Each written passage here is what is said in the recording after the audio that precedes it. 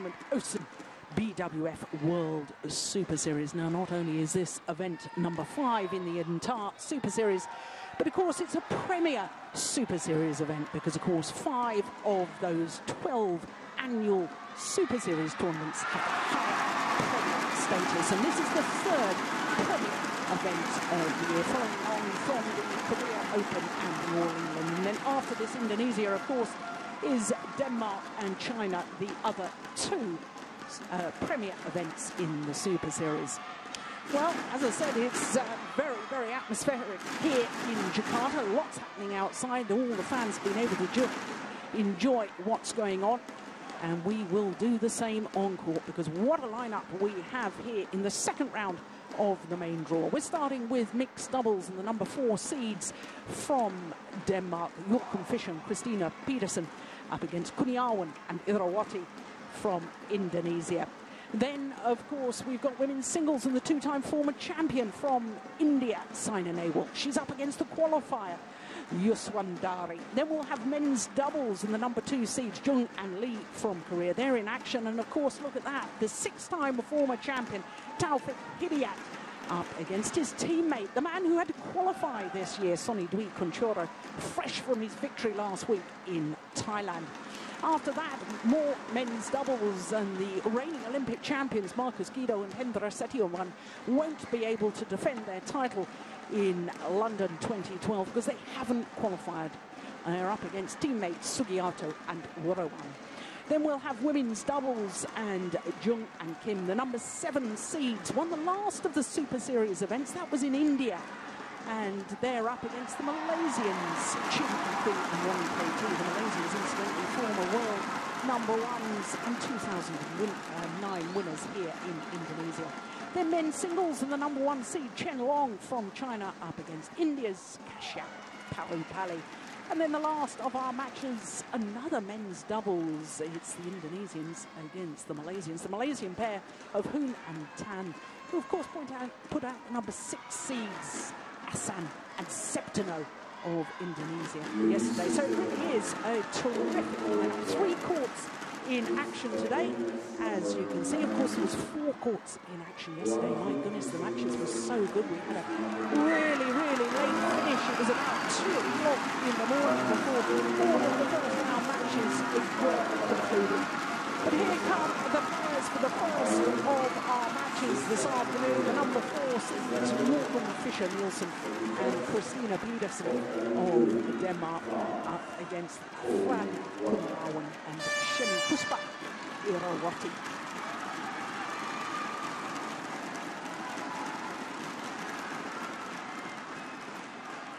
Well, our umpire and service judge leading the players onto courts. International feel to our officials for this match, because we've got Susan Taylor from Australia and Wolfgang Lund from France. So they're the Indonesians, Fran Kurniawan and Shemi Puspa Irawati. Played together back in 2007 and 2008, and then midway through 2008, Kurniawan, who had been playing mixed doubles with Pierre Bernadette, suddenly decided to switch partners. And when you consider that they were indeed number 8 in the world at the time and looked odds on to be qualifying for the Olympic Games in just a month's time, switch partnerships, and therefore he isn't qualifying. He's reformed his partnership with Shemi Puspa Irawati. So for the Indonesian pair, well, back in 2008, they did actually reach the quarter-final of the Indonesia Open. Lost to the number 2 seeds then, Jingbo and Gao Ling, who actually went on to take the title that year. So reformed their partnership, the Indonesians, last year. I think they only played 4 tournaments in 2011 as a partnership. Played well last week at the Thailand Open. Did the Indonesian pair reach the quarter-final? That's the best they've done so far this year. as we now look at the Danes. The left-hander, Joachim Fischer-Nielsen, the 33-year-old from Gentofte, tall man, 189, and as you can see, seeded 4. And that just gives an indication of how strong this tournament is, because the top 4 pairs all competing in this year's tournament. Win-loss record for the year, 7-3, translates into a couple of semi-finals and a couple of quarter-finals, with only 4 individual tournaments played. Now the Indonesian pair, 27-year-old Fran Kurniawan and Shindi Puspa Irawati, turned 25 last month. So they're not seeded because they haven't got their world ranking up high enough. They're down 1 place in the world rankings from last week, down to 47. And the win-loss record for the year, I hasten to add, does not take into account their matches from last week and earlier this week. Because, in fact, quarter-finalists in Thailand, a couple of last 16s as well. Well, as far as the Danes, in their first round encounter yesterday against the Japanese pair of Shoji Sato and Shizuka Matsuo, went the full distance, got the open game in fact, 18-21, 21-14, 2 minutes shy of the hour mark. The Indonesians were teammates, qualifiers, who were battled their way through the first round. Ready to play. City 16 and 16, 2 straight games.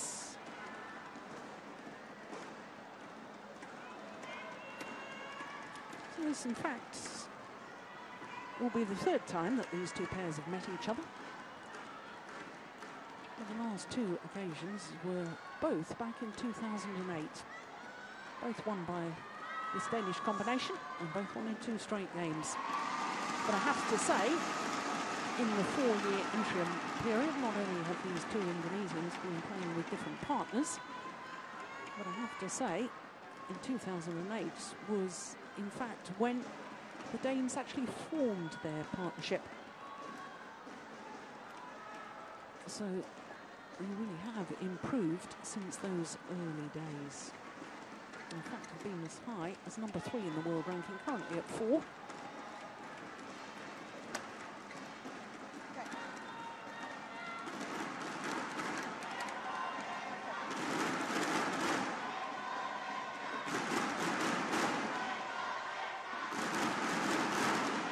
Big surprise yesterday with Christina Peterson in the women's doubles when she was her partner.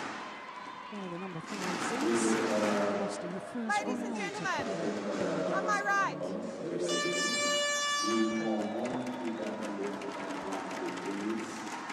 Joachim Fischer-Nielsen, Christina Peterson, Denmark. On my left, Shindi Puspa Irawati, Fran Kurniawan, Indonesia. Fran Kurniawan also to Joachim Fischer-Nielsen. Love all. Play.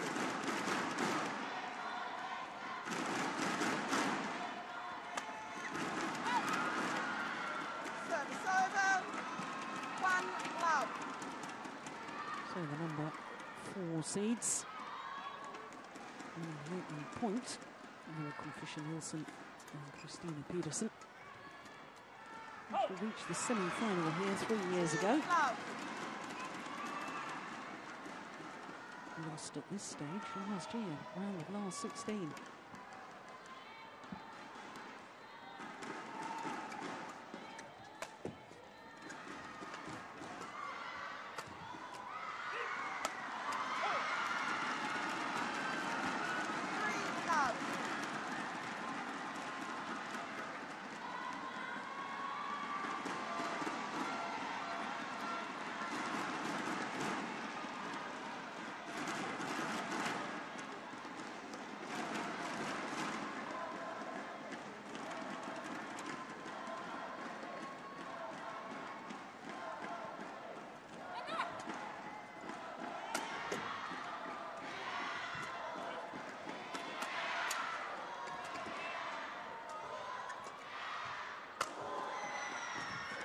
Oh, super rally. Very, very clever play from Christina Peterson. 4 love. Turned 26 last month. And Peterson. Yeah. Getting the Indonesians out of the favoured formation of mixed doubles, where, as much as possible, trying to get the man to the back of the court to use his physical strength. And get the woman to the front of the court, where she tends to be a little more agile than her partners.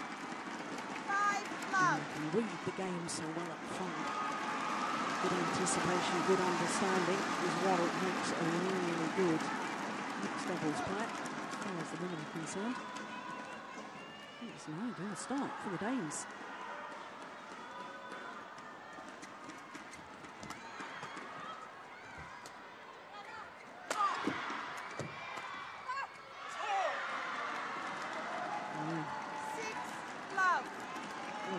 Watched their match yesterday against Sato and Matsuo, and they didn't look all that comfortable.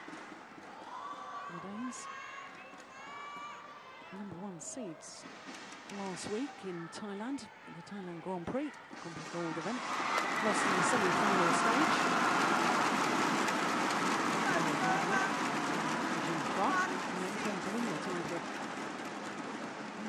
Mocked a little bit of confidence. I have to say, the way they've started this match, they don't seem to be lacking confidence at all.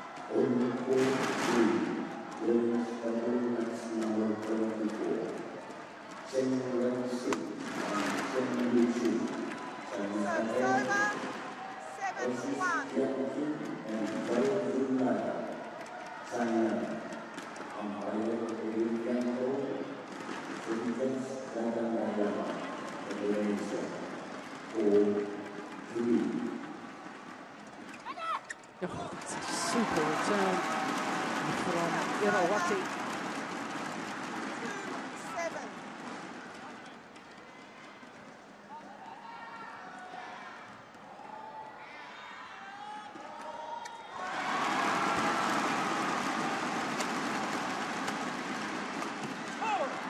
Yeah, well, he's not averse to wanting to rush forward to the net. Left-handed York and Fisher. That long reach. He's a lovely player to watch because he's always giving 100%.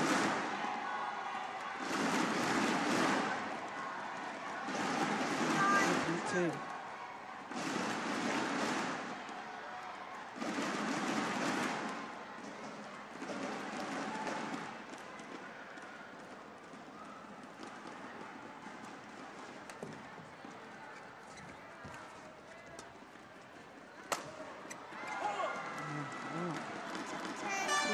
Traffic at the moment.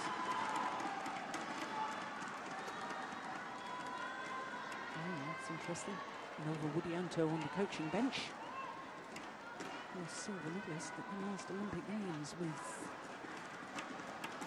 Natsia.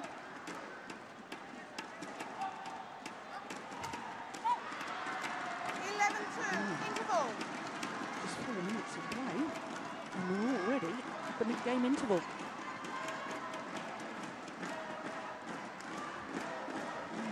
Yesterday's match has been a bit of a wake-up call.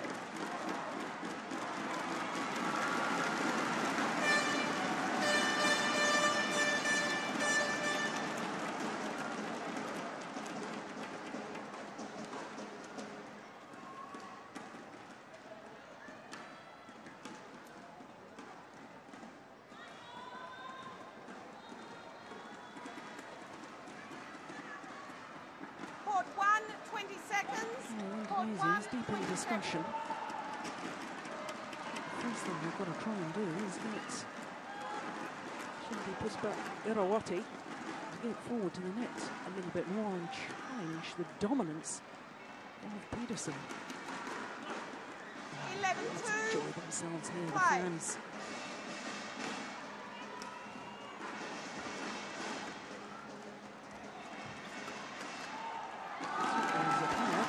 One of my favourite places to play. 3-11.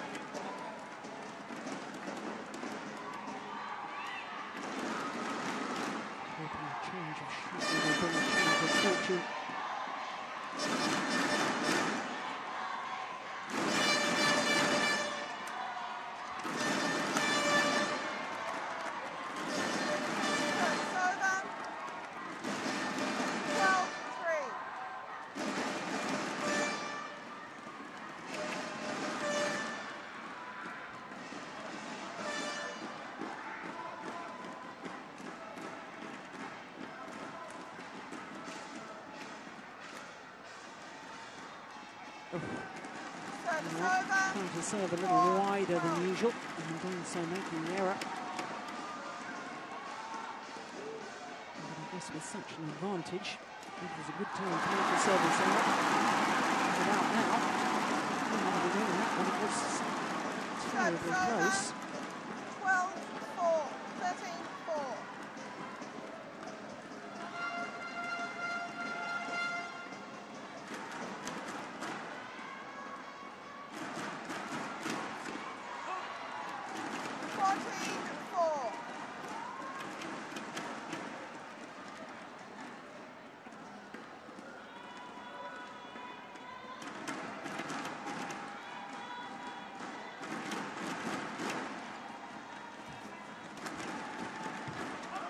Oh, just wide. 15-4. Well, I have to say, I thought the Danes would probably win this encounter, but I really hadn't envisaged that it would be so one-sided. It is, of course, only the opening game. Plenty of time for the Indonesians to try and work their way back into the match.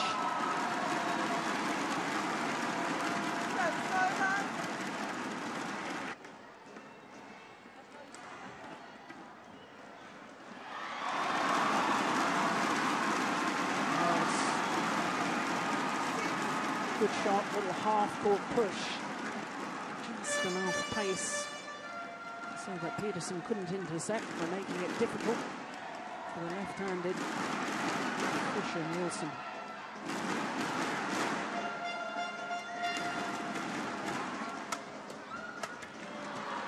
It's all out attack at the moment from the Danes.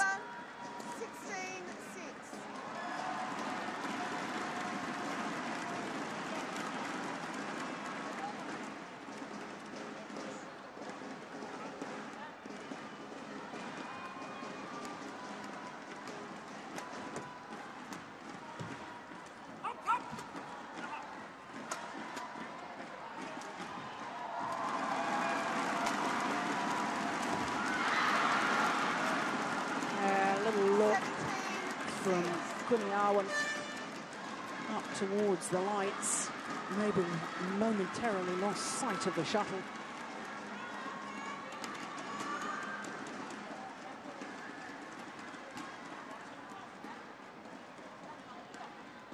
And now just 4 points away from the opening game for the number 4 seeds.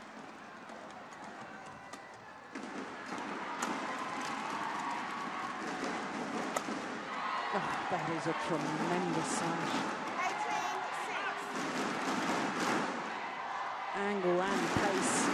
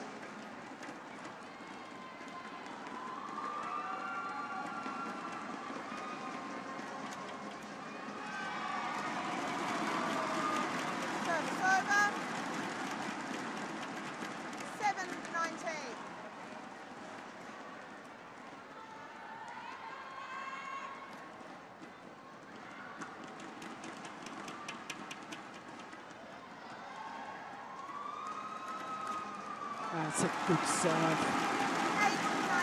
Just skimming over the net. And even the long reach of York and Fisher couldn't actually deal with it.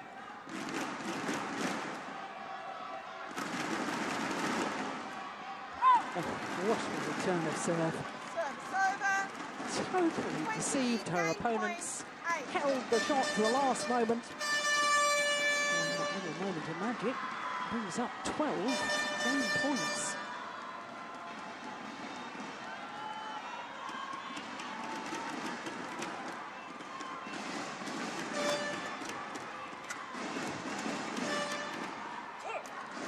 Only needed the one. It's all happened in double quick time.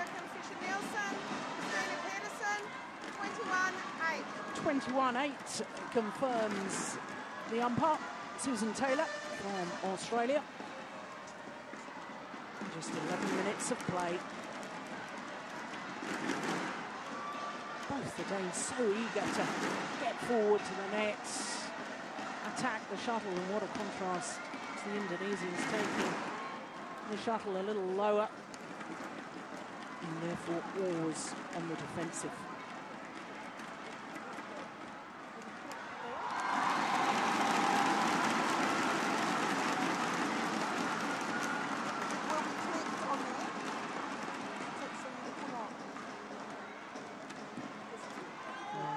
Up. Head coach.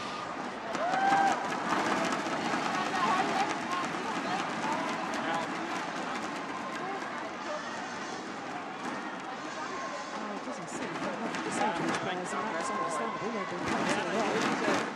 But one thing you do is say,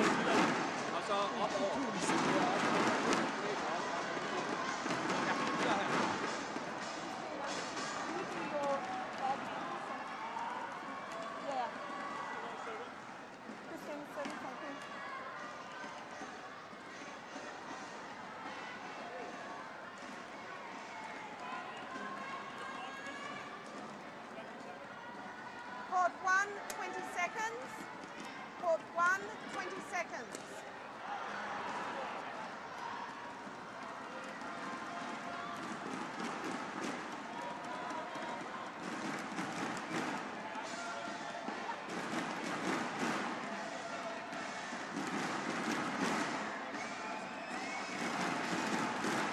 Second game. Bubble. Play. so having taken the opening game very, very convincingly, 21-8, number 4 seeds from Denmark look to build on that, and in contrast, the Indonesians of Kurniawan and Irawati have got to do something a little bit drastic, change their tactics from that opening game, themselves back into the match.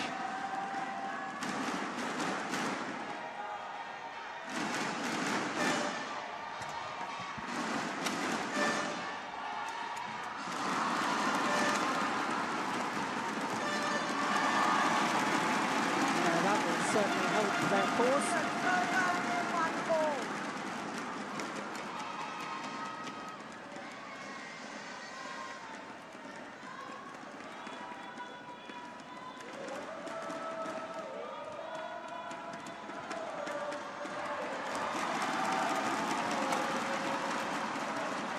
Oh, that's clever. That's lovely, lovely playing. The change of pace, but what a difference when Puspa Irawati is at the net first. Look, the Danes back in their defensive stance and therefore vulnerable to that little block.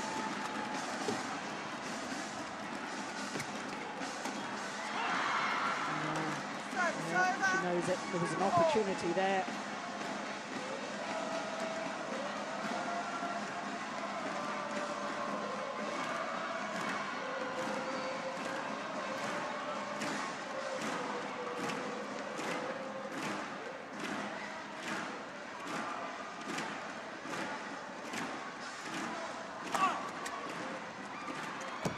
Oh, that's incredible.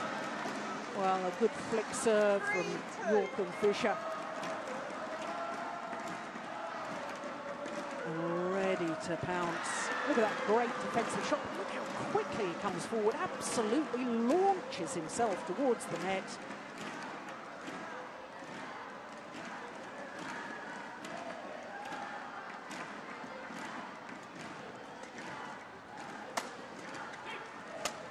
It was a clever smash from Fisher. Catching Irawati off guard. Look, she's waiting, committed to a forehand defence, and yet the shot was aimed towards her left hip. Got herself in a tangle, and therefore just popped the shuttle up into the air.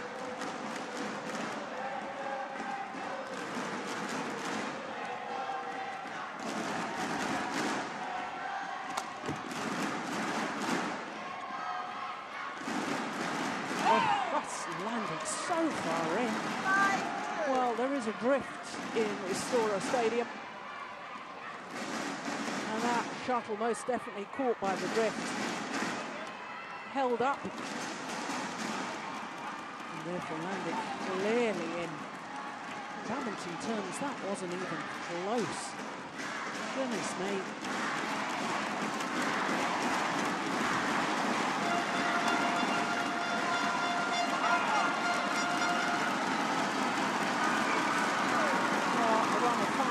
Points.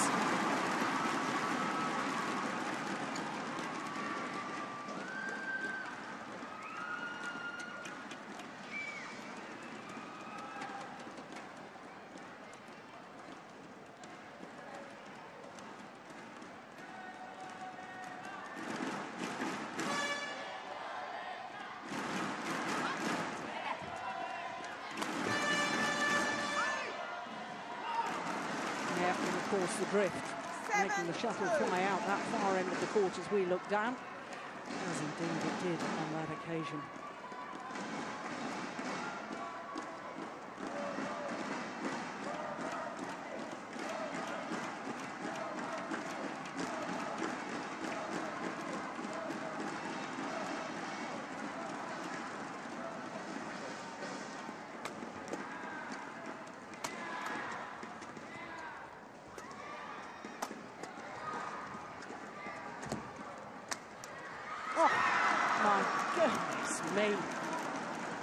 Sensational play from Christina Pedersen, and an absolute lesson in why you have to stand your ground at the net, rack it up ready. Look at that. Knees bent, crouching down low, and the Danish coaches are mighty happy with that. There goes the click of the fingers from Lars Uhr. Danish tradition more.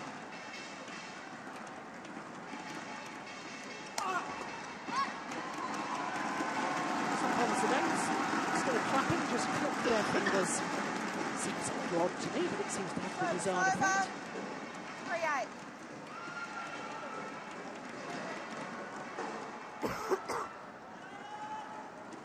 Well, that was a run of 7 straight points for the Danes, and it's no wonder that the Indonesians want to just have a little time out.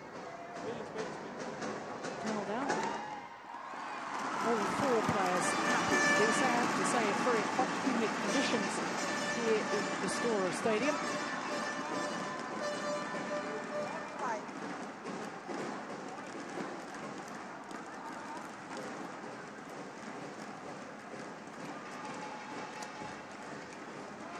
It's a good foot serve. 4-8. Pedersen caught off balance. Semi-finalist last year in the women's doubles was Christina Pedersen with Camilla Rutillo.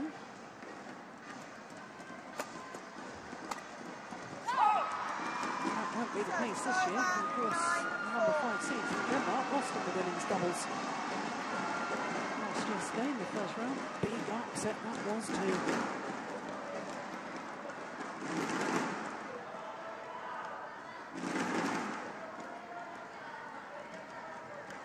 Serve.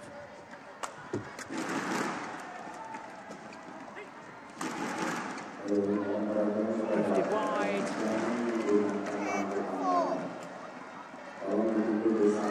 This Danish combination has such a good understanding who's going to cover what. When one goes forward, the other adjusts their position on court, and at the moment Indonesians are really struggling to find any gaps.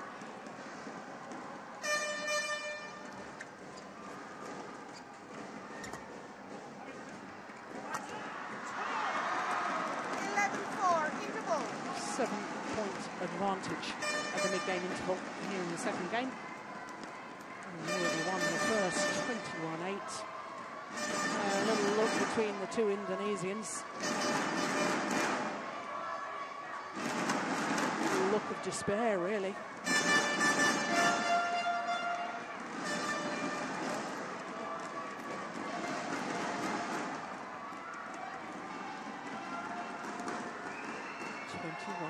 And already we're halfway through the second game.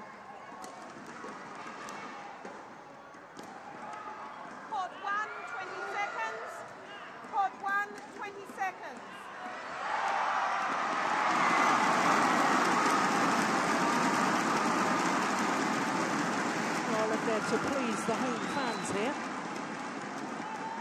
Kuniawan and Shenli Puspa Irawati. They're going to have to do something fairly swiftly to turn this around and change the momentum. 11-4. Because at the moment, Play. the Danes look to be in terrific form. Point serve again. Push that long.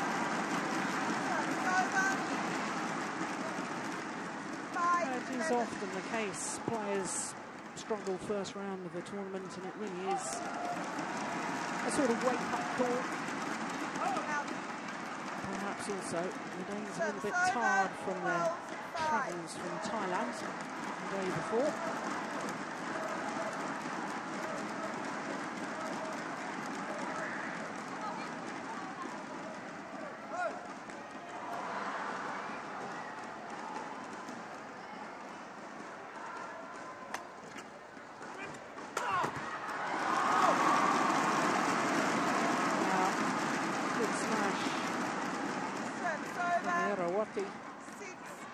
Got back well to that flick serve.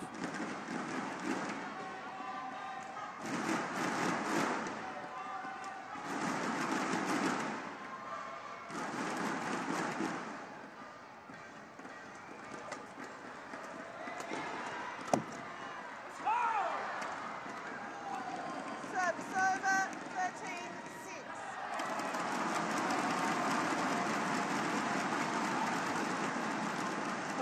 Quite noticeable in that last rally, the Kuniawan trying to do something a little more positive on the defensive play. What they've got to try and do is get on the offensive from the onset of the rally, like that. Well, it's gifted the opportunity by the flip serve. 7-13.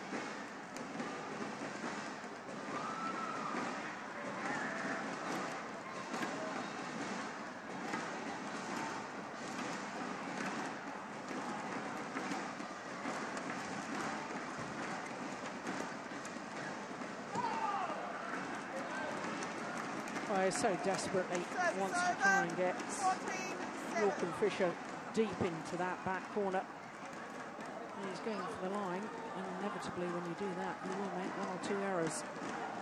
The time is running out for the Indonesians.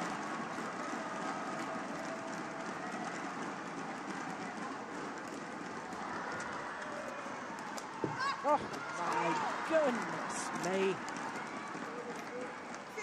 That is phenomenal. What a backhand smash, cross court. Well, not only that technical ability to be able to juice that sort of power, but also the vision to know that's where the gap was. That was great play from the left-handed Fisher Nielsen. 15-7.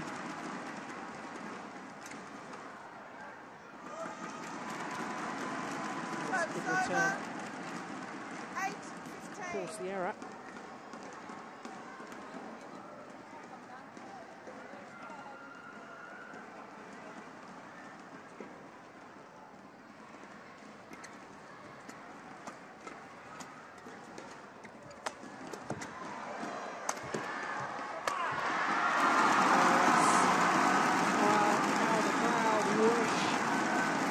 Could have seen more rallies like that earlier on in the contest.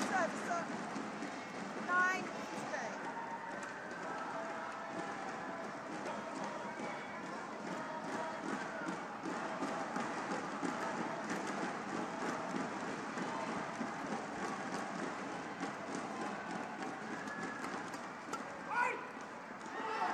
Call from Fisher Nielsen to his partner that the shuttle was going along. And indeed it was.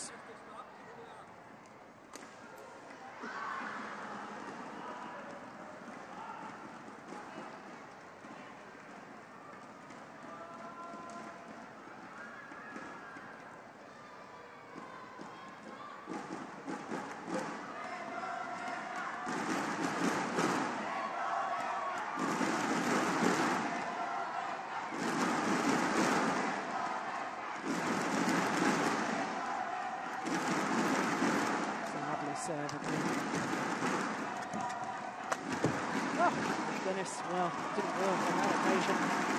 But even the trickery tried now by the Danes. 10-16.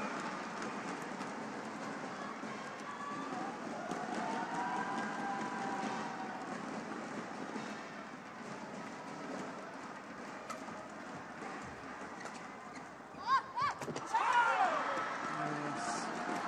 Well, he's played so many fast and hard shuttles earlier in the match that suddenly the soft-guided shot becomes very much more effective.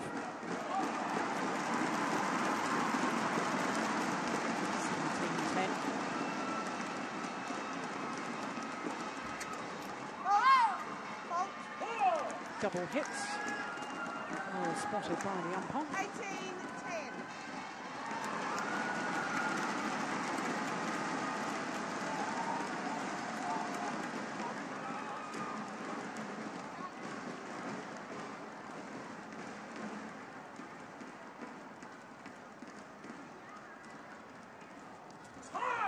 That's another good serve. 19-10.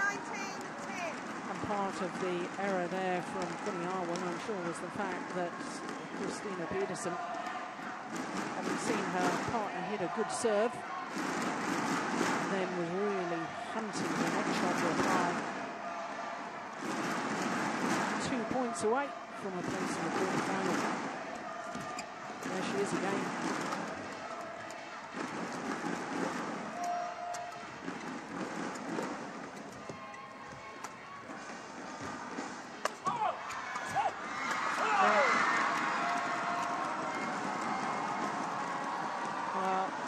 With such a pace today with Ames.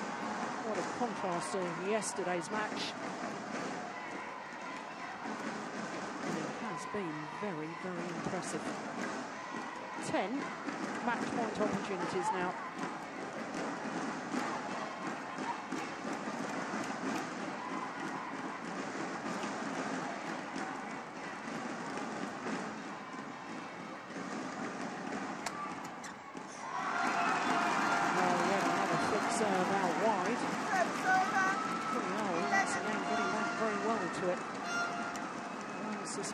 It's too little too late as far as the Indonesians are concerned.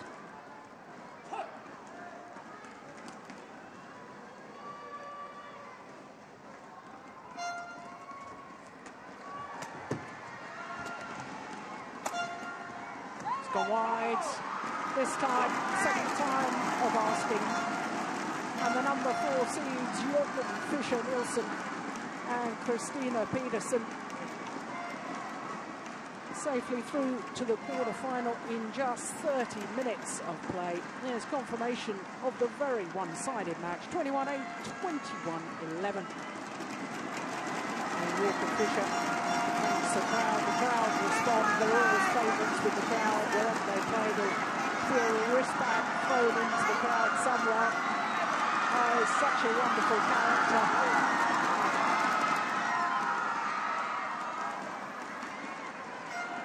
Safely through to the quarterfinal.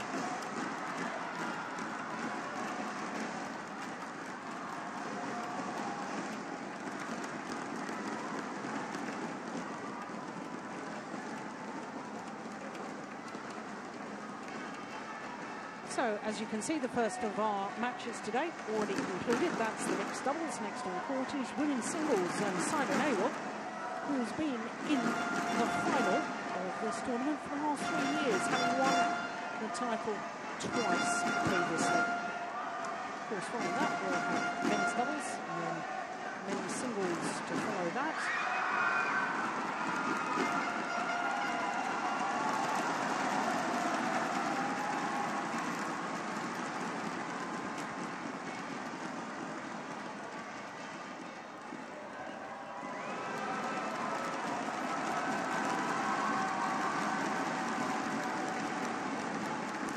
Just waiting for the women's singles players to make their way into the arena.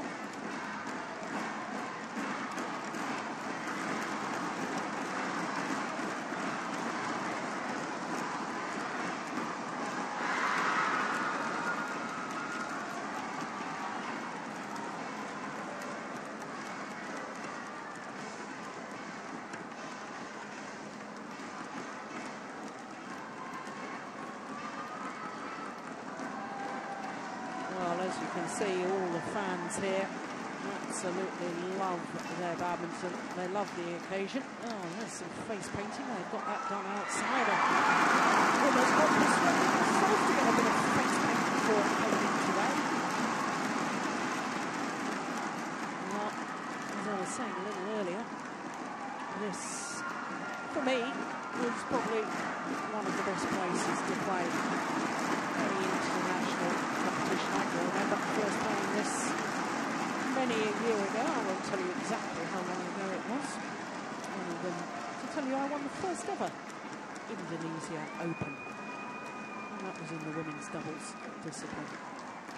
Well, I can tell you, while we're waiting for Simon Awell and Yuswandari to come onto court, I can tell you that on the adjoining courts is Djarum Rumbaka.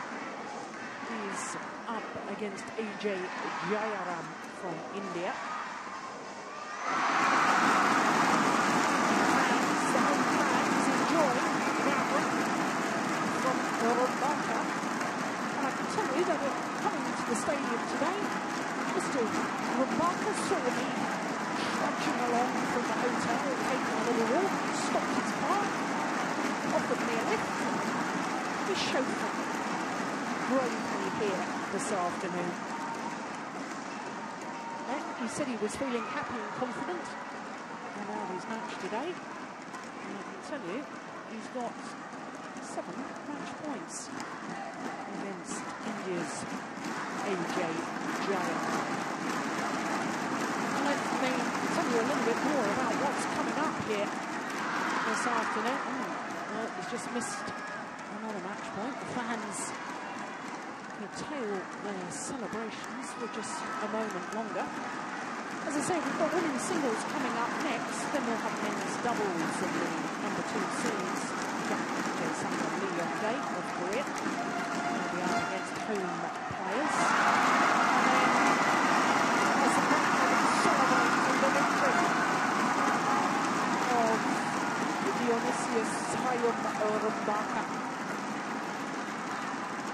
His victory over Djarum 21-15, 21-14, so 2 straight games for Rumbaka.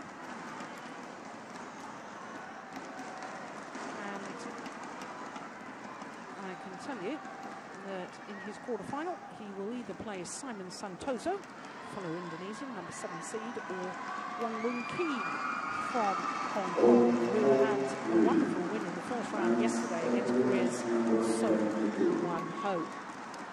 But of course we've got women's singles coming up next, and we can look at this part of the draw, bottom half of the draw, of course, and Simon Awell, number 5 seeds, and Wang Sheshiak, number 3 seed. She's survived a bit of a scare yesterday against a qualifier from Thailand, as indeed did the number 2 seed, the left-handed Wang Sin.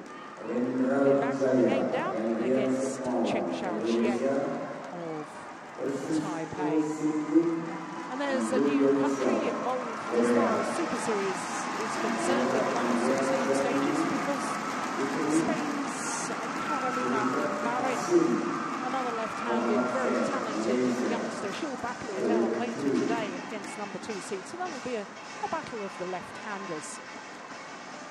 In fact, in that bottom quarter, 3 of the 4 players are left-handed.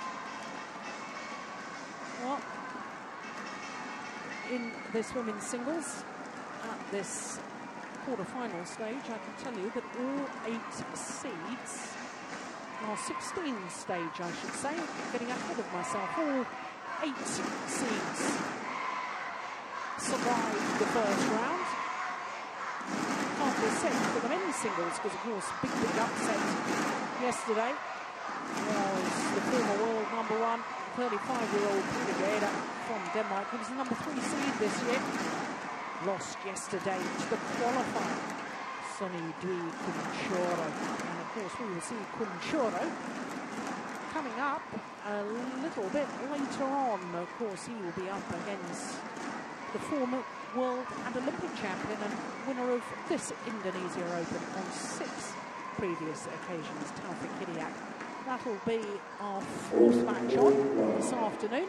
But I think we're just about ready to get our women's singles players onto courts, led out by the qualifier Aprilia Yuswandari up against the number 5 seed Saina Nehwal.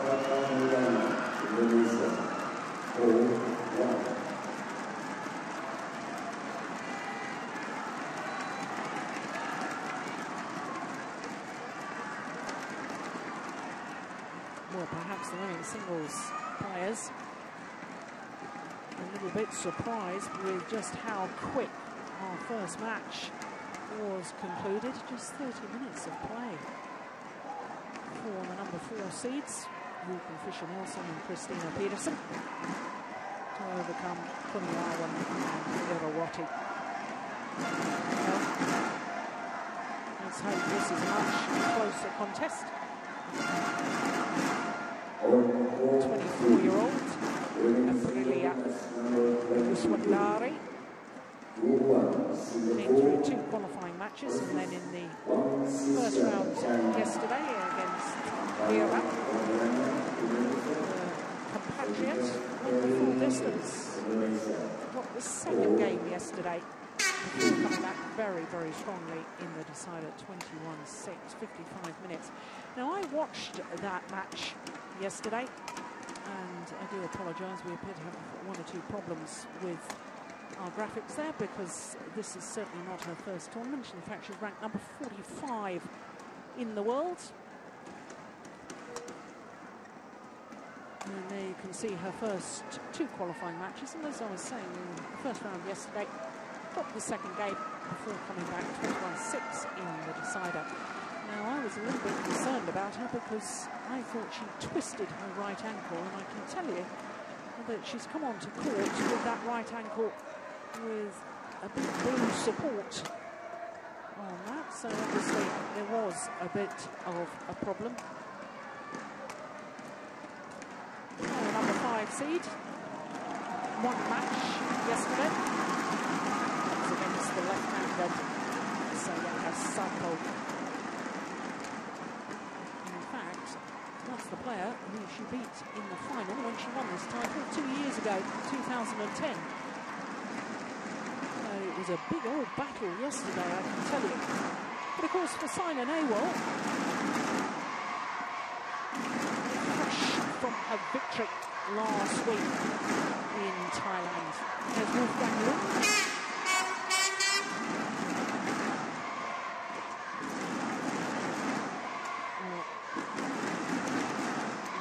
From France,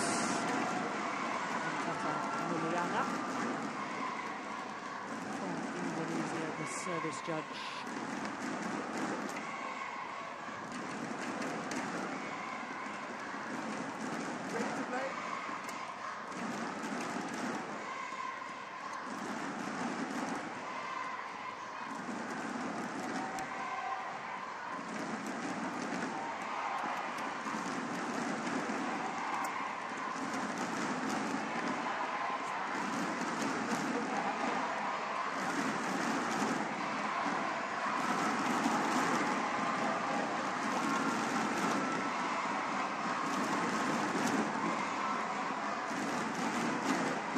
first time I saw Aprilia Yuswandari play was in Taipei a couple of years ago. And I thought how similar she was in style. A sort of female version of Sonny Dwi Kunchoro.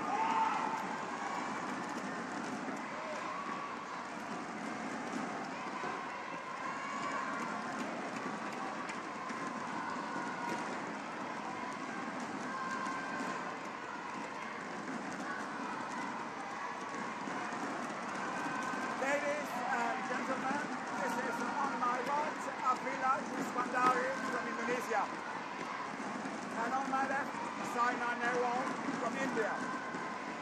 To serve, double leg. So on par, Wolfgang Lund calls for play to begin in the second round. Simon Ewell, of course, trying to make it 4 Indonesia Open finals in a row, which is a long way to go before and if that happens.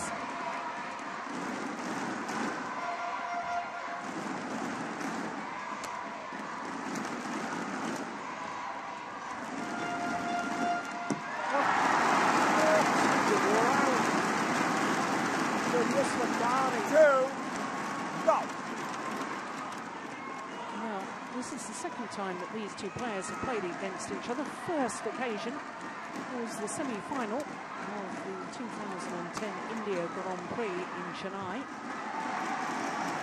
And Simon Ewell won 2 straight games.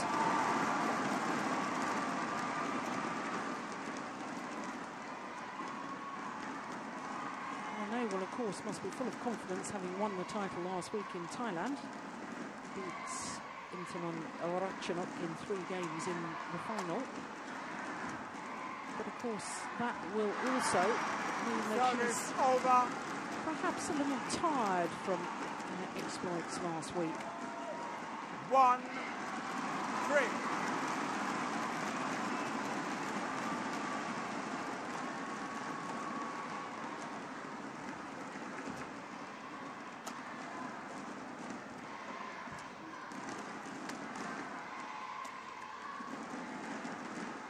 Oh, that's nice from Simon Ewell.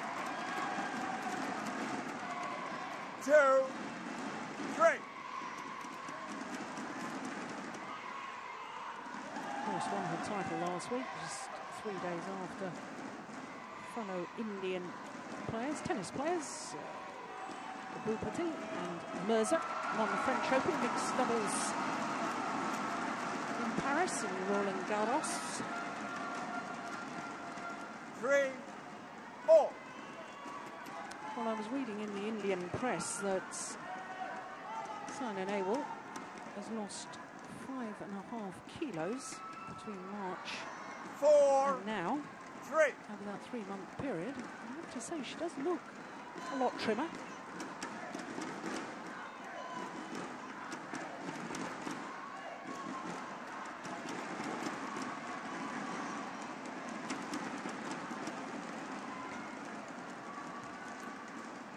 Initially complaining that she'd lost a little bit of her strength, having lost the weight. As we look at Yuswandari. And Simon Ewell, last week was moving particularly well, and being slightly trimmer, and made her slightly quicker. Nicely done. 4-5.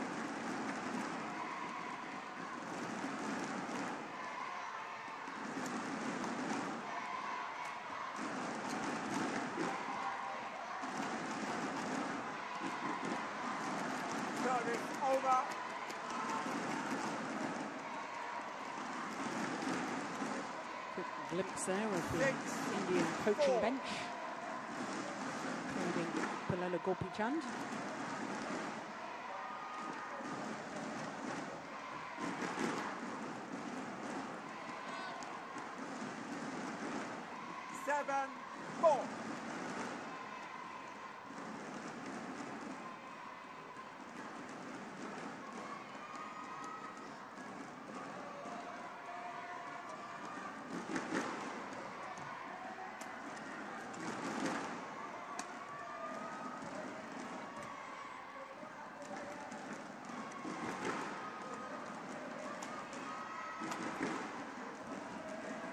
good rally. It's a very good finish from Aprilia Yosvandari.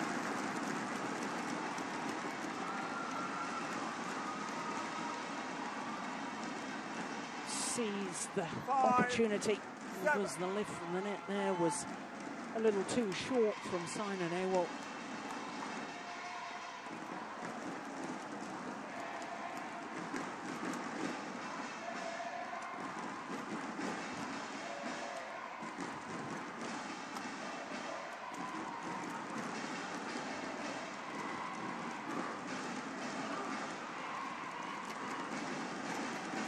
Over. 8-5.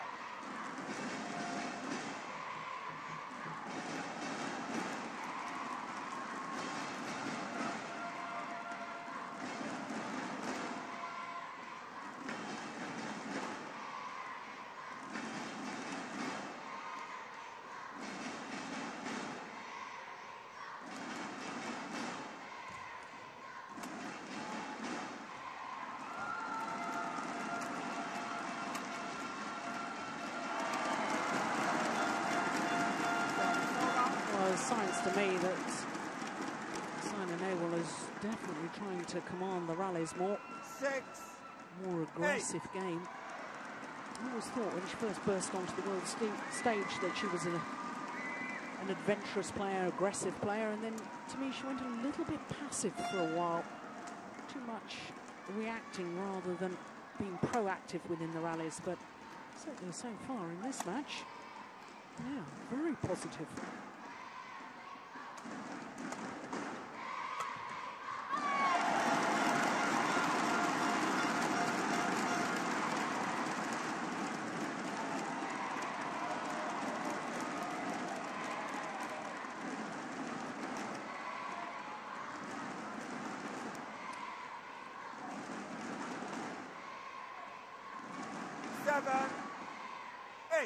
Well, she's been playing regularly internationally since 2007, so she really made a big breakthrough 2 years ago when she reached the semi-final of 2 Grand Prix tournaments, the India event and also Chinese Taipei. Yes, last year was the first year that Yosvandari actually played on the Super Series.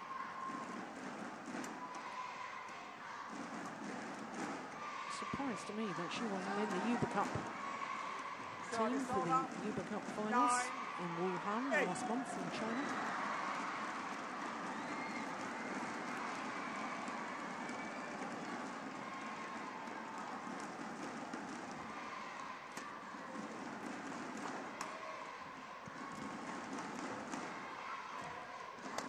Oh, that's very good. Good aggression. Steely determination.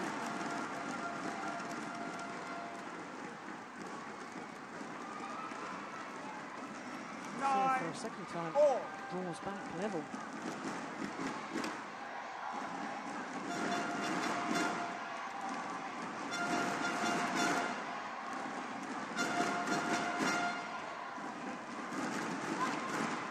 Service over.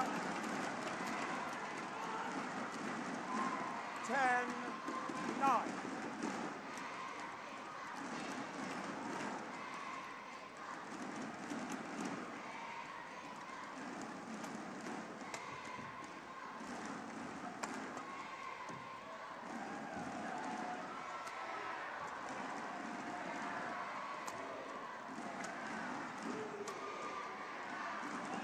Oh yes, beautiful block. Just feeding off her opponent's power on that occasion. Play a delightful block to the net. Great poise and balance as she played it.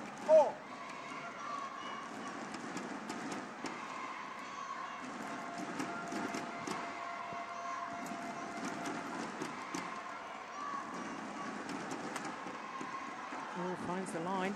Yep, I'm looking straight down that line. That's perfection from the former champion. Indeed, two-time former champion, Saina Nehwal, has the advantage, narrowest of possible advantages. game interval, just 1 point in it. And of course, for Simon Awell, won this title in 2009. It was her first ever Super Series title. She's won 4 now. There's Bilal Ropijan, man in black, and there's Edwin Indrawan.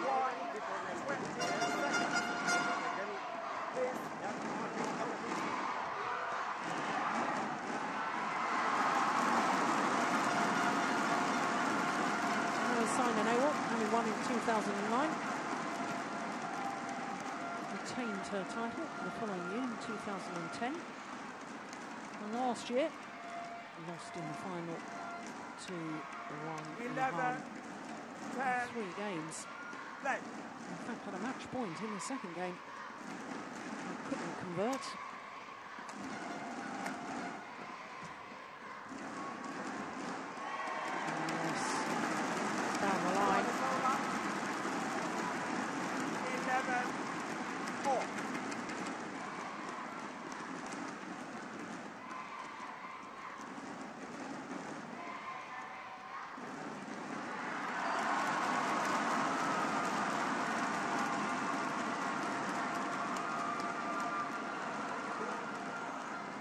Service over, 12, 11.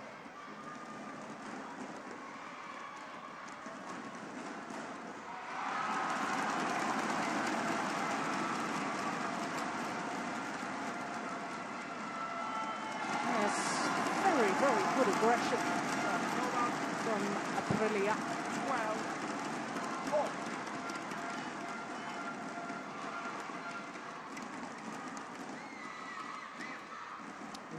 Once again.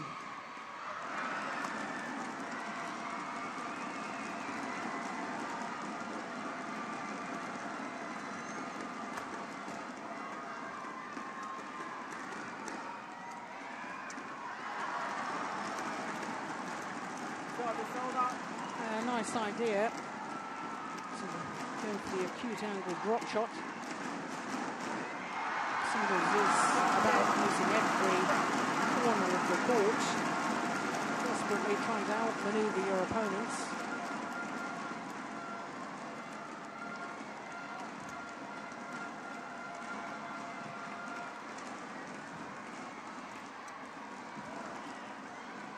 Good judgment, wide.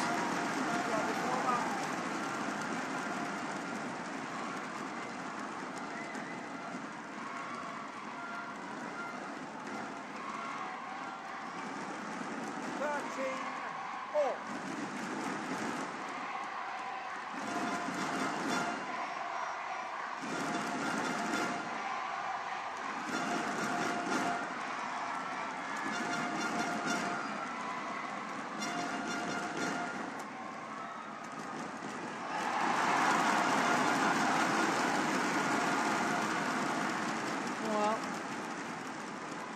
Anybody else is recognising the sort of qualities of Sonny Greek and Choro.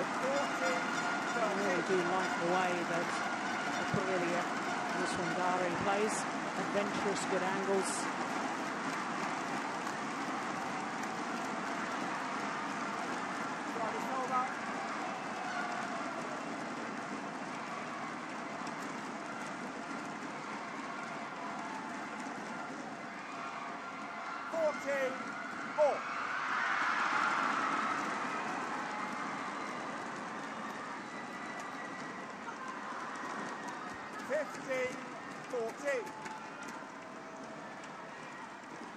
She looks very purposeful, doesn't she? Simon Awell.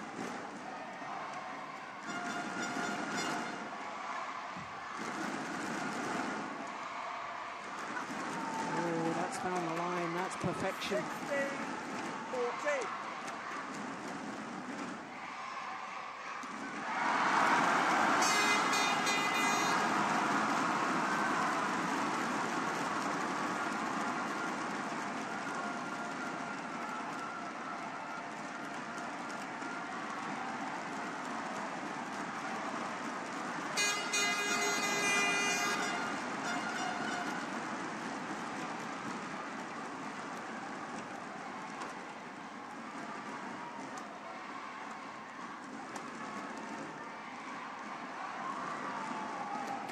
Expensive shot, driven along at the back line. This is a good little passage of play from the number 5 seed. 17-14.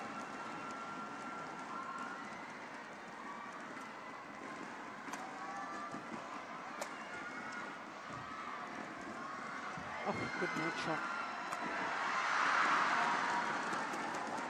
Timing all out there from Yuswandari.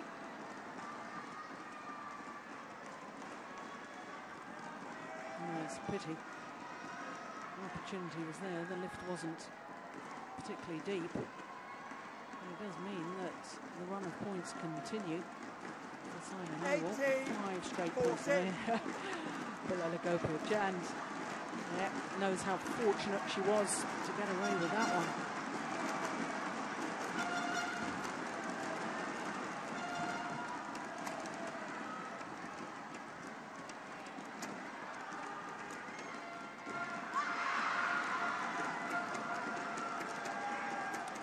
Straight points, and this is the real trait of champions, isn't it?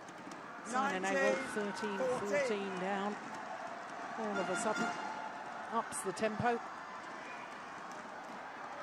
6 straight points, and now looking very comfortable. 2 points away from the opening game.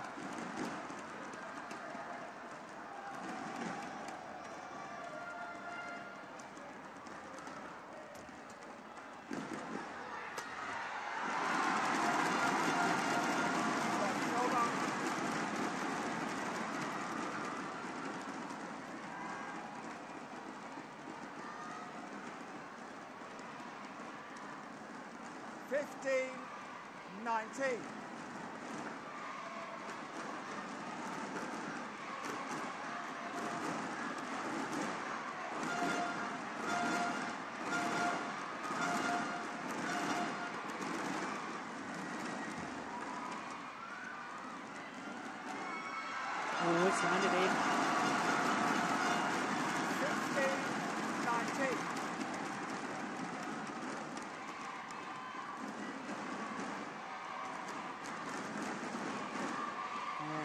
Definitely a plumb on the line.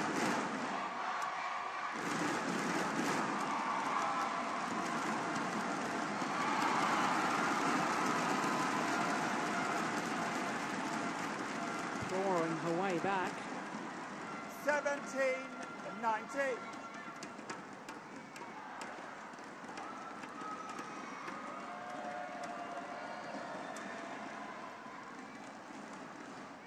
Oh, that's a super shot from Simon Owell.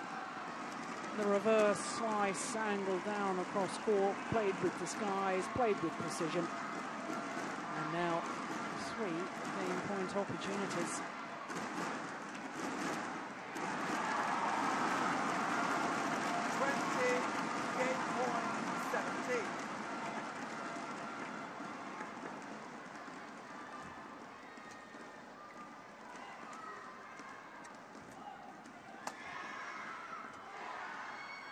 Pushed it wide, and there's the opening game to the former champion, Simon Owell.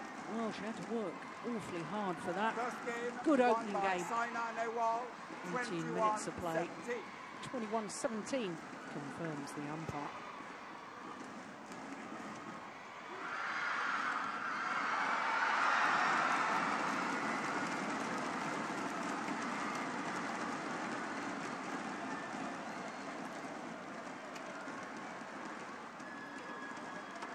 Final shot drifting wide from Aprilia Yuswandari.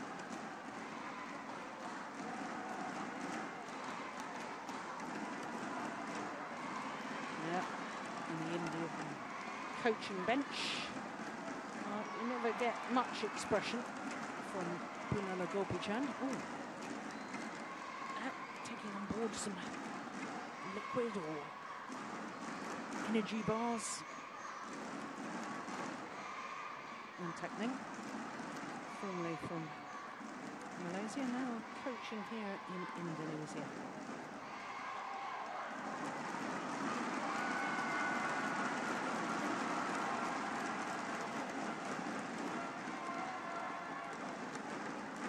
got a lot to say, hasn't he?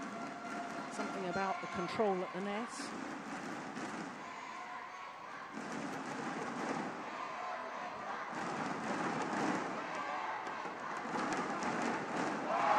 Urging this one, darling, to take her opponent on the net shots.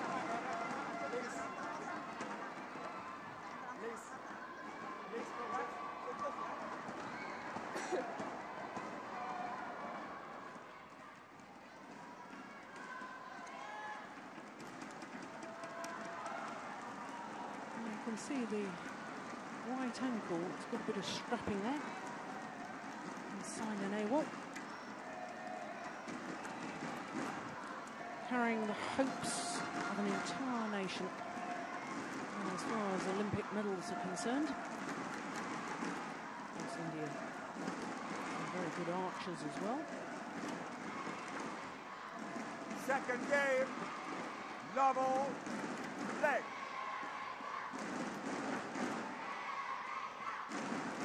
Out. Service over. That's an ominous start for Simon Awol. Error on the low serve.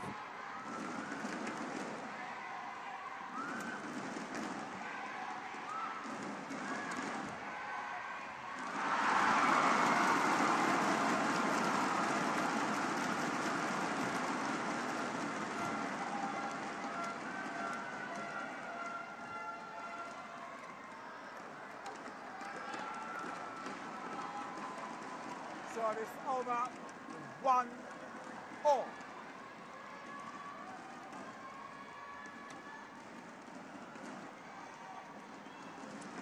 This is her 11th Indonesia Open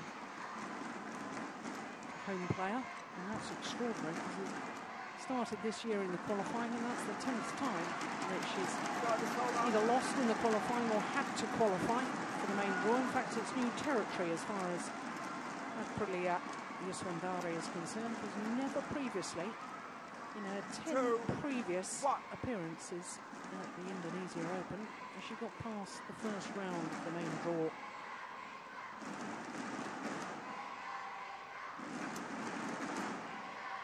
And she's been competing in this event since she was 14. Service over, 2-all. Simon Awol first came here when she was 15.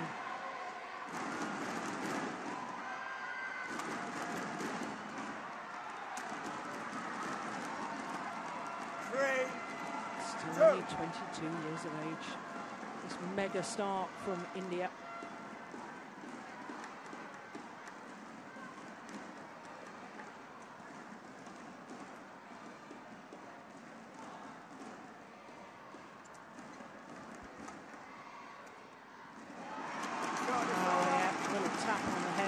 Changed her mind.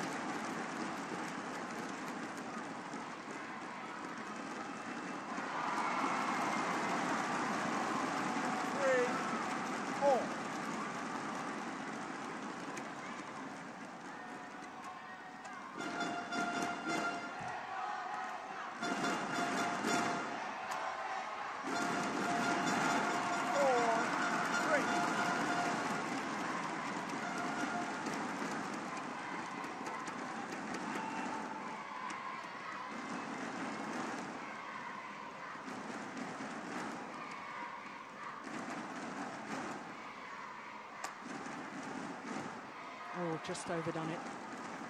I like her adventurousness on court.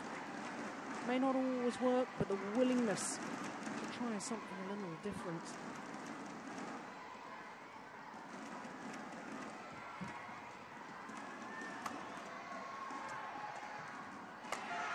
Just missed it. 5-4.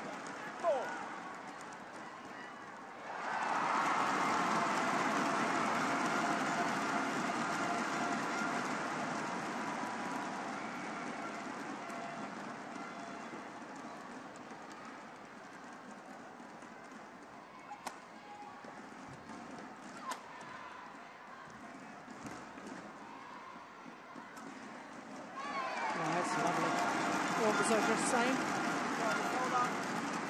Exemplified to perfection in that rally. 5-4. Where has she been all these years? Dramatic improvement since the last time I saw her play. 24-year-old from Jakarta, from Central Java. 6-5.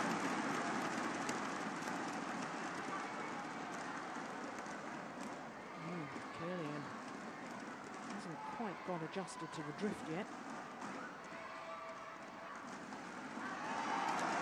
7-5.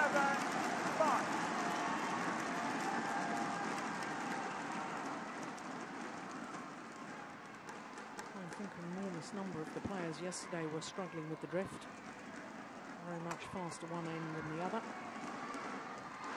Shuttle flying quicker, going towards that far side of the court as we look down. Perhaps that's one explanation as to why we had so many three-game matches yesterday and therefore such a late finish. 2 o'clock in the morning before all matches were concluded.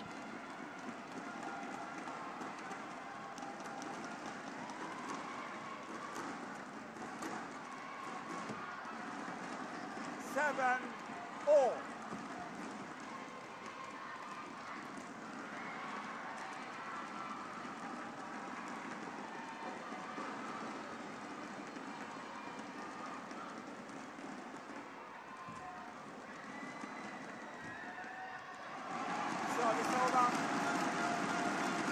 Well, I surmised in the interval between the first and second games that the Indonesian coach, the Malaysian Wan Tek Meng, was actually advising his player start controlling the nets, make sure you're there early, which indeed she did in that rally. And I think Saina Nehwal, well, there's another one that's dropped in, misjudgment from Saina.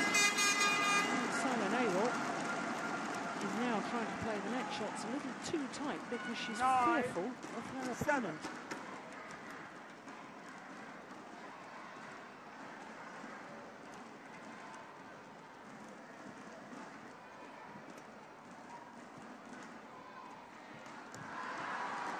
Service over.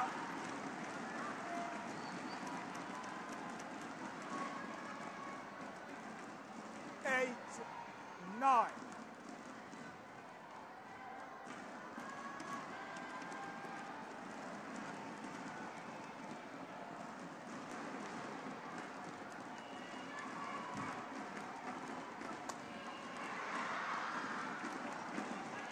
Good movement from Nehwal.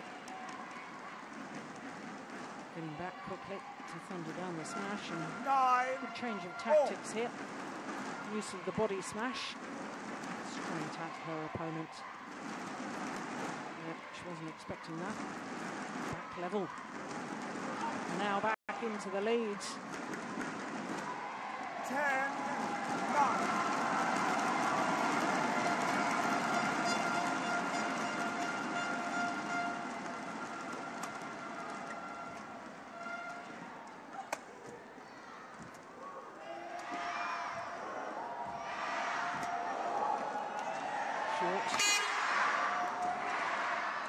Oh, that's magnificent.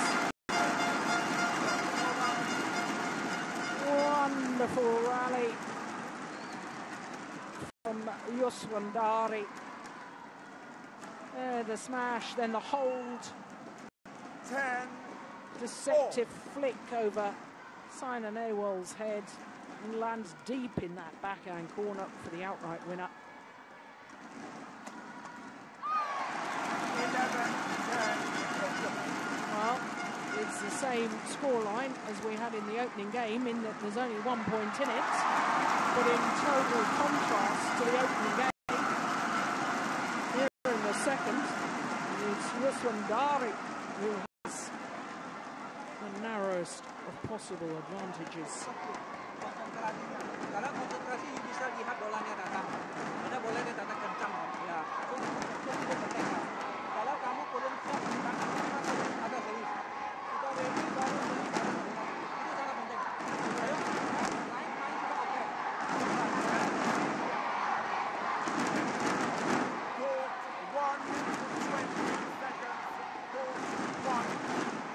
Well, a little nod from Simon Awol towards her coaches. Tactics understood. But the big question always is, can you implement those tactics? Easier said than done. 11-10, play.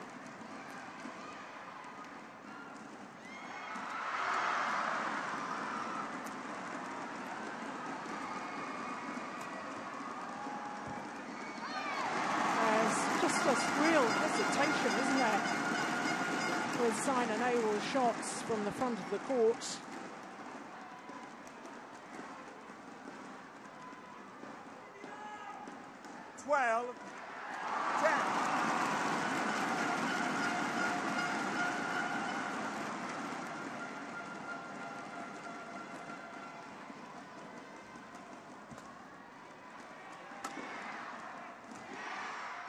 Oh, another brilliant hold and flick from the nets. 13-10. And this is actually a run of 4 straight points. I know we've had the mid-game interval as well, but she was 9-10 adrift. And now 13-10 up.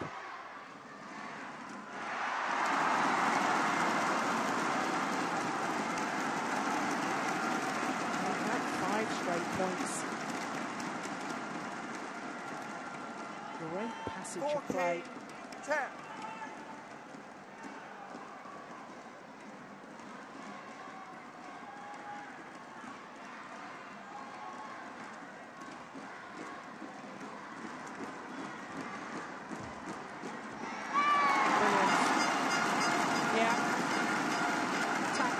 Quite clear to see.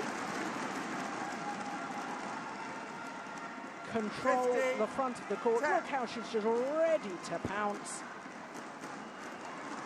From the base position, launches herself forward to play the kill.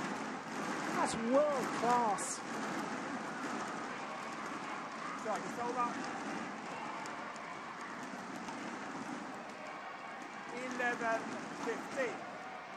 Well, the run of 6 points is finally ended.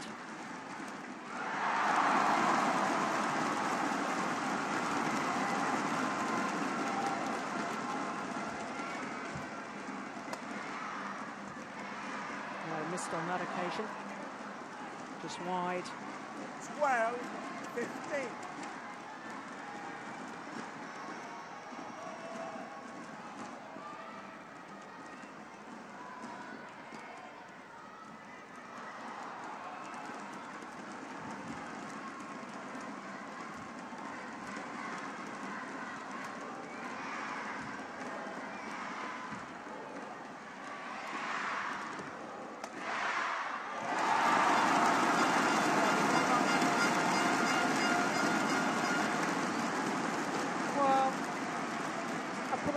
Yuswandari controlling the rally once again, and once again enjoying 16, success. 12.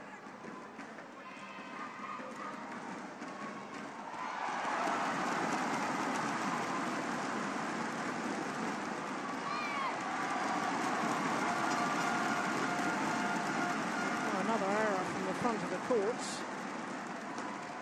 17-12.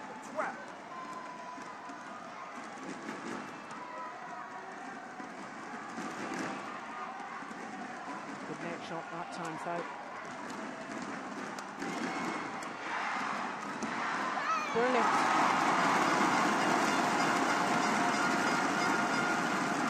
The way that Yuswandari turned the momentum of the rally. Well, just seeing the final shot, and it was earlier on in the rally that was really interesting. This real determination to pounce on anything from the net.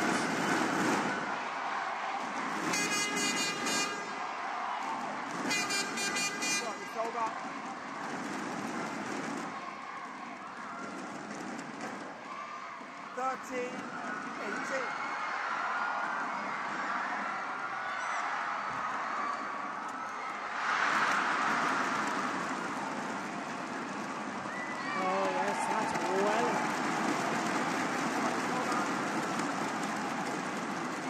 2 points away from the second game now, and levelling this match at 1 game apiece. 13.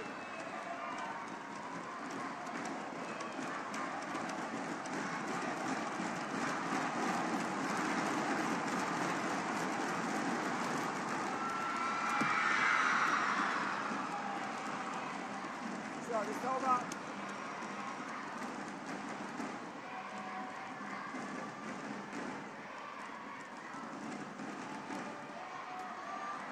Great effort. Got the first one. No hope for the second.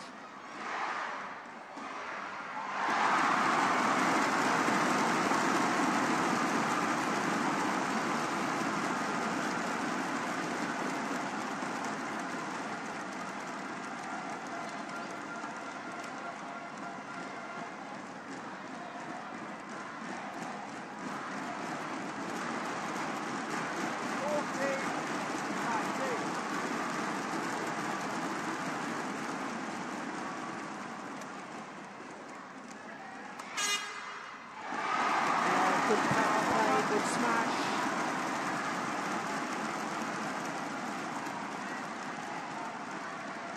And now, unbelievably, 6 game point opportunities for Riswandari to level the second round encounter at 1 game apiece.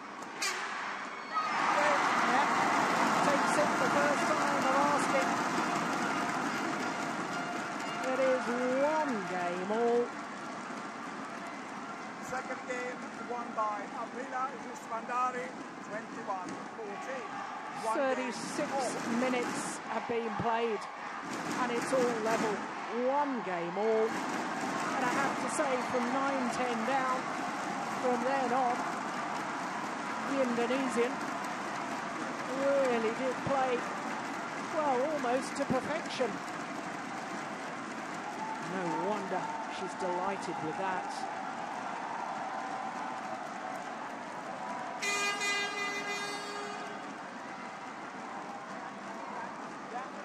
Well, 1 tackling, still urging control of the net.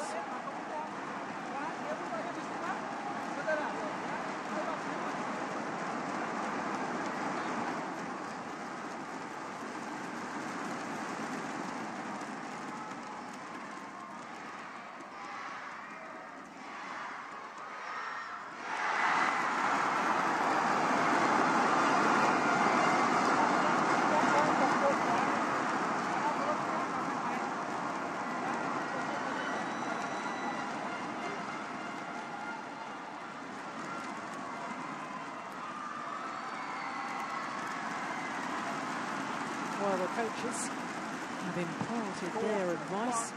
20 seconds. Fourth one, 20 seconds.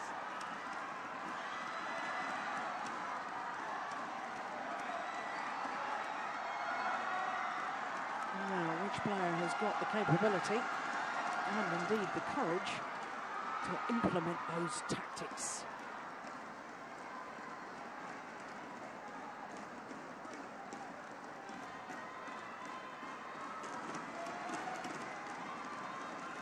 Final game. Love all. Play.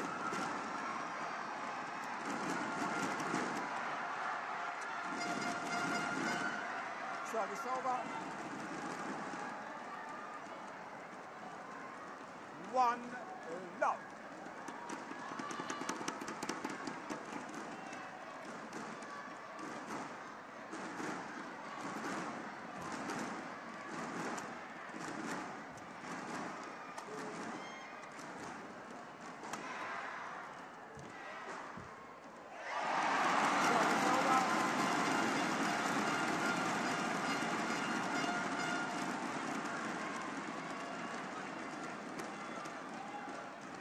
One, all.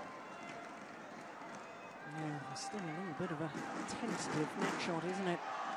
From Simon.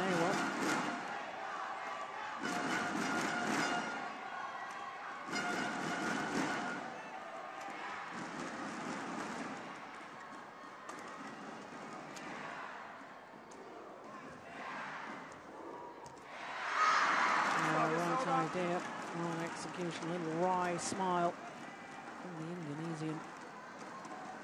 2-1. Well,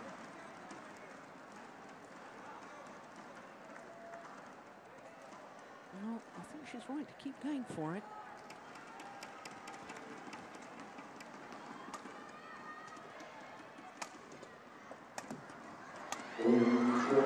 Good aggression. Former champion.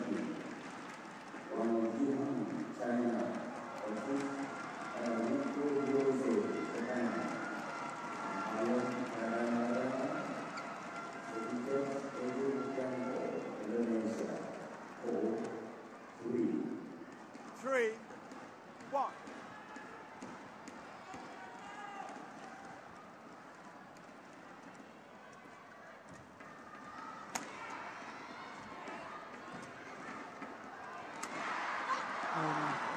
Too much. 4-1.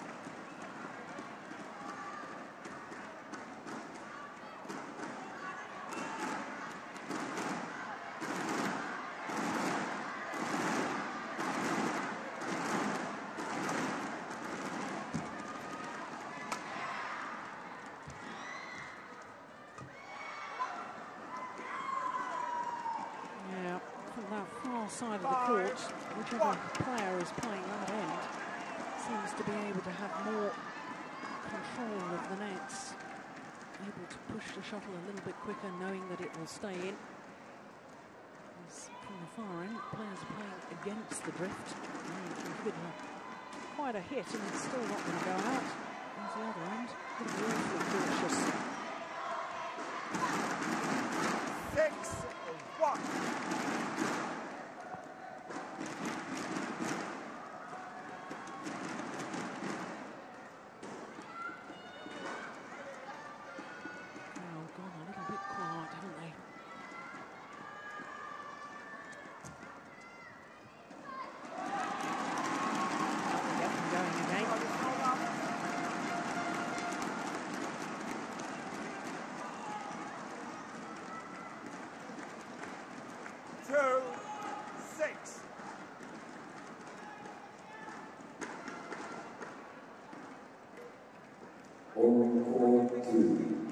Women's double national 17.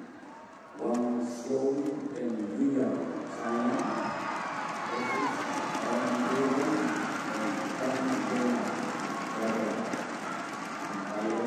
Normally, I think her net play is one of her best departments of the game. Certainly not been the case today. I think a lot of that, and a lot of those errors from Simon A was because of the quality of this lady. This one really has been ready to pounce on any net shots.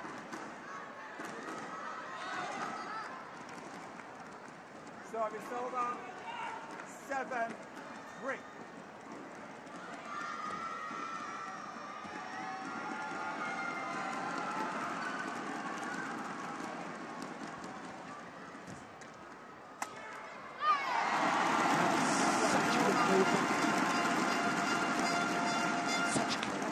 As well. 4-7.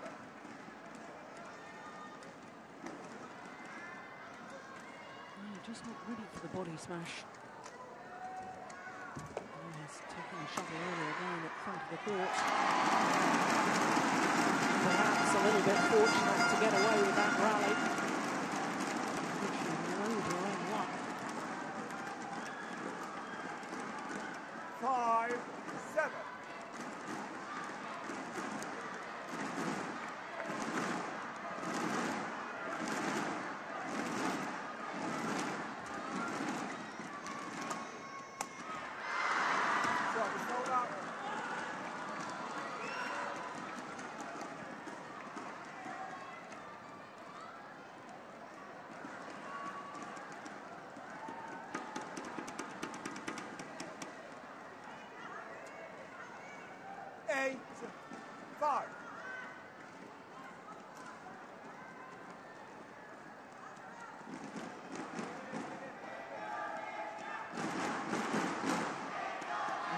just wide.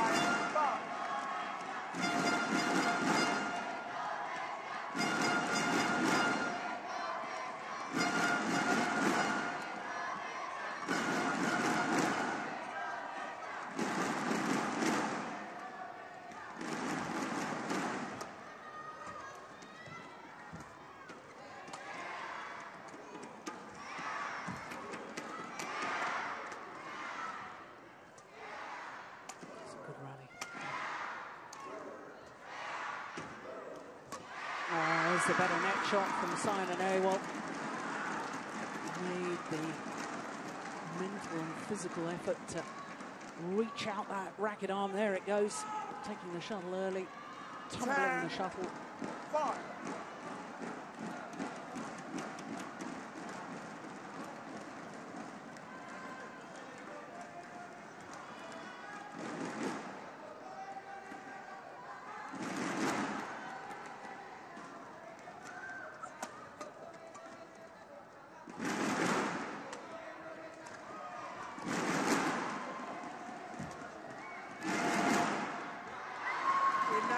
5.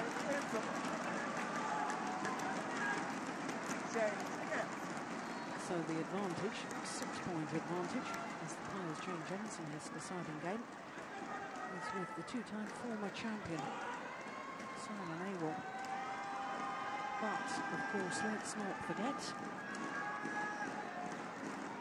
that both players played much better from that far side of the court as we look down, which of course is the end that Aprilia Yuswandari is going to finish the match.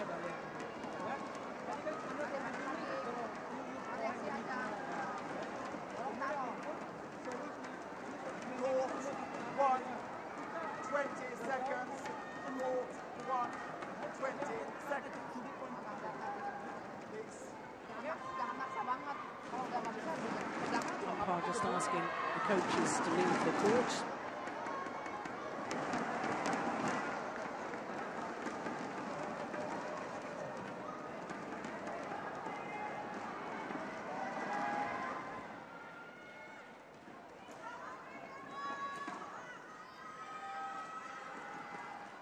So can number 5 push home this advantage?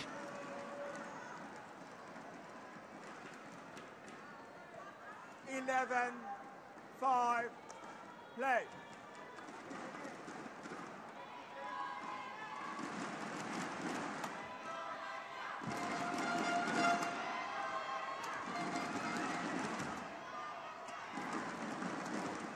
It's a nice drop shot.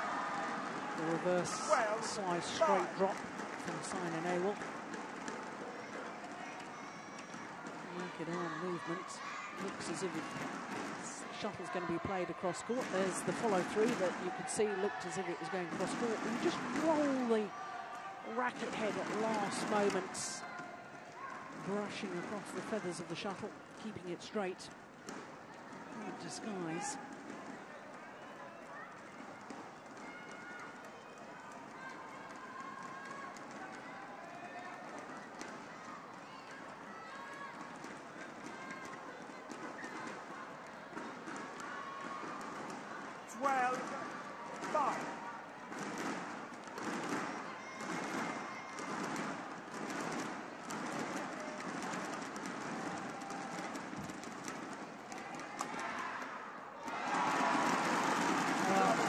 Sense that was desperately important as far as the Indonesian was concerned to win that point.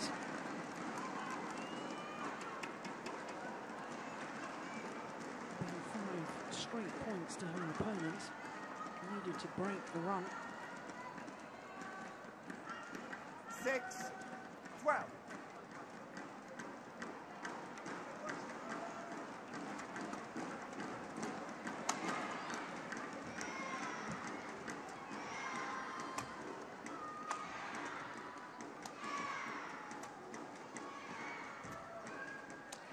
Oh, that's lovely. Another reverse slice shot. This time going cross court, and this time from Yuswandari. 7-12. I've just got a glimpse of some more of the fans who've been face painting stall just outside the stadium here.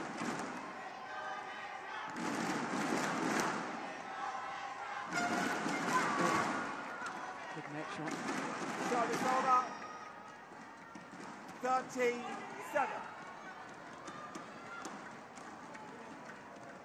Yeah, that's absolute perfection. Exquisite.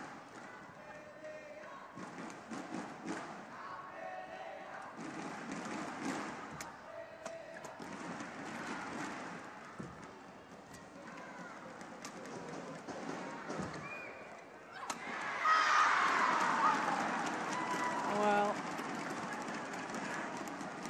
I just wonder if that may prove very costly indeed, because the opportunity was there. 14-7. Yeah, a look of anguish on the face of Aprilia Muswandari. That's telling your story. 7-point deficit now, which translates into a 7-point advantage for this lady. And she extends that advantage still further. 7.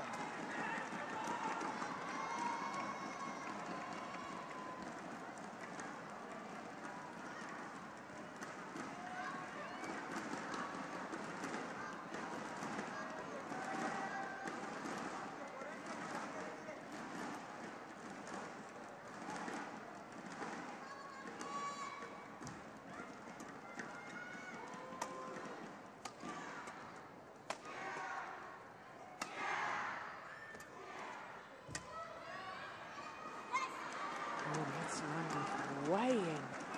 What on earth was she thinking? Leaving that.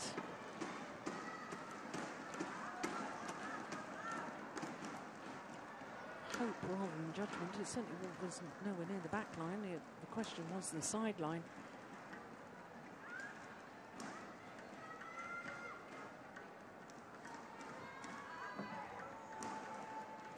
Extends her lead now. The former champion. 16-7. 9-point advantage.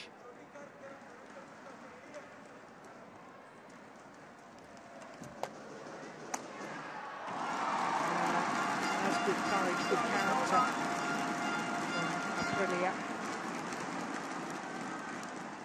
8-16.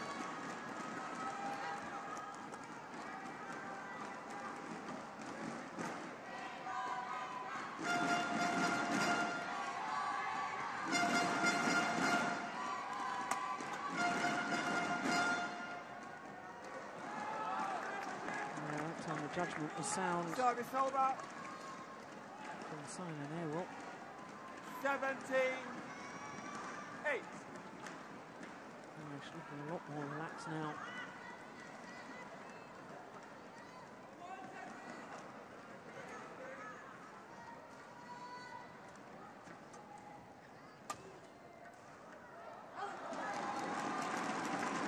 Service over. She can't afford to relax too much. 9-17.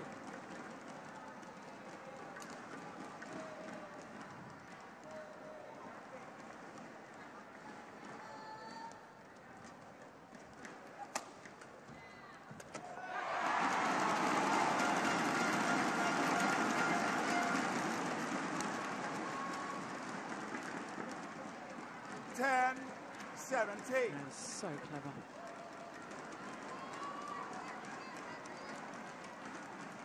Nice players with a block straight.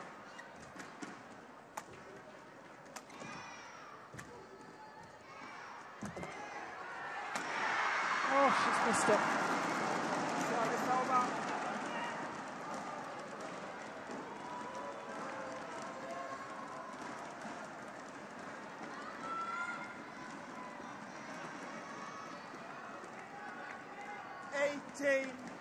Ten.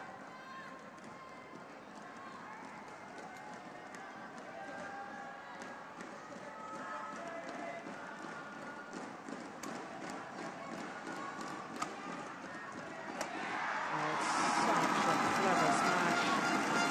Heading towards the right hip of Simon Ewell. Look at this, 11, inch perfect. 18. got in all sorts of a tangle. Couldn't get her body out of the way to give herself the freedom to play the shot.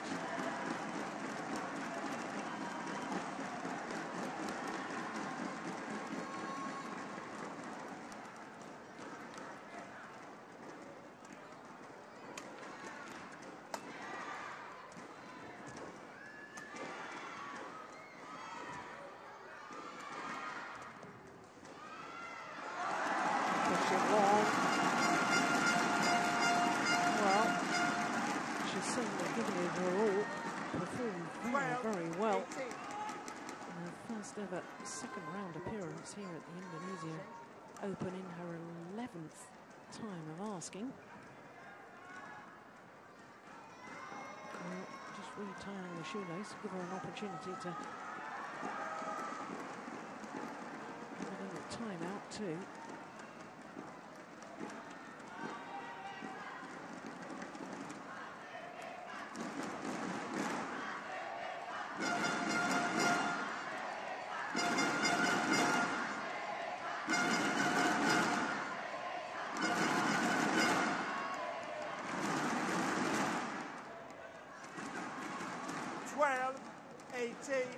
Play.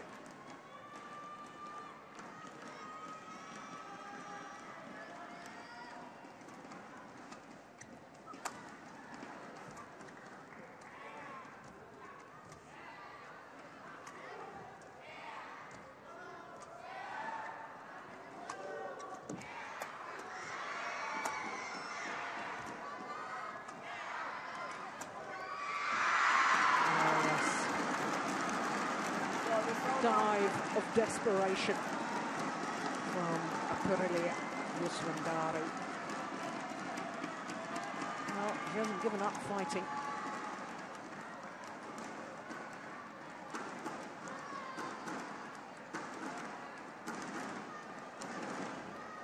But it's a tall order now. The two-time former champion is just 2 points away from this match and a place in tomorrow's quarter-final. 19-12.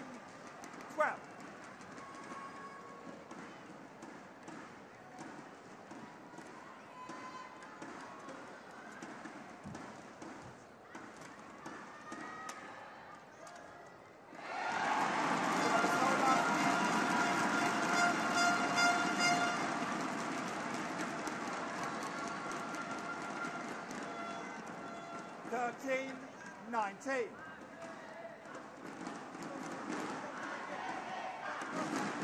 or never.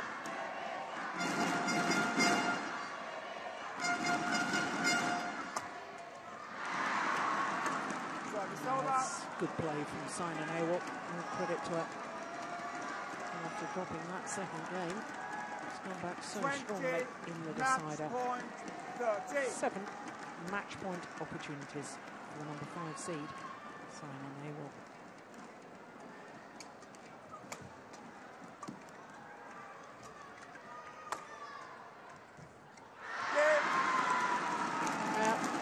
First time of asking, but as with yesterday's first round match, Simon Awol pushed the full distance. 21-17, 14-21, 21-13. 14, 21, 21-13. Yep, exact same length of time as her first round match against Sato yesterday.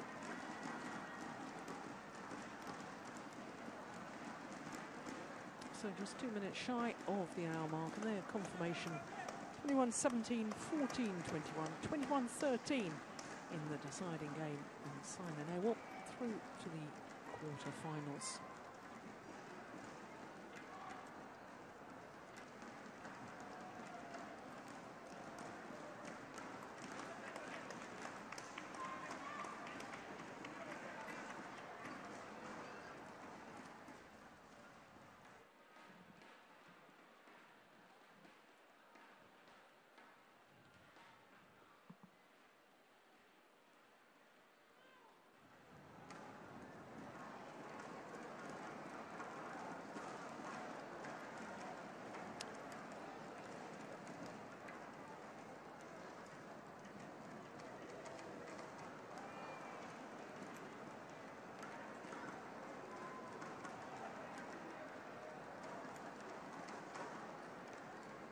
So Simon Awell safely through to the quarterfinal, where she will play the number 3 seed Wang Shaoxian, because Wang Shaoxian has defeated Gu Juan of Singapore in one of the adjoining courts.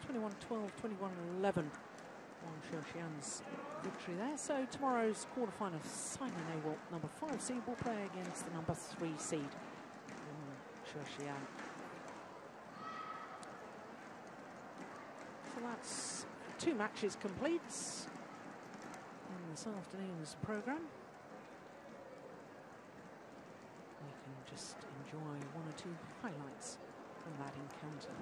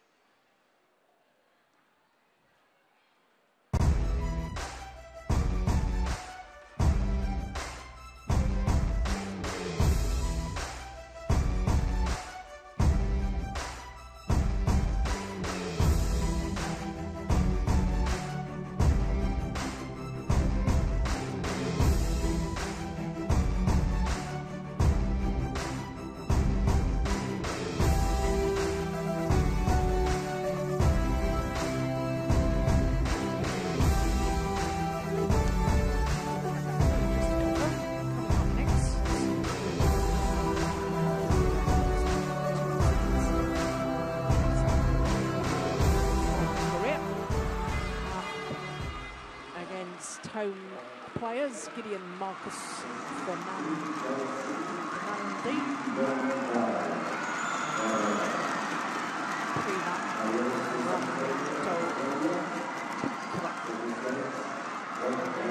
Two seats. Koreans. Won the title here in Indonesia 3 years ago, 2009. And through her finding 2 games in that final of 2009.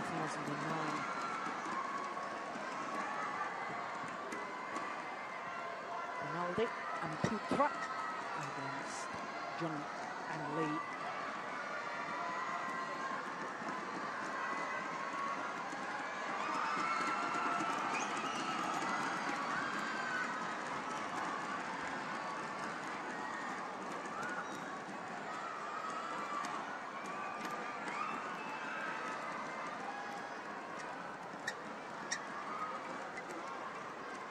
So this men's doubles, obviously from the bottom half of the draw. Considering we've got the number 2 seeds, must be from the bottom half. So our umpire, Susan Taylor.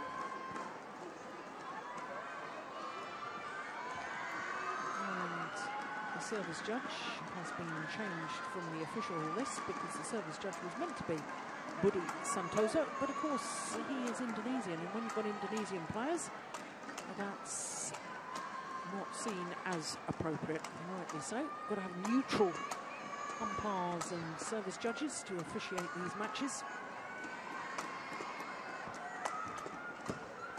So Putra on the left as we look at them. Rinaldi on the right.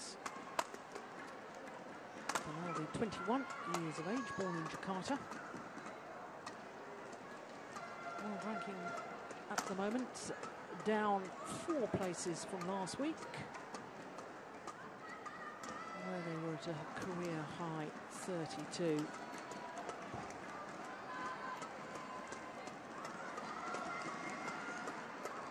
And the Koreans, Jung Jae-sung, 29 years of age. His partner Lee Yong-dae, just 23. Goodness me, he's already Olympic champion. Won the Olympic gold medal in the mixed doubles in Beijing with Li Huojong. 13-2 in a win-loss record for the year. And that's 3 finals from 3 tournaments played. And of course, winning one of them, the All England title in March. The second of the Super Series premier events of 2012. Well, a year ago, this Indonesian pair lost in the qualifying. Lost to Angga Pratama and Rian Agung Saputra. Eventually went on to reach the quarter-final. Well, they've won a title already this year. Won the Iran International Challenge and 2 other finals as well. Reached the final at the Vietnam International Challenge in Hanoi and also in Osaka as well. So the Indonesians have been playing a different level of tournament, different tier of tournament, whereas the Koreans, the Super Series, the elite level of tournaments throughout the year. Ladies and gentlemen, on my right, Lee Yong-dae, Jung Jae-sung, Korea. On my left, Gideon Marcus Rinaldi, Agrippina Primo Ramanto Putra, Indonesia. Agrippina Primo Ramanto Putra, serve to Lee Yong-dae. Play. So, Ramanto Putra getting this second round encounter underway.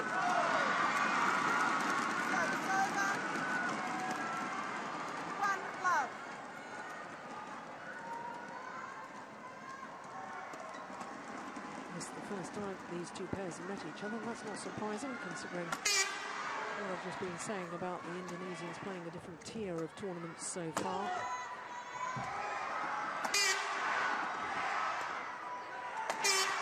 I have to say the Indonesians yesterday had a sensational win over the Chinese pair of Hong Wei and Shen Ye.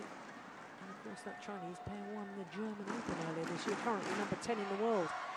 They won in 2 straight games, so don't underestimate this Indonesian pair at all.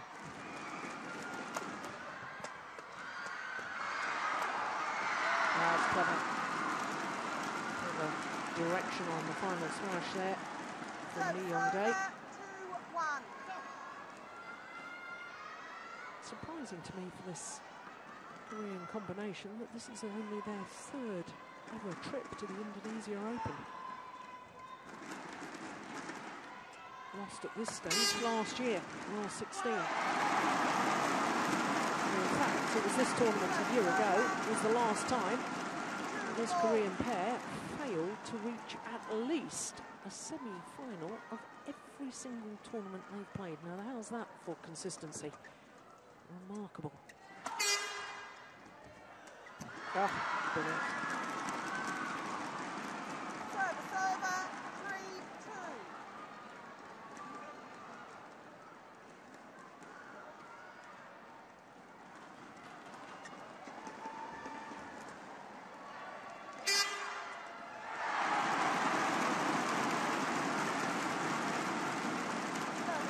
Jung Jae-sung missed the Thomas Cup finals last month in Wuhan in China.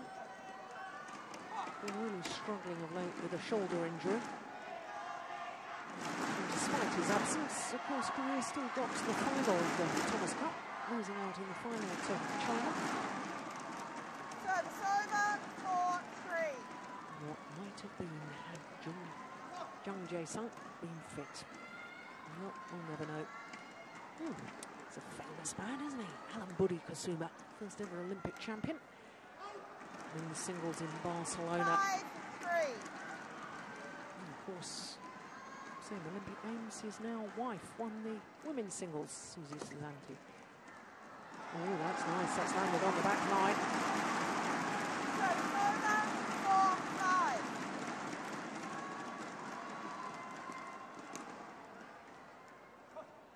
Just raised racket of apology from Ramanto Putra.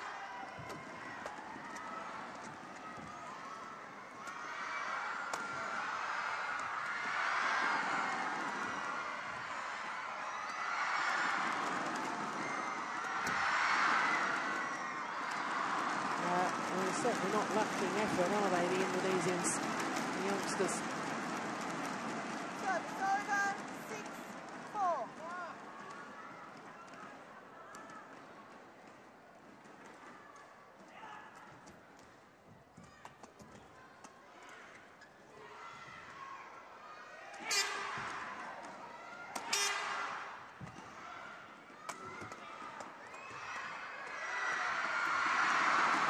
Sensational play from Lee Wong-Dae.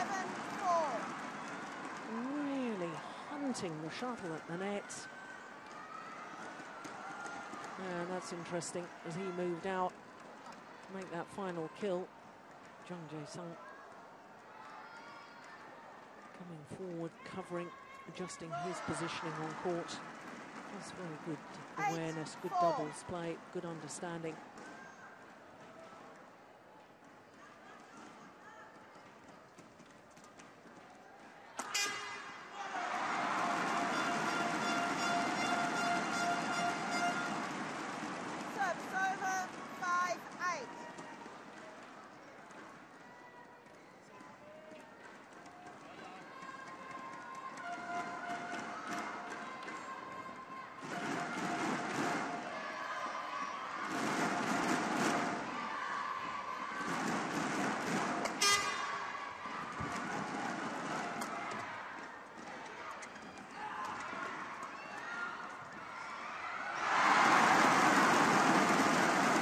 Very fast and furious at the moment, and Lee Wong-Dae actually just trying to slow it down by turning the shuttle, changing direction.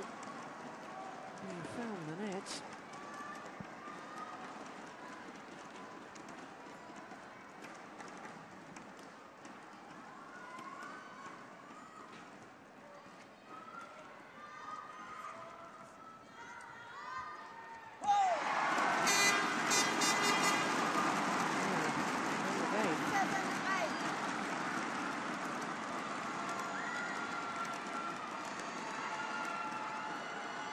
Being 4 points adrift just a moment ago. Well, the young Indonesians just 1 point the deficit.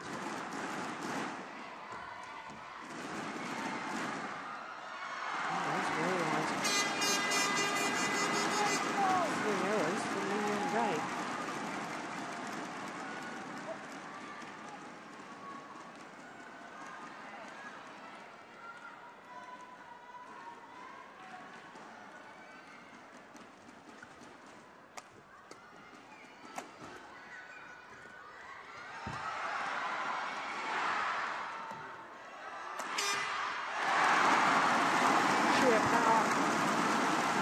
Beating Jung Jae-sung.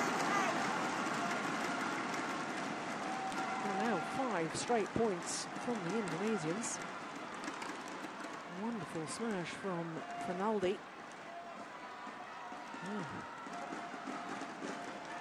Couldn't get out of the way.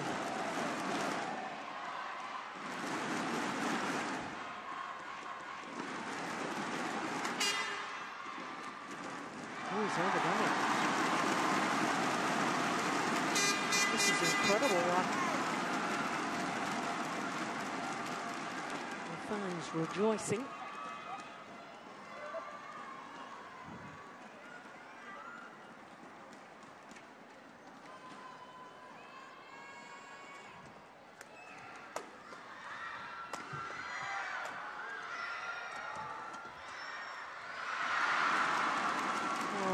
Comes to an end, but it was 6 straight points, and it really has put a different complexion on this opening game. I really thought when the Koreans were leading 8-4, I thought, well, they've just settled into it, beginning to just stamp their authority, but none of it, not a bit of it. Look at that. Fabulous shots from Putra. And indeed, it's the 21-year-olds from Indonesia.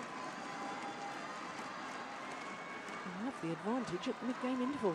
2-point advantage to be precise. And just 7 minutes of play. Well, it's Jung and Lee who are the number 2 seeds.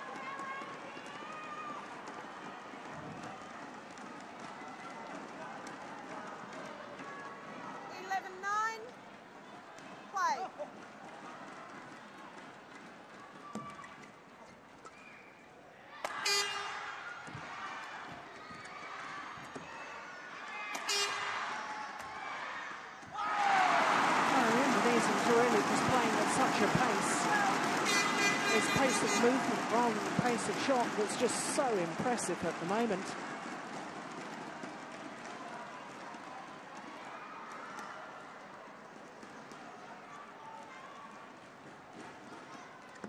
Good serve.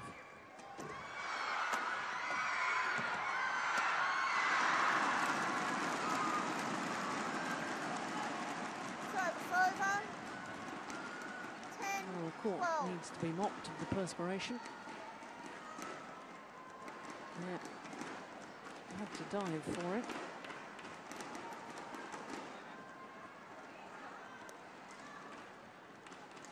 Not perturbed.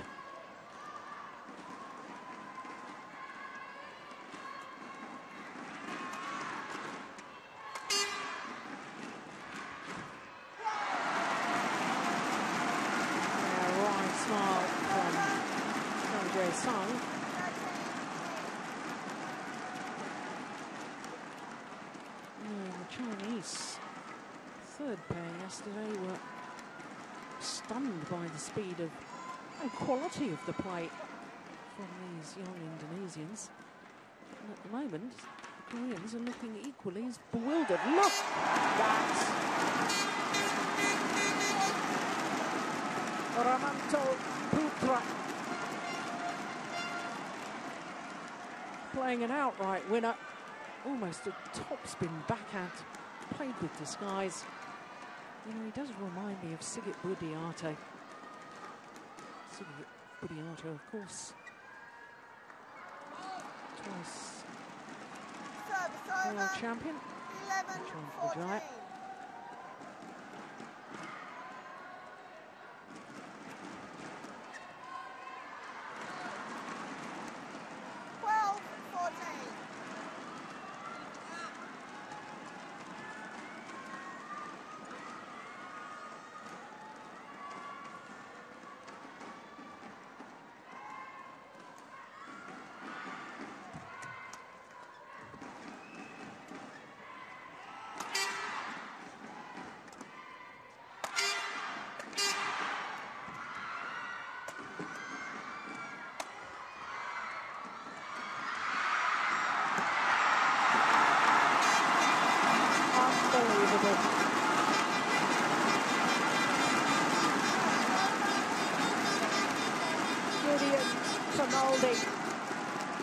Look at this next shot. How on earth did he play that? It's on the back foot. He seemed to lunge forward on the wrong leg. But the fans don't care. They want the point anyway.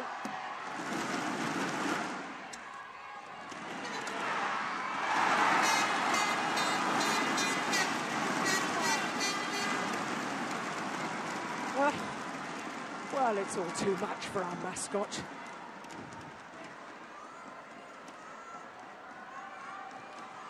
It's all too much for the Koreans at the moment.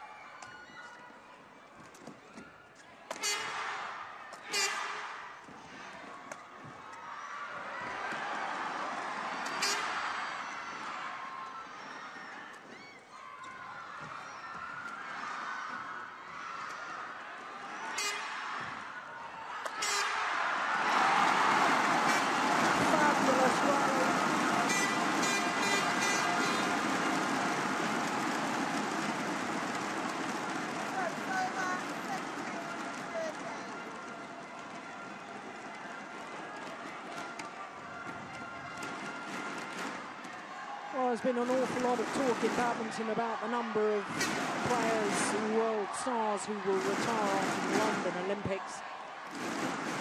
And a lot of questions asked about stars on the horizon. Well, I think we're looking at future stars here on this court today. The young Indonesians are rising to the challenge. And a real lesson to some of the other coaches and players in world terms because they've been learning their trade on the International Challenge Tour, having success in some of the lower grade tournaments before tackling these Super Series events. And they are more than ready for Super Series.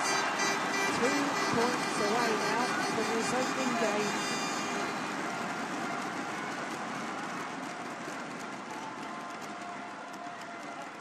Courage to take Lee on day on at the net. Not only take him on, but to beat him.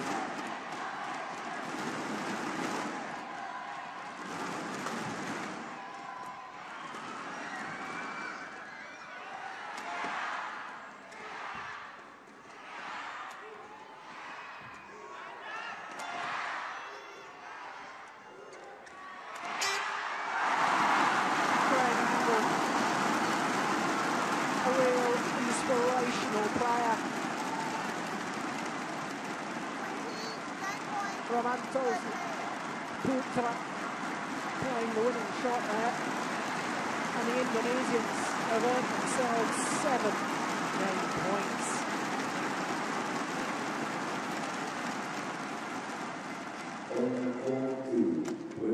Holding in with the run, extraordinary. 21-13 in 15 minutes.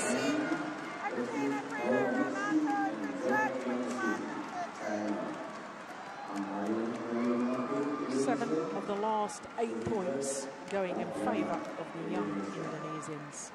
Gideon Fernaldi and Ramanto Putra have stunned the number 2 seeds here in the opening game. 21-13 the scoreline. They thoroughly deserved it, has to be said.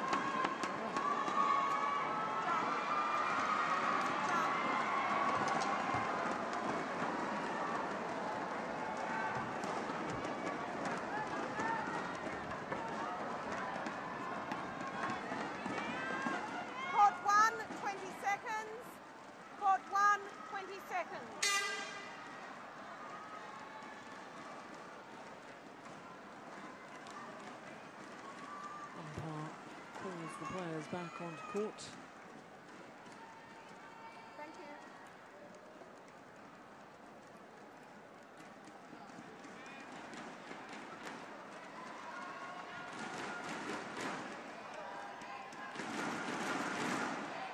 Second game. Love all. Play.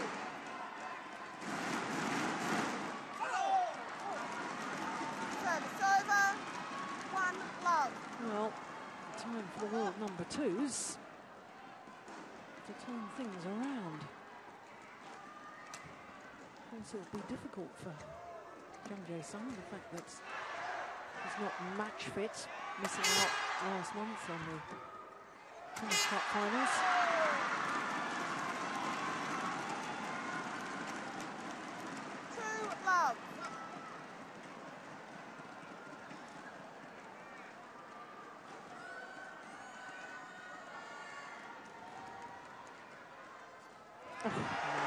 Goodness me.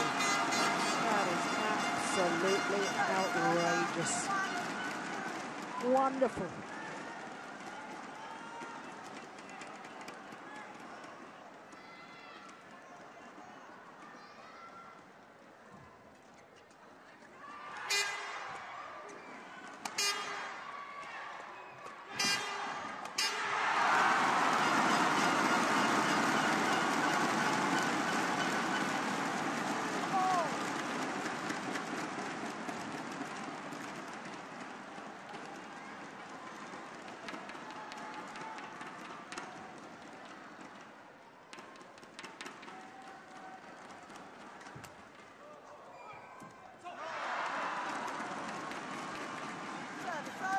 young Indonesians mustn't do is get too carried away with the match and the excitement of it all. Yeah, still play the same style, still be adventurous, but just keep a check on the emotions.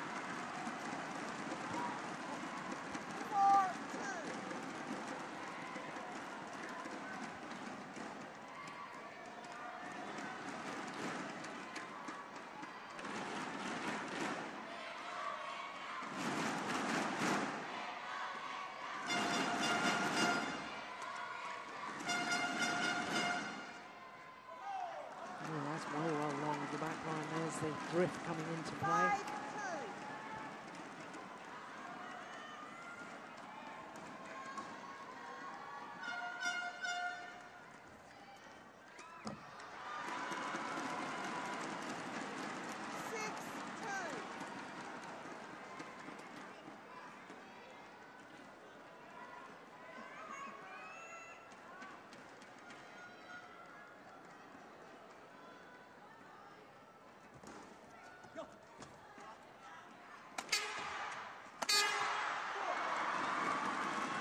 That's a little wild.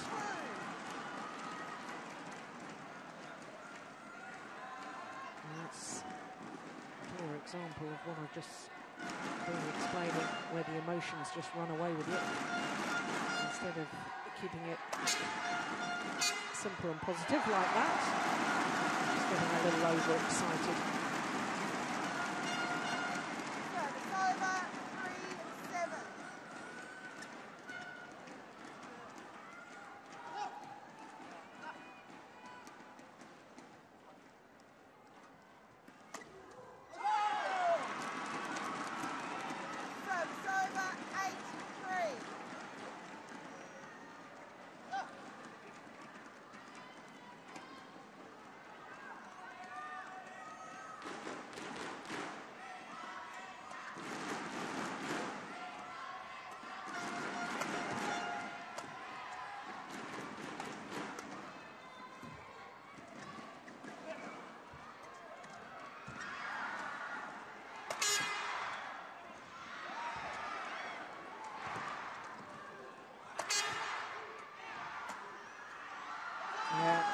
I was just watching Lee Yong-dae during that rally, and every time he lunged forward to the net, it looked to be a little grimace on his face.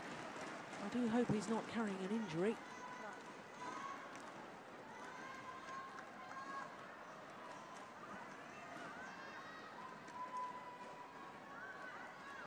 Of course, the Olympics just over a month away.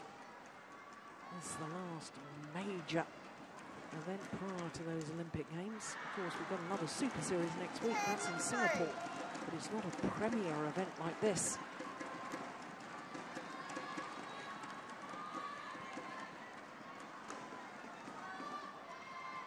Oh, has the bubble burst, I wonder?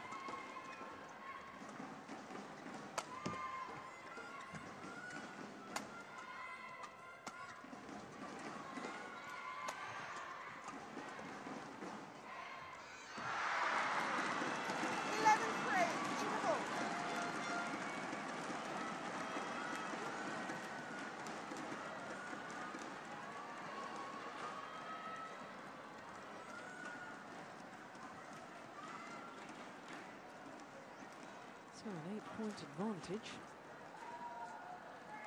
I did contemplate a moment ago whether the bubble has burst as far as the Indonesians are concerned.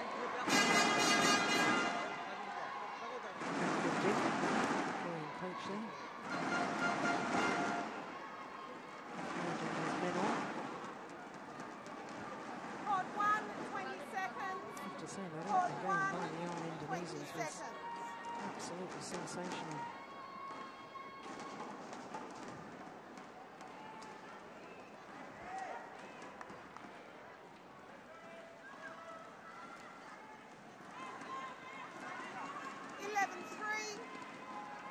Play.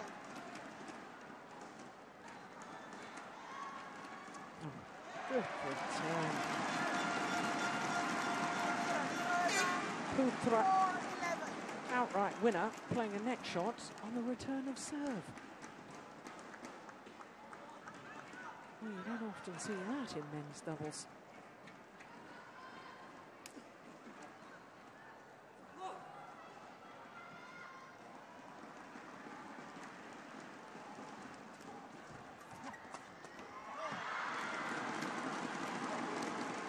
Service over, 12-4.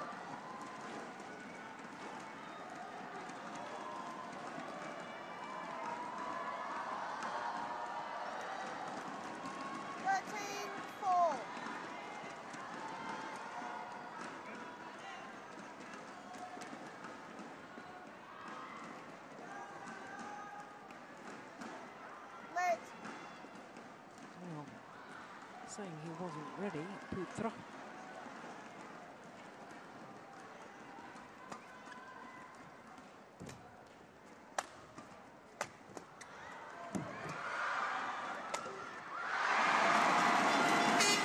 Trouble hit the top of the net and bounce back to the inside. Service over, 5-13.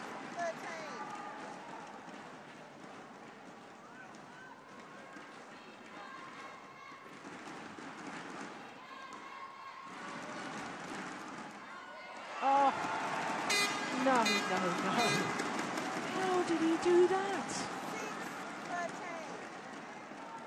Well, I don't think I've ever seen anything like that before. Extraordinary.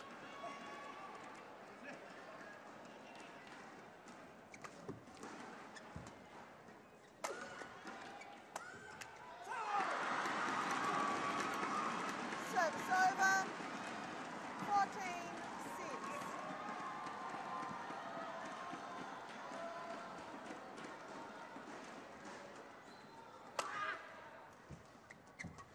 Oh, my goodness.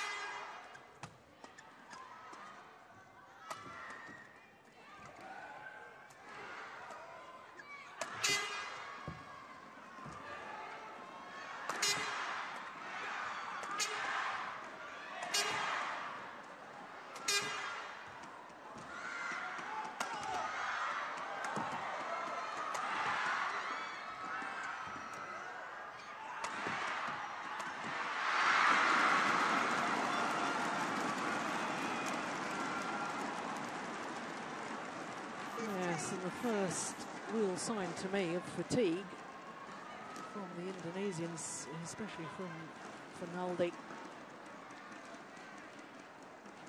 Big gulps of air after that rally.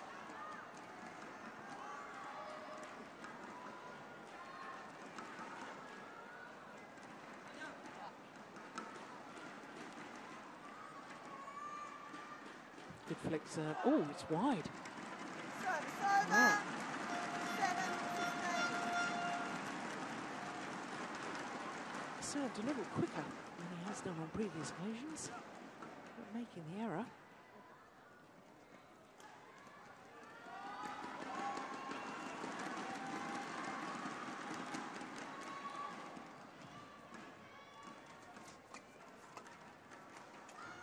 Oh, that's short.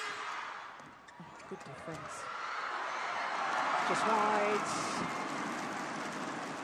Service over,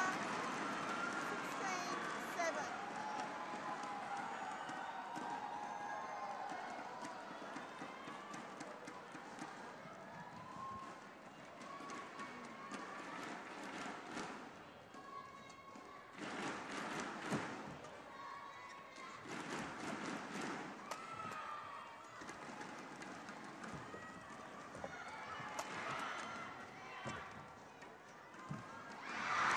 That's another good rally, but look who's made the error. And it's 17-7. Gideon Fernaldi. And that to me is a sign of fatigue. Yeah, look at his body language. 10-point advantage now for number 2 seeds.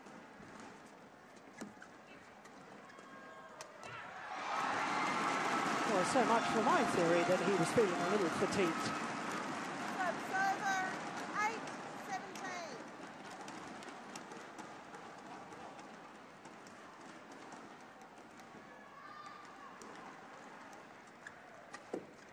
Oh, extraordinary. up with shots that totally unexpected, adventurous, inspirational play. And it really is a joy to watch.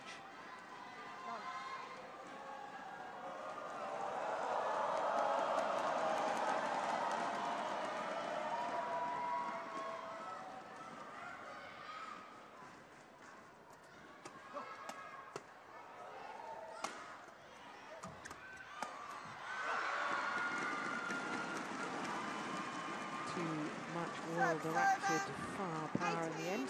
9.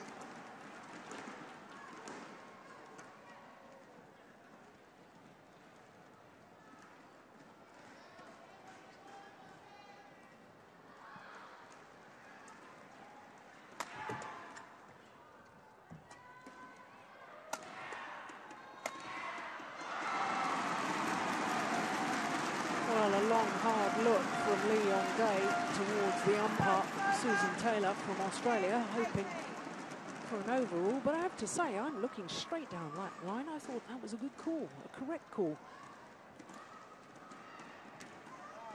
Wouldn't mind seeing it again, but I'm not sure that we will.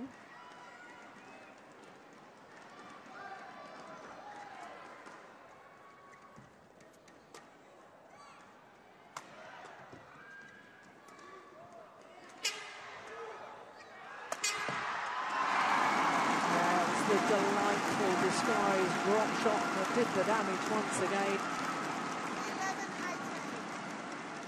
11-18. Well, the more I watch Putra, the more I am reminded of Sigit Budiato.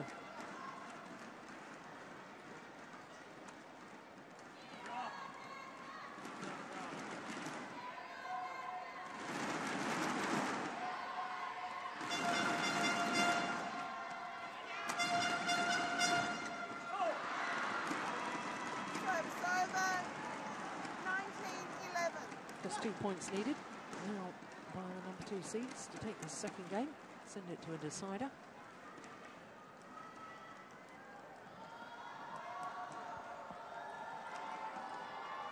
Out. Oh, error on the low serve from Lee Yong-dae. 12-19.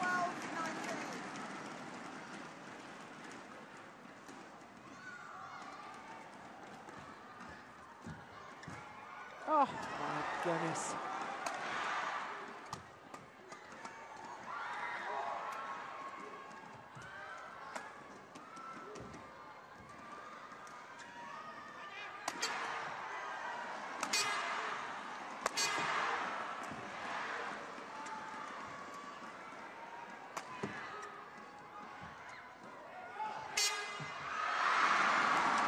Trying another outrageously disguised drop shot. This time finding the nets.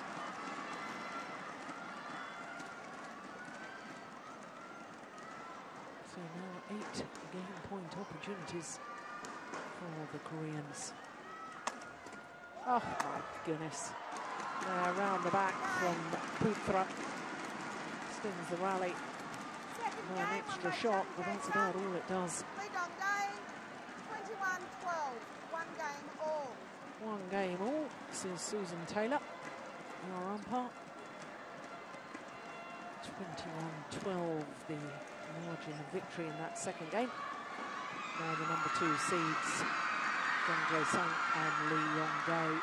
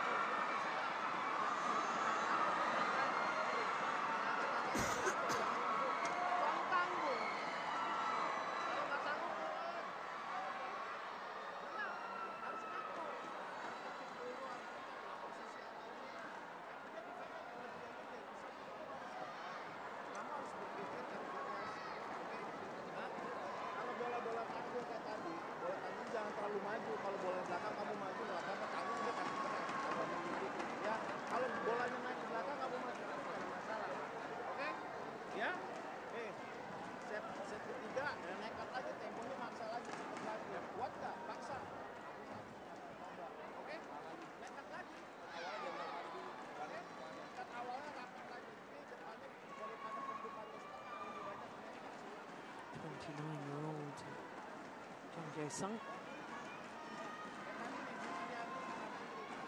In South Korea. Married man, serves in the army. Court 1, 20 seconds.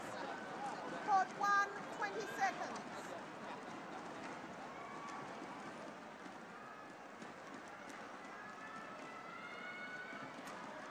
Thank you.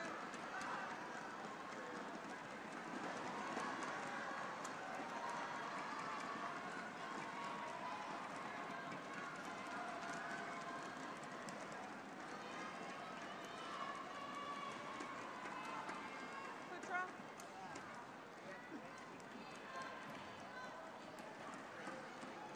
I can call. You should have called at the start. Do you need the doctor now? Yes? Oh, dear me. Well, you could hear the umpire there say, do you need the doctor now? Because Gideon Fernaldi.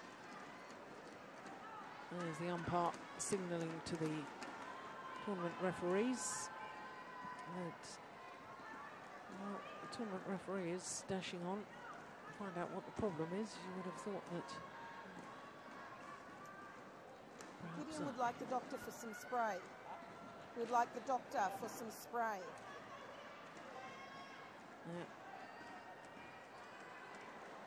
Doctor called. Some sort of spray, cold spray, I suspect. Going on the back. Yeah, well, I think the umpire was absolutely right that really he should have called for the medic at the start of the interval.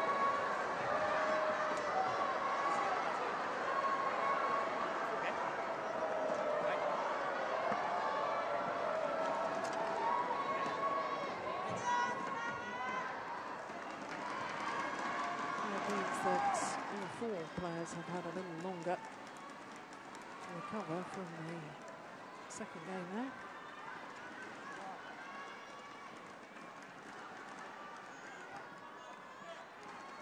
Final game.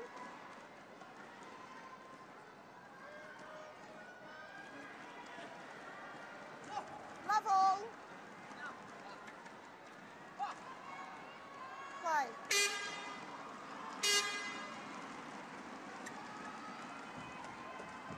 Yes. One love.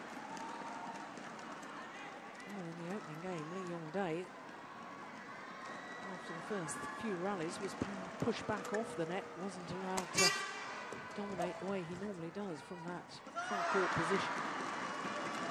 Love. Appears to have re-established his dominance. I know it's only a couple of points.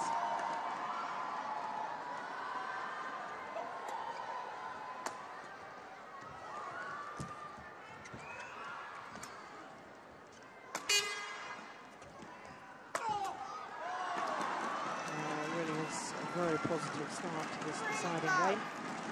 And the number 2 seeds.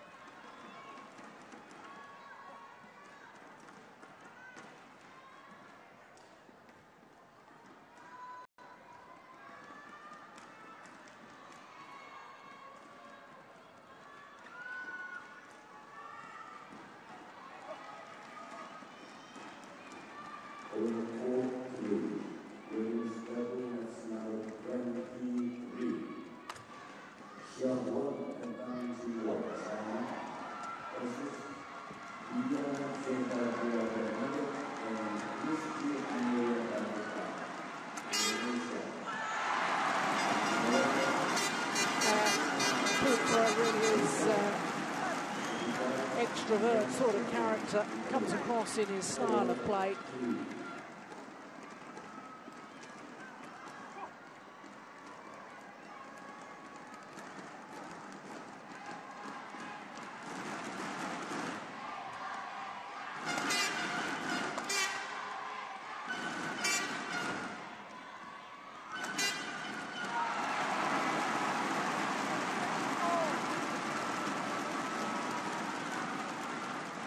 they're certainly not out of this yet. Oh, the Indonesians. It's remarkable when you think that last year was their first full year playing international tournaments. And apart from losing in the qualifying of this Indonesia Open last year, I think this is only their second ever Premier Superseries tournament. Here they are extending, and possibly go on and beat the world #2 ranked pair. Well, I have to say, Susan Taylor, the umpire, just saying to Lee Yong-dae, you're walking around too much, you've got to get ready a little quicker. And that's good umpiring.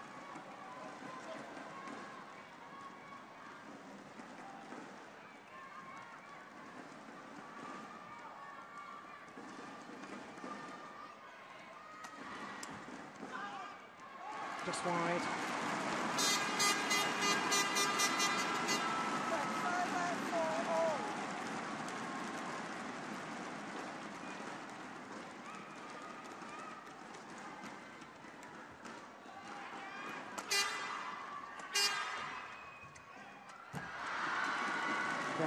Very well taken and well read by Lee Yong-dae.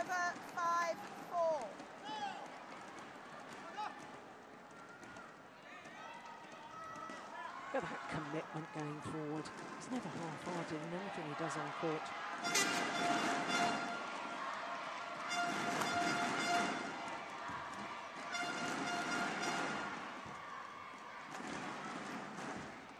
Oh, superb.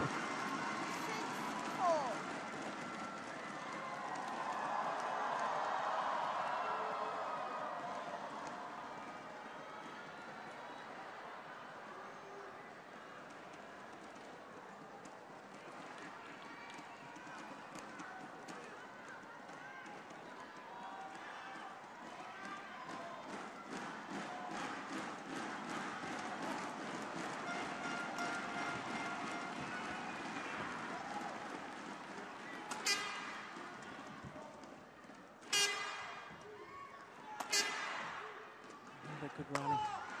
Yeah. Very good rally. Took a very good smash.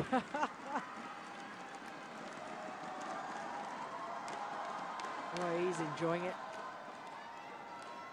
Yes, so should all the fans. I know they've gone a little bit quiet because the Indonesians.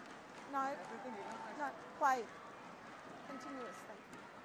And the umpire saying no, can't go and tell down. Play will be continuous, and the umpire is absolutely right on that point. The time officially there's supposed to be breaks is at the mid-game interval, and in between games, of course.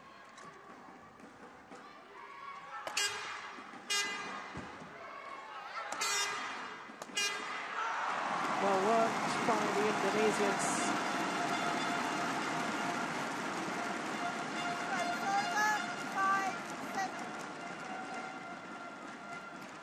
This time common sense prevails.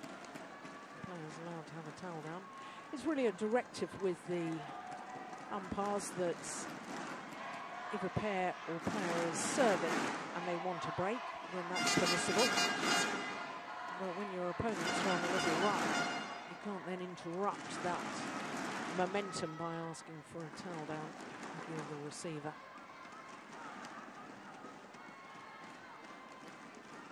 Not a hard, fast rule, but very much a directive.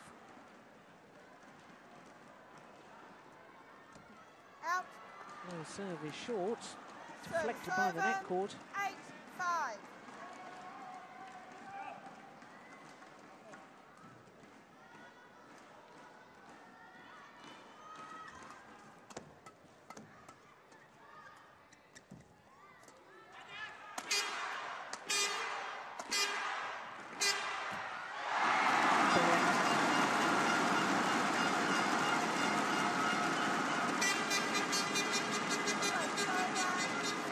Two power plays, and then the drop shot.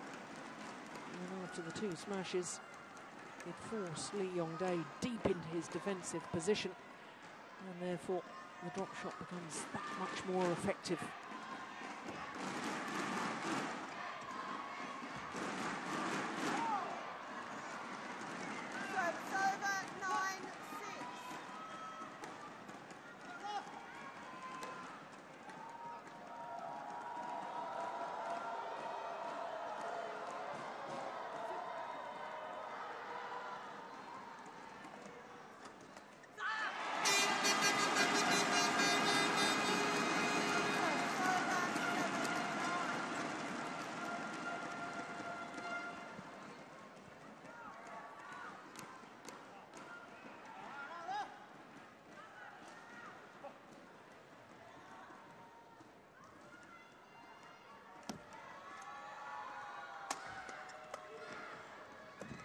Oh, touched it.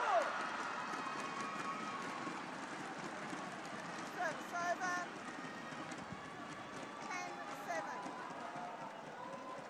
As he tried to intercept. Shuttle just touched Putra's racket. Went through to his partner for a fault double hit. So the players change ends. And the number 2 seeds from Korea with a 4-point advantage. Considering the far side of the court seems to be the easier end to play from. Things looking a little bit ominous now for the home fans.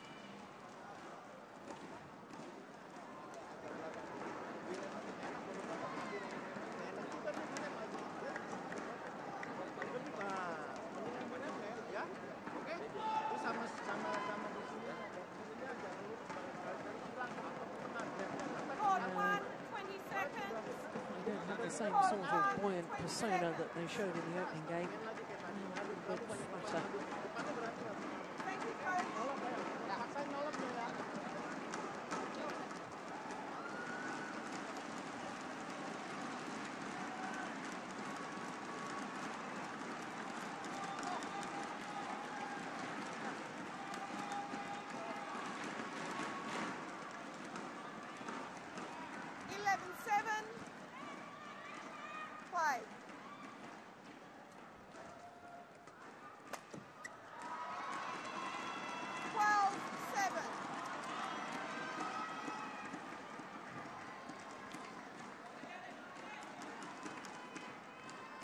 The Indonesians do look as if they've lost a bit of heart and a bit of belief.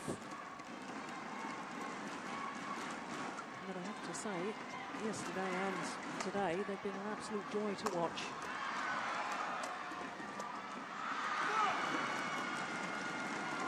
I've never had the privilege of watching them quite as closely as this before.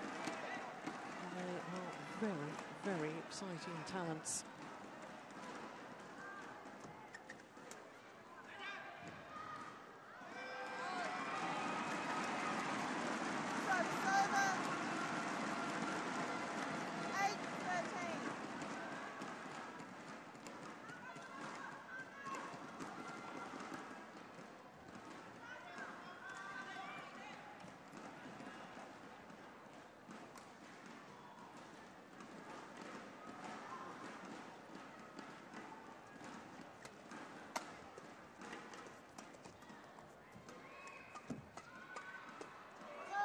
It's well wide. Service over. 14-8.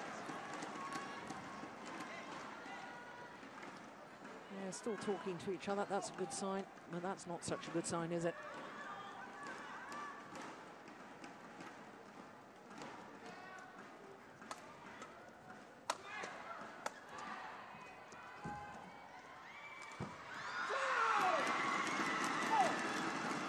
Ideas now, the Indonesians.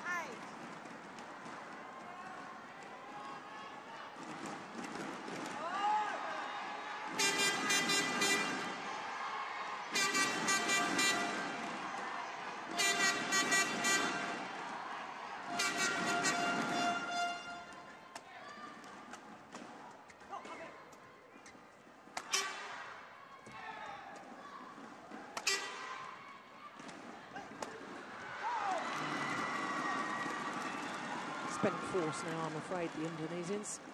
16-8. More critics the Koreans, because yes, they were a little bamboozled and stunned in that opening game. Stuck to their resolve. And worked their way back into this in a very professional manner.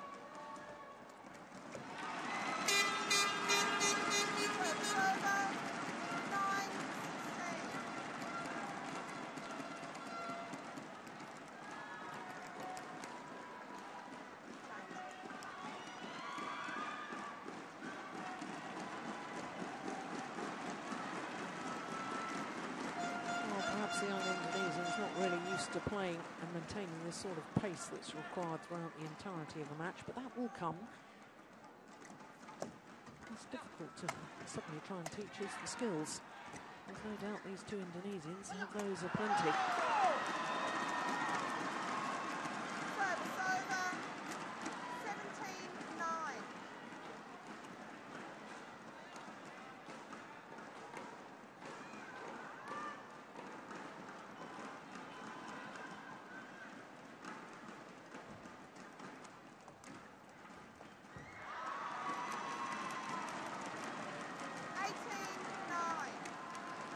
Points away from a place in the quarter-final.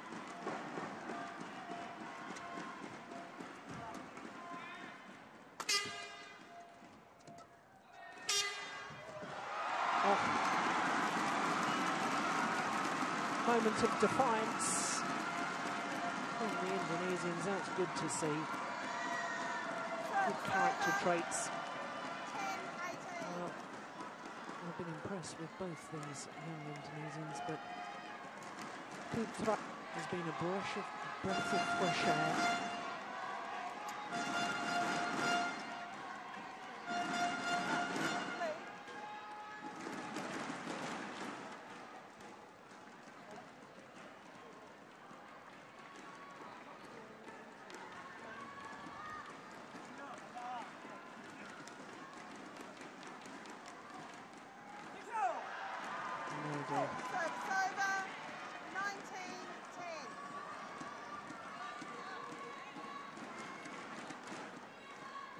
They know their fate now. No way back.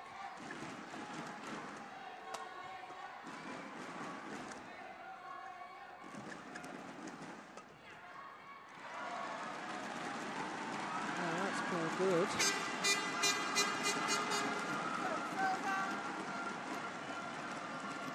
Young Day surprised at the call. No, that was clearly in. Good call, line judge.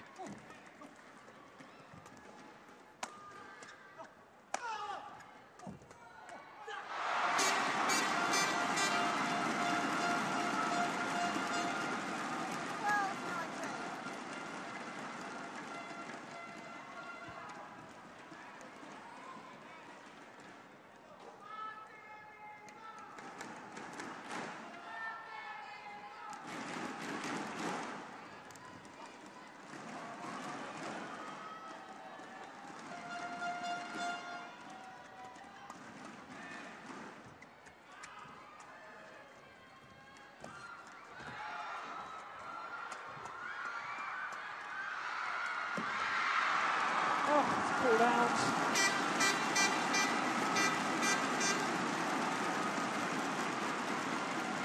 Wow. Desperation defence.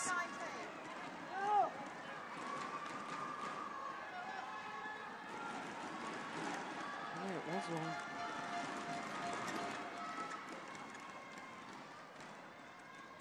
Well, you could never give up. Got to keep fighting.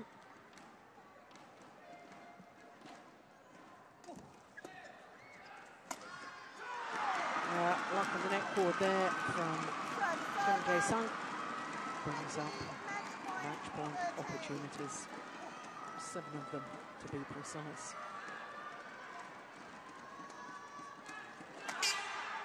Oh, good smash.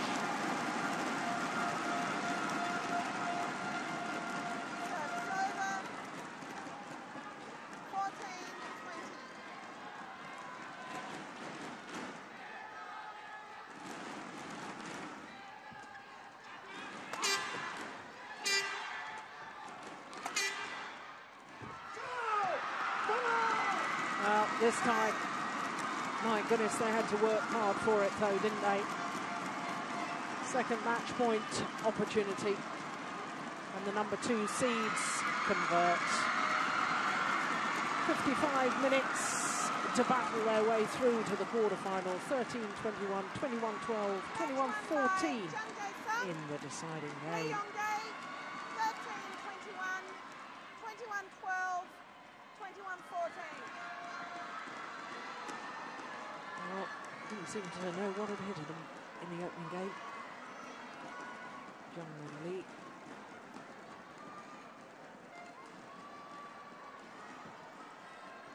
But all's well that ends well, as far as they're concerned.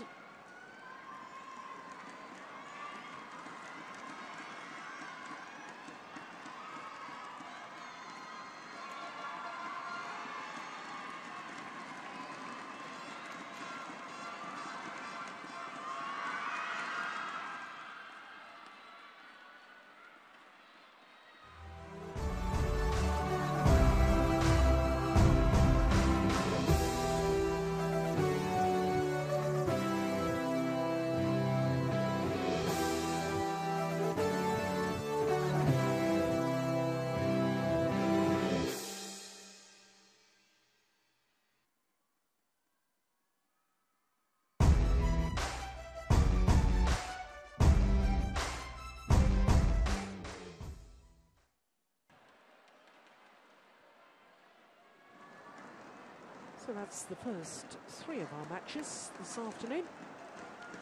Next on court is an all-Indonesian men's singles affair with the 6-time former champion. 8 finals he's been in already at the Indonesia Open. Taufik Hidayat up against the 2008 winner, Sonny Dwi Kunchoro. Kunchoro, of course, has had to qualify this year because his world ranking has dropped so low. But he really is back to some very, very good form. But before we see the men's singles, let's enjoy some highlights. And there were many of them from that men's doubles.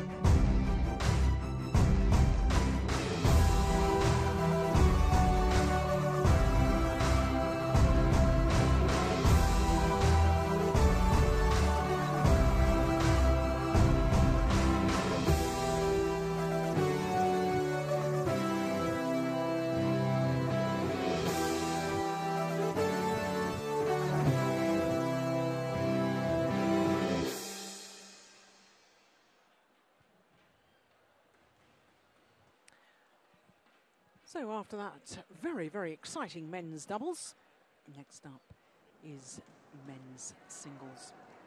Former world and Olympic champion Taufik Hidayat, the 30-year-old, up against the qualifier Sonny Dwi Kunchoro. And what a delight it is to see Kunchoro back on court. So long in the wilderness, of course, suffering from injury after injury.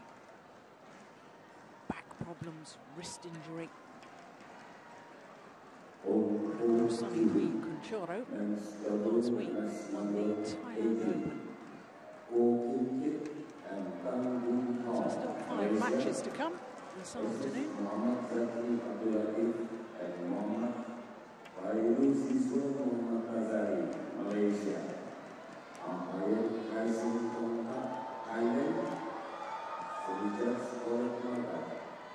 Indonesia, 4-2.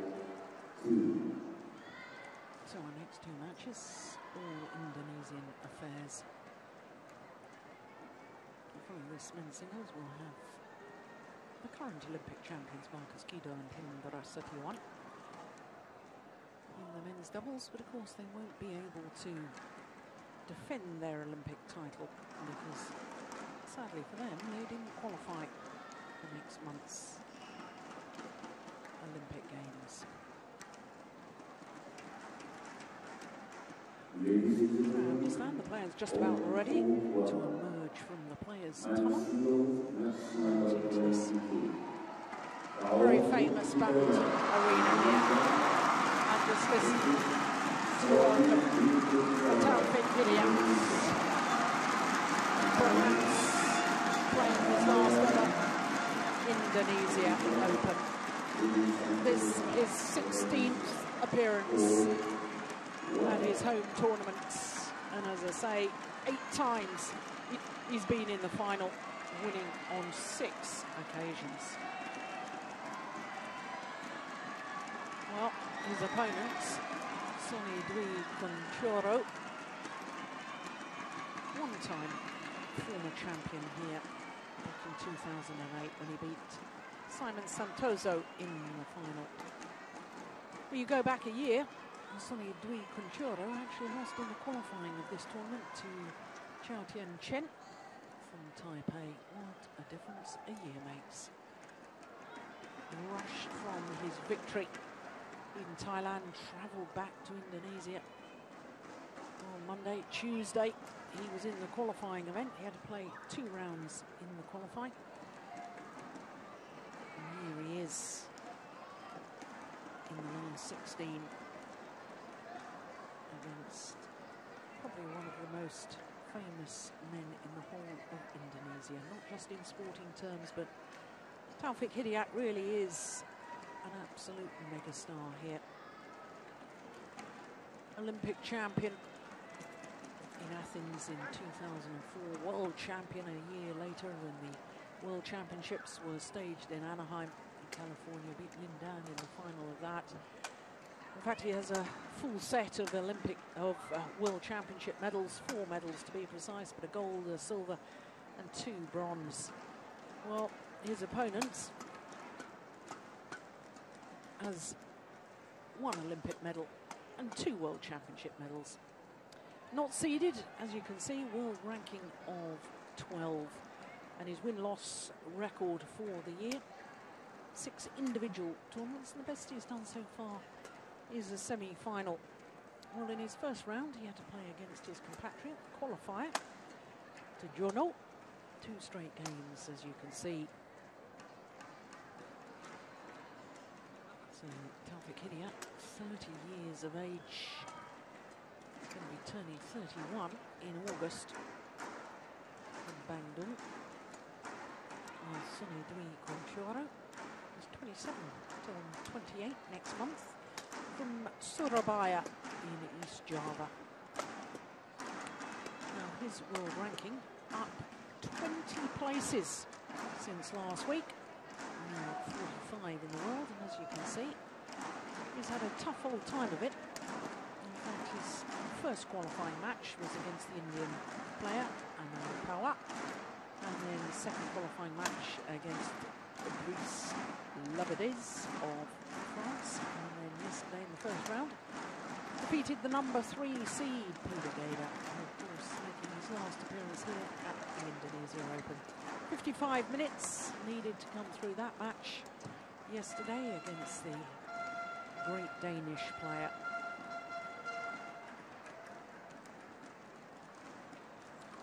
This is the 5th meeting between these 2 men. Well, that wasn't the last meeting. The last meeting, I can tell you, was in 2009 here at the Indonesian Open semi-final stage. The first time they met was the match that you're seeing on the caption there. And that was the only time that Sonny Dwi Kunchoro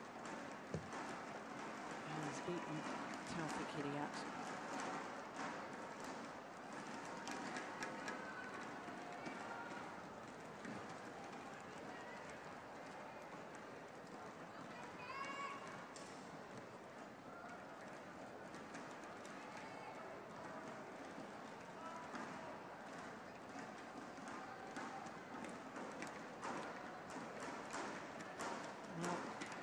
say, this is the 5th meeting between these two men. That's in international competition, and that's international competition excluding non-ranking tournaments.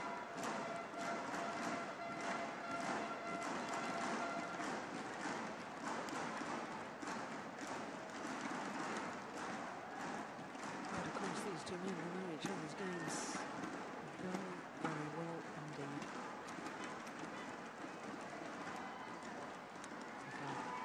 Yana and Budi Santoso are court officials for this match. Ladies and gentlemen, on my right, Taufik Hidayat, Indonesia, and on my left, Sony Dwi Kuncoro, Indonesia. Taufik Hidayat to serve. Love all, play. So the 6-time former champion, Taufik Hidayat, nearest to us. What?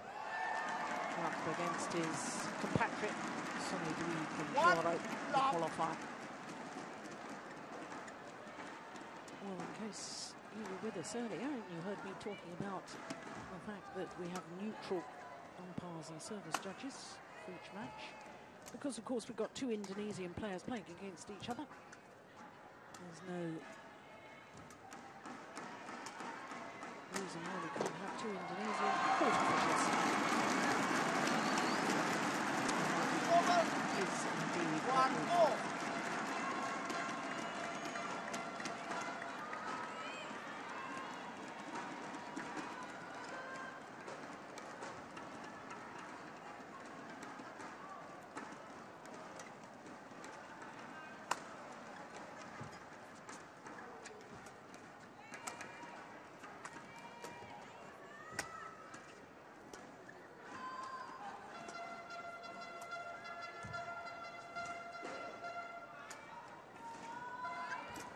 good rally.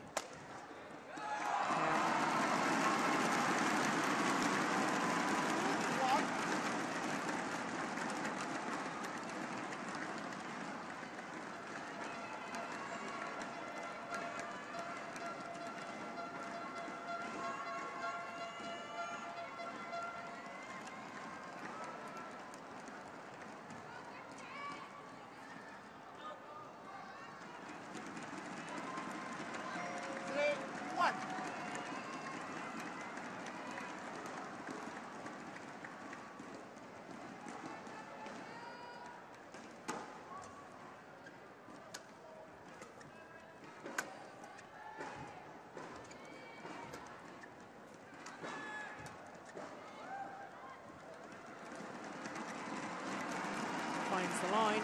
Over. Go, 3.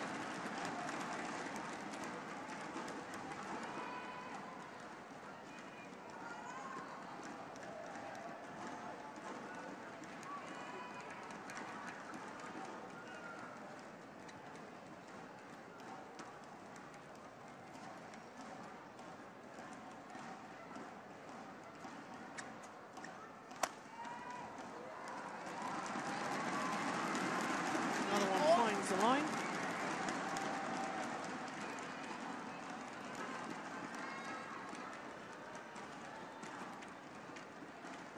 Well, between them, these two players really have been leading lights in Indonesian badminton.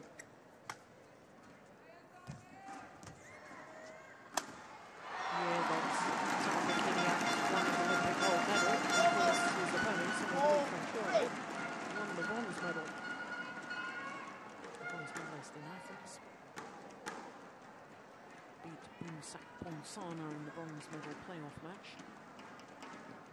2 medals from World Championships, silver in 2007 in Kuala Lumpur, bronze in 2009.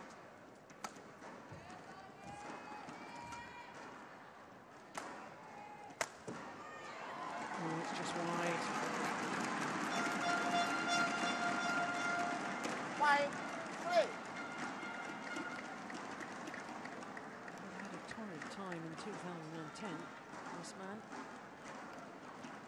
Only 7 individual tournaments because of that back injury. And last year, we were certainly reading that Kuncoro was Well, he admitted that he was disheartened by losing so many matches in qualifying the early rounds of tournaments. He struggled back from a whole catalogue of injuries.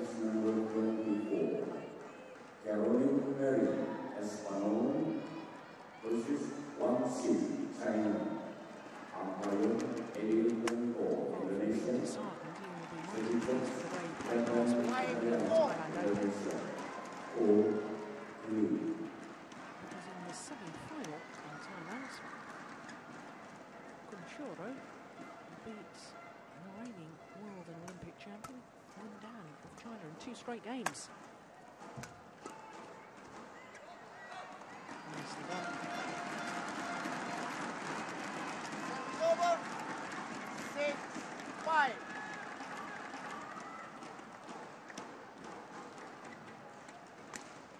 Well, yesterday, before his first round match against the number 3 seed Peter Gader, I was at the hotel gymnasium first thing in the morning. I saw me do Kunchoro. I was busy there doing a workout, doing all of his stretching exercises, making sure he was limbered up. Service over. 6-4.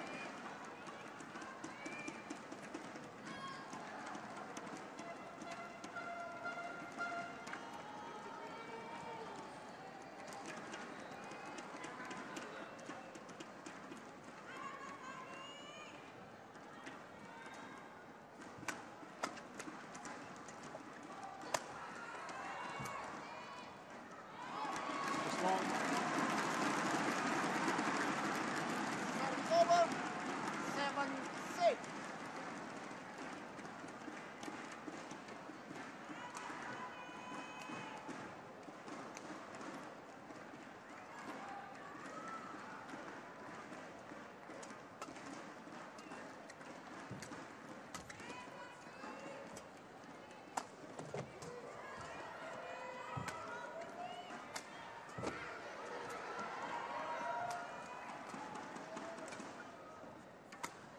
What a good rally. Oh, unbelievable backhand.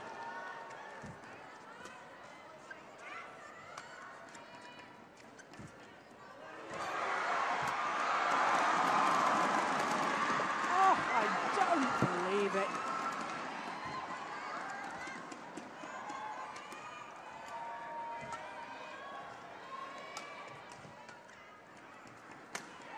He's missed it. Well, Kunchoro looks to the umpire, 7-4. looking for an overrule. When I am looking straight down that line, and I thought it was wide by a whisker. Well, there was a lift that only went half court, and yet still managed to get it back. I don't think we're going to see it, but Yes, please. I did see some remarkable backhands in that rally.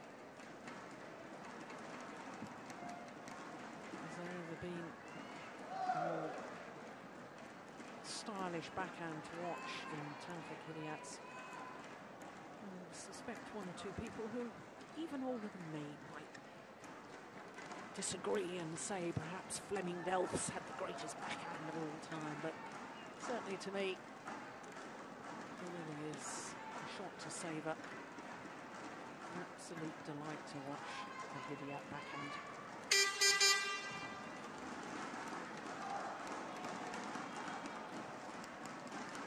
Seven all.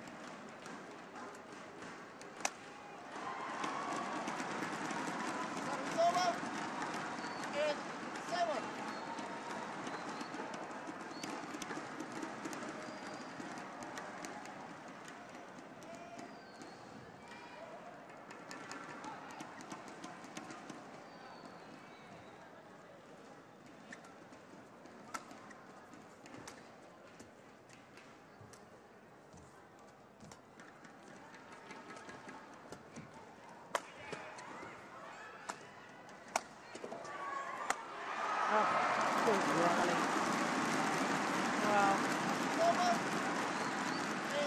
an awful lot of talk in the last 12 months or so about the commitment levels of some players playing against compatriots. I have to say, so far, the evidence of this particular encounter, both men's desire absolutely paramount. Both desperately want to win in this match.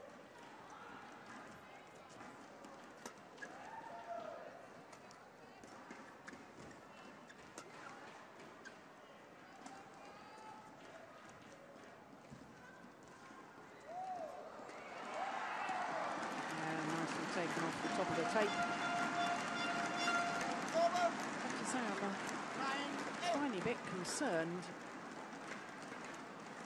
about Sonny Djarum because a couple of times his movement has looked a little bit awkward to me. I hope to goodness that his back hasn't stiffened up from all his matches over the last week or so.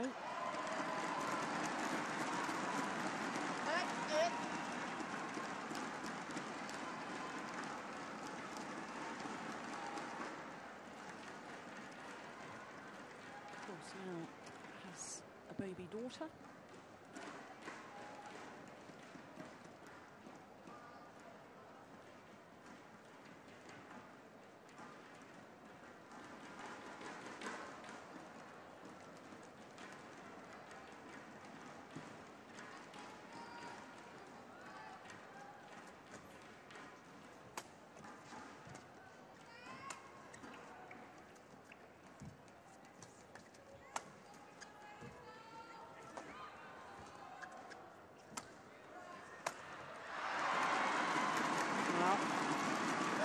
The man who's been in form, Sonny Djarum, and has the advantage at the mid-game interval.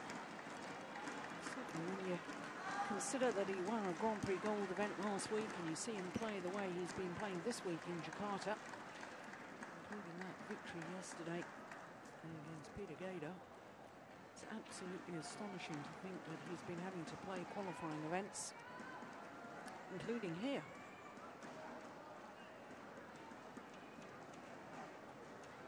The final in the last two tournaments he's played, not only winning last week, but of course reached the final in the Malaysia Grand Prix Gold event. Lost out to Lee Chong Wei in 3 games. And talking of Lee Chong Wei, the current world #1, very glad to read in the newspapers that he's resumed some light training. Back on court after his ankle injury.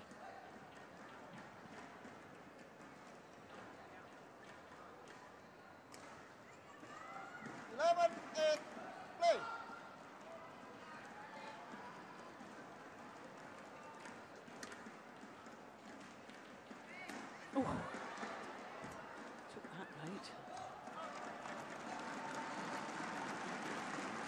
Of course, in case you're thinking it's strange that coaching staff have been involved, just to explain that, Sonny Djarum is with the National Federation, whereas Taufik Hidayat is an independent player, so he, in essence, competing as a professional, and he has his own personal coach.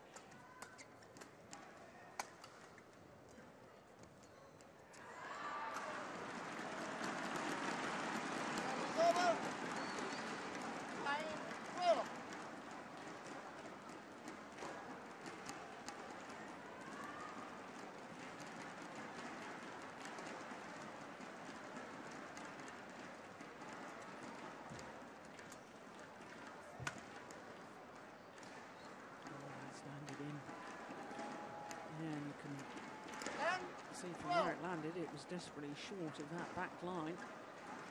That's a bad misjudgment from Conchoro.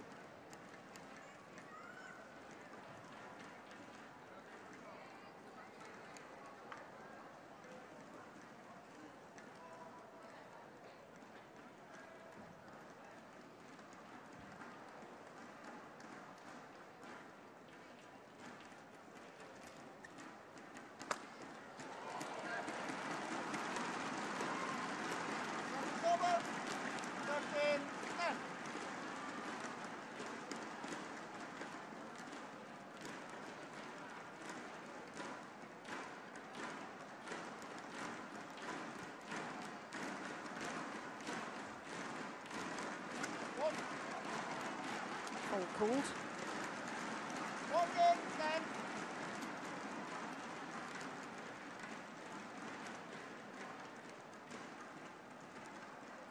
11 career titles from Indonesia. Yeah, touch the net.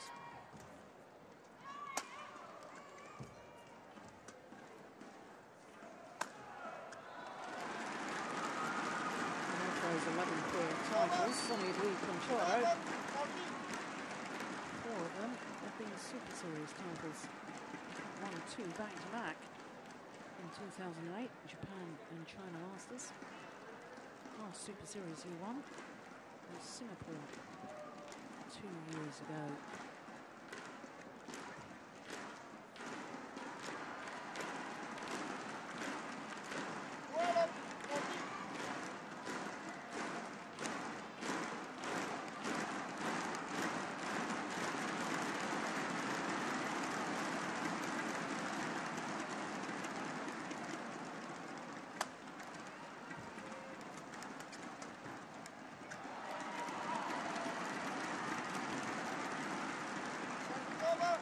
Clever play. 15-12. Pushing the shuttle flat into the body of Hidayat.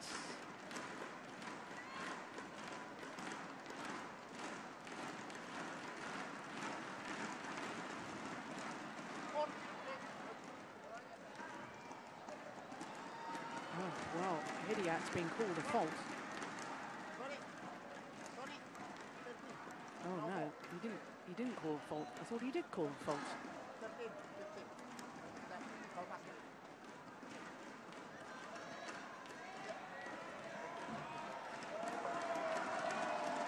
Maybe he was calling a fault the fact that Sonny Dwi failed to get it back.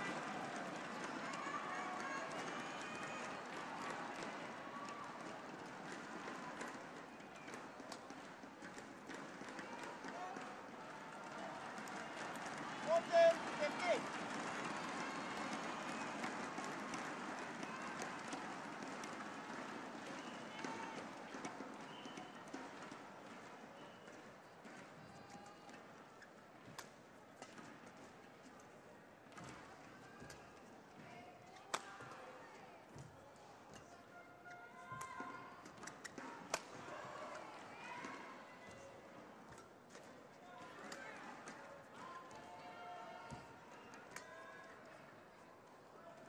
That is perfection from Conchoro.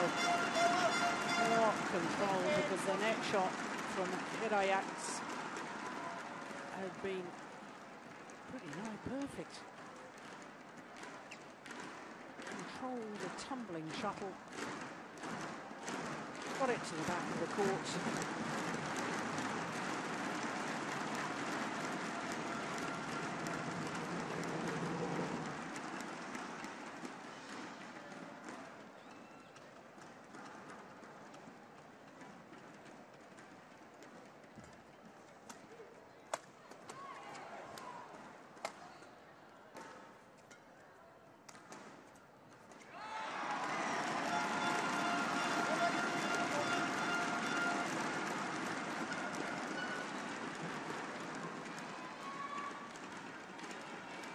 A remarkable record does this man. Not only his 16th appearance here at the Indonesia Open, for 14 consecutive years he's won a major title every year somewhere in world badminton. Started as a 16-year-old when he won the Brunei Grand Prix event in 1998. Kept that record going by winning his last tournament of the year last year, winning the Said Modi Memorial Grand Prix in India. But he's in trouble now in this opening game.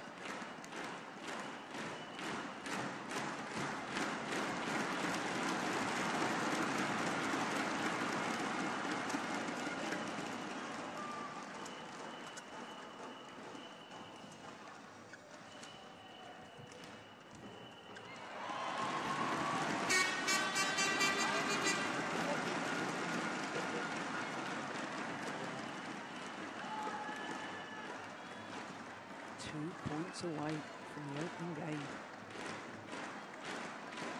And qualifier, Conchoro.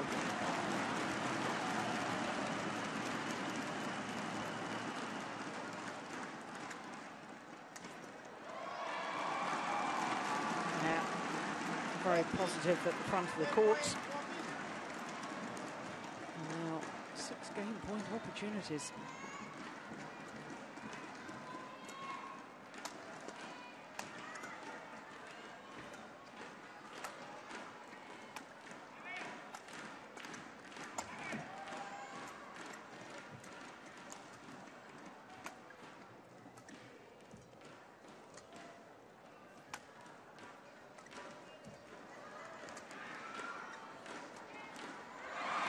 Only needed the one.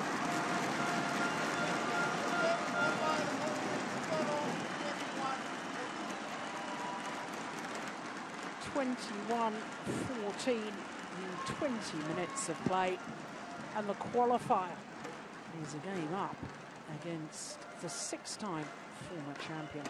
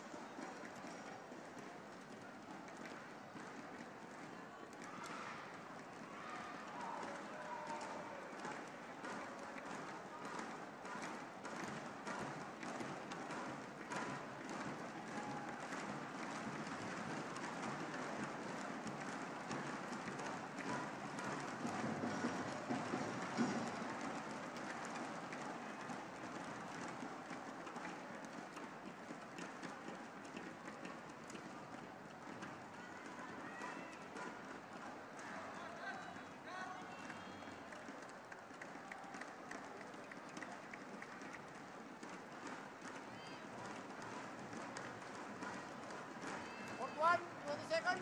Court 1, 20 seconds.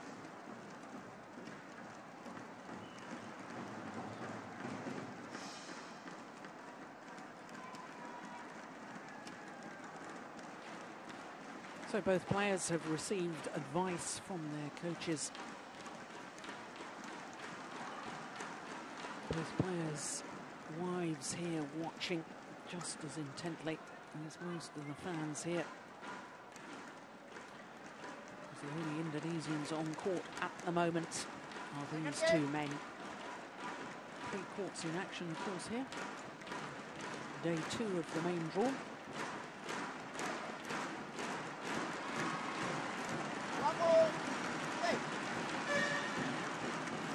So having taken the opening game,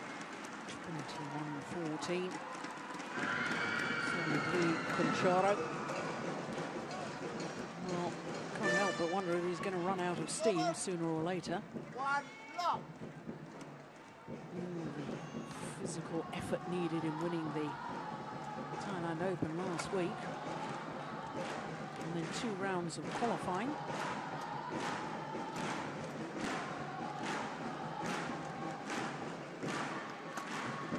Followed, of course, by first round victory over Peter Gader.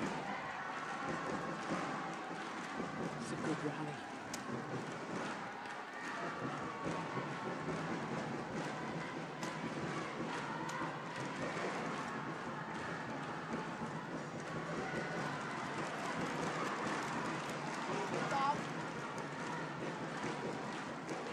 And I wonder from that rally whether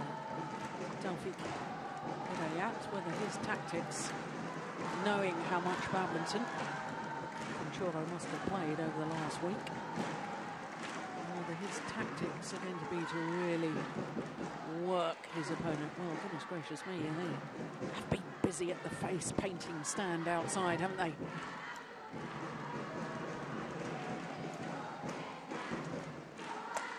Lots and lots of activities for all the fans in and around Istora Senayan. Istora Stadium. There really is a carnival atmosphere here. Giant screen outside for those who haven't got tickets, can watch all the action.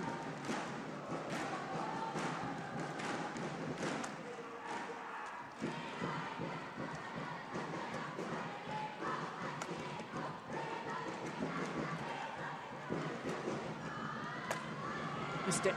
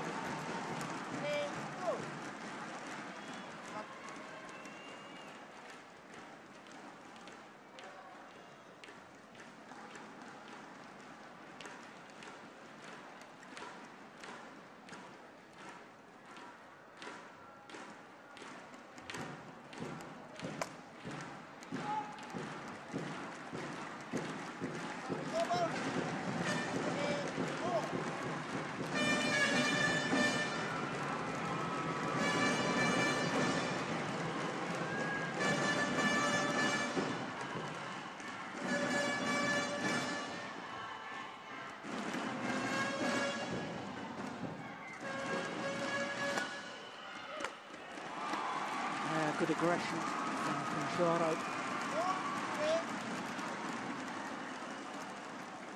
Of course, these two Indonesians battling it out for the right to meet the number 8 seed, Du Pengyu from China. And earlier today, it beats Su Jianhao from Taipei. And both these players on court right now will believe that all the Chinese players, Du Pengyu is perhaps one they feel they have a really good chance against.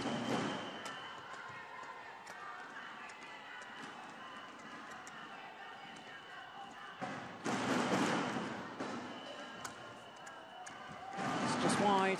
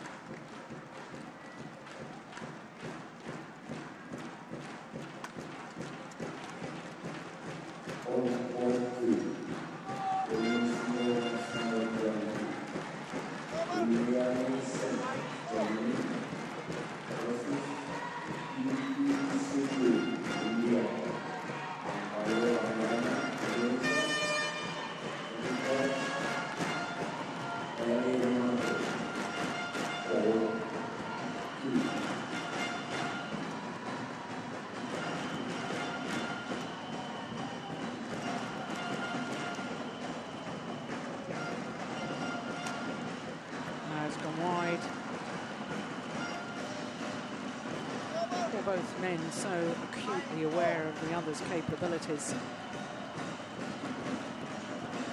that they're really going for the lines, and in trying to play the perfect shot, 1 or 2 errors are creeping in. That's understandable though. Oh, well, that's not understandable at all. That's a shocking error.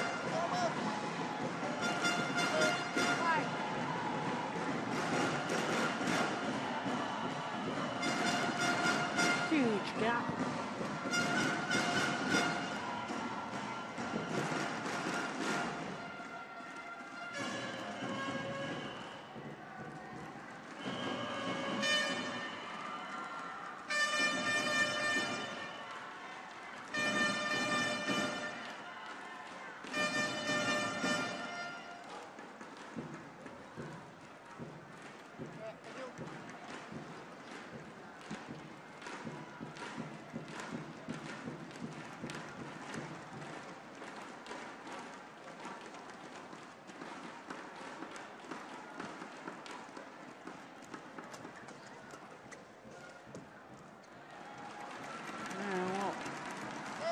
couple of rallies, it's just crossed my mind and queried the fact that Taufik Hidayat might be just a little bit nervous if this is to be his last Indonesia Open.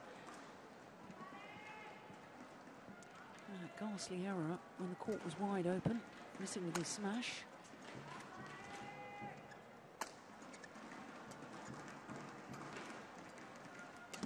Yeah, that wasn't a particularly good net shot either, was it?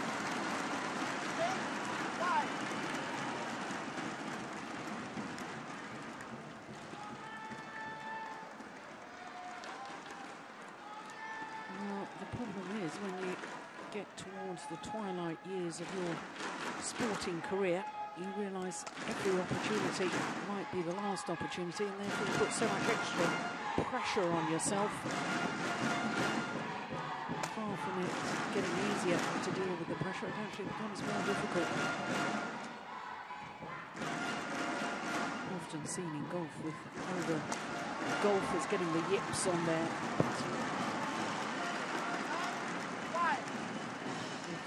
seen it with some of the older badminton players struggling with low serves.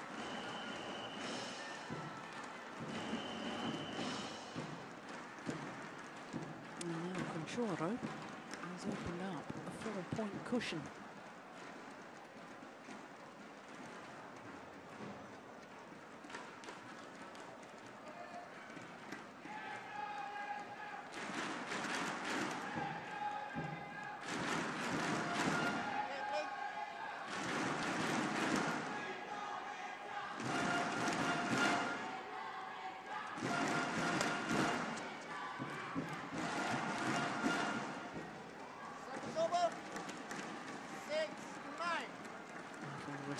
For Hidayat, but he's going to build on this.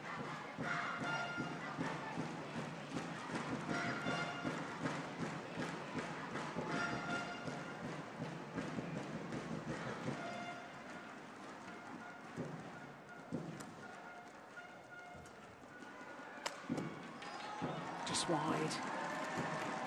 Didn't miss by much, but it did miss.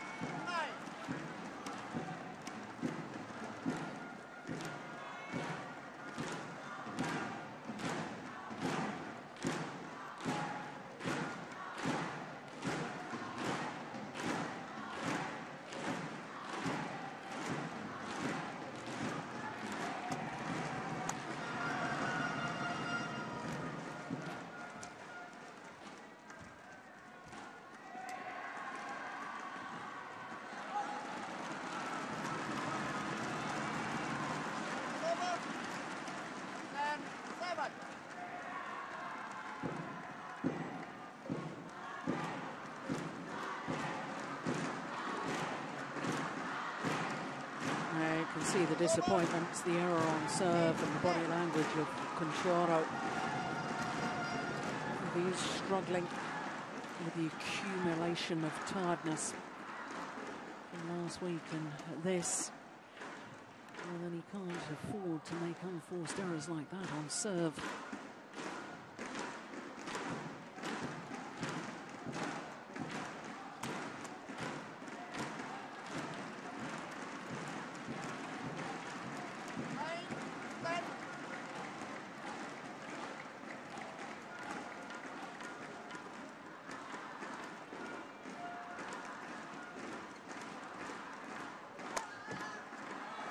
Clever smash.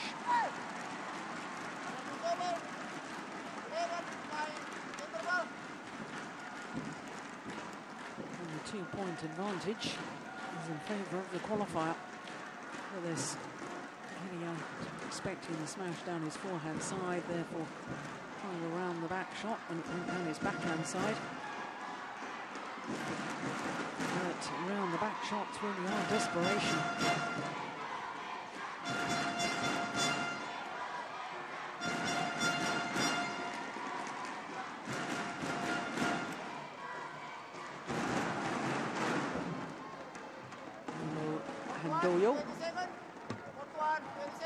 Hidayat's coach and has been for many years.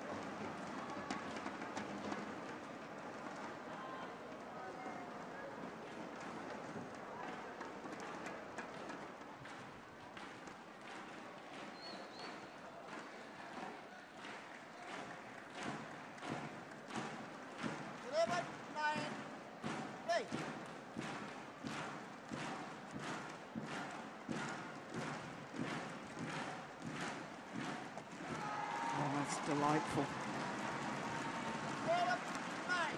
Super disguise on that angled drop shot.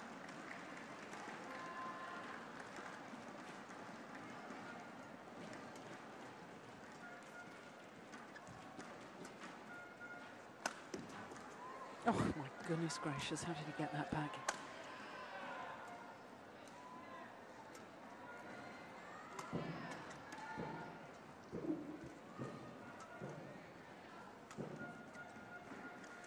This is a big point. Well, Conchoro played 1 point in that rally when he was sitting down on court. And this, I think, yeah, there we go. That was the one.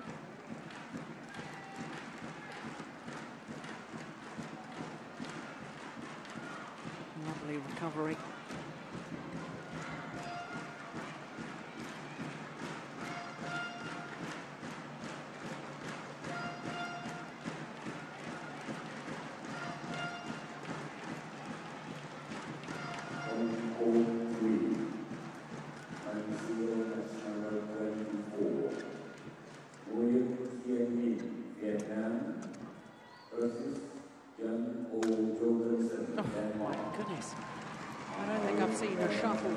Quite as dramatically as that.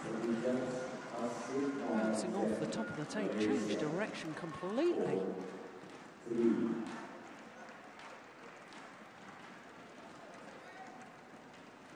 now there's just 1 point in it.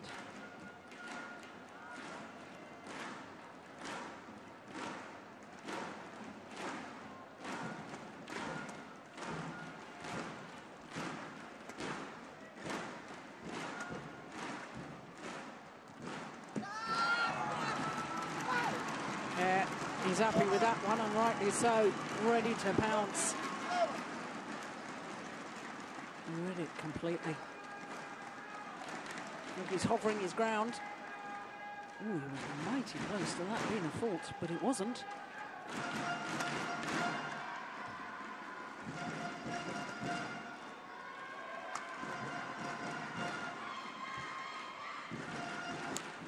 Good net shot, that short. Might as well guess one side or t'other. In fact, guess correctly. Correct side. I couldn't get his racket to it.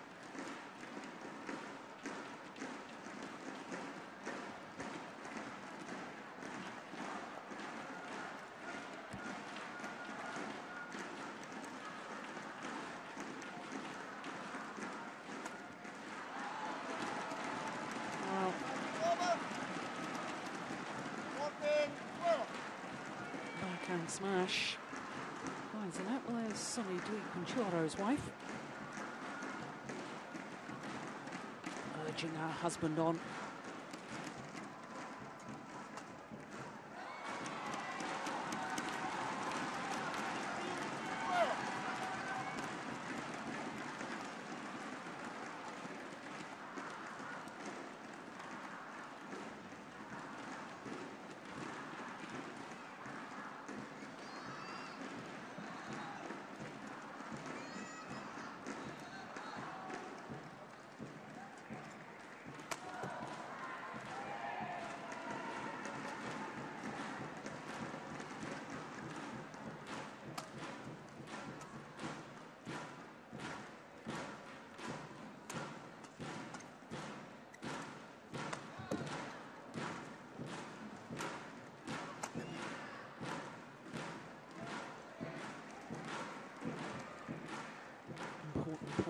Both realise. Oh, dear me.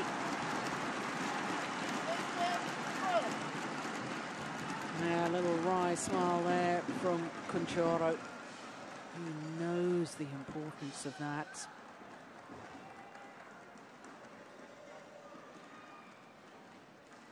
Psychologically, a big difference in the scoreline.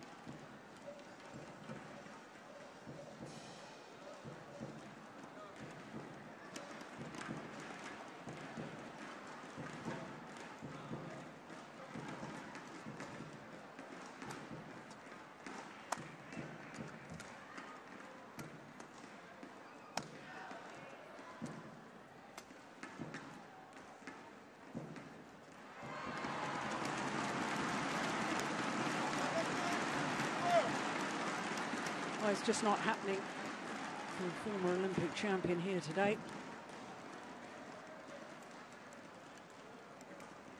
An awful lot of that is because his opponent has played so well.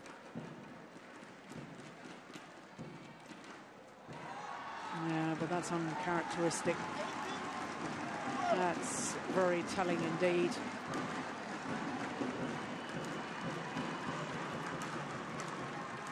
5 straight points from 13-12 to 18-12. And it would take something extraordinary for Taufik Hidayat to come back from this deficit.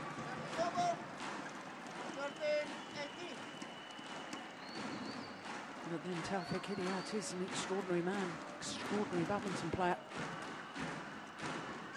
And extraordinary things do happen in sports.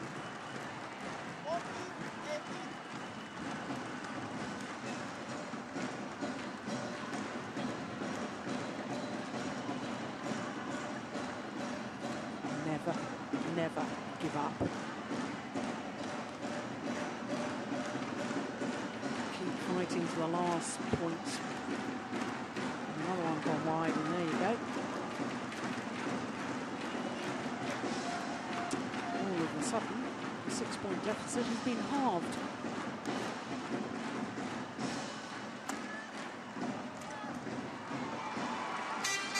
That was important, I think, as far as Conchora was concerned.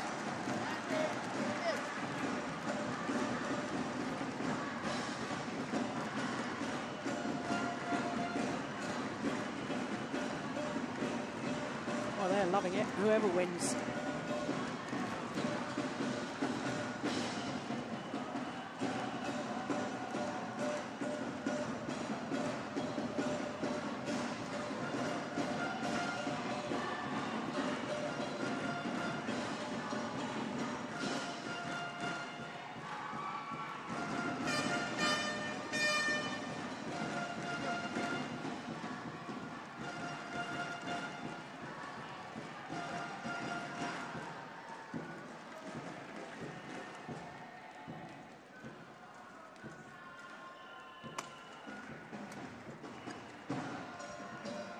Oh, don't believe it.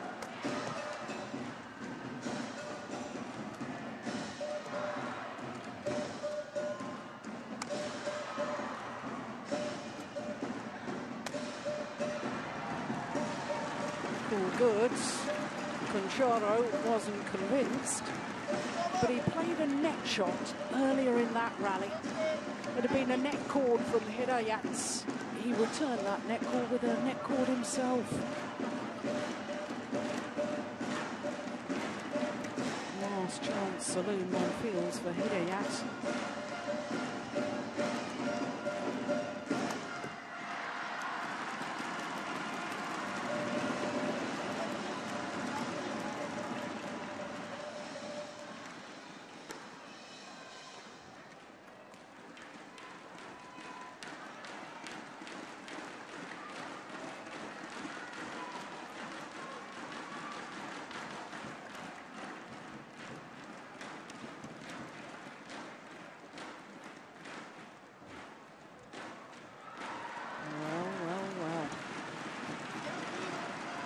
Surely not.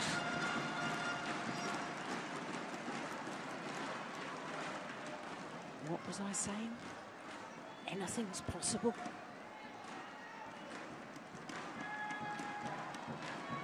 It's just 1 point in it. Oh my goodness. Easiest shot he's had in the last 3 rallies. And he plays it into the net.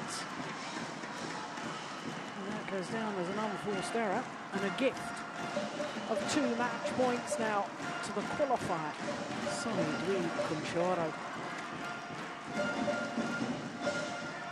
Oh my goodness.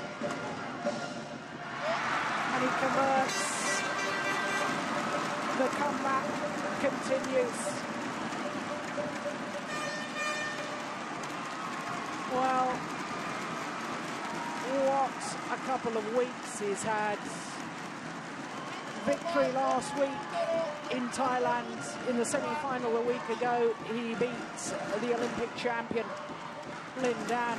Today, here in the second round of the Indonesia Open, he's beaten the former world and Olympic champion Taufik Hidayat. 2 straight games, 21-14, 21-18. And his remarkable run continues. And I have to say, it is wonderful to see Kunchoro back to the sort of form that took him to 2 World Championship medals, Olympic bronze medal. But of course, he won't be in London Olympics. Well, his wife is absolutely delighted with that, and so she should be. 2 straight games, 21-14, 21-18.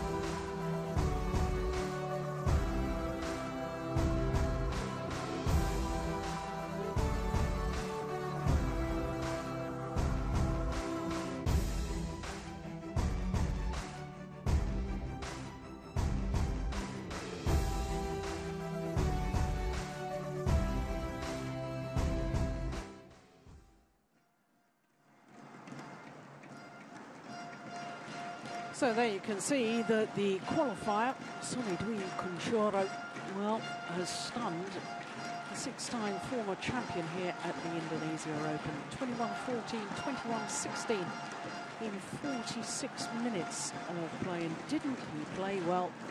Well, coming up next, men's doubles, then we'll have women's doubles, and then the #1 seed in the men's singles, Chen Long, up against Kashuk Parupali. And then our last of our matches this afternoon, another men's doubles. So plenty of home interest in all the matches today.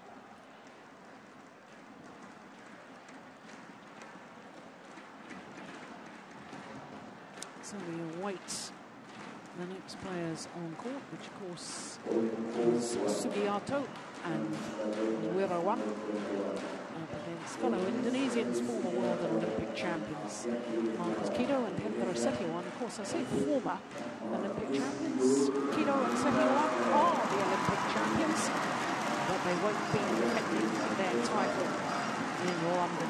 Qualifying, missed out by 1 desperate place on the world rankings to get 2 pairs into the Olympics. Both have to be in the top 8 in the world. And Kido and Setiawan are number 9 in the world.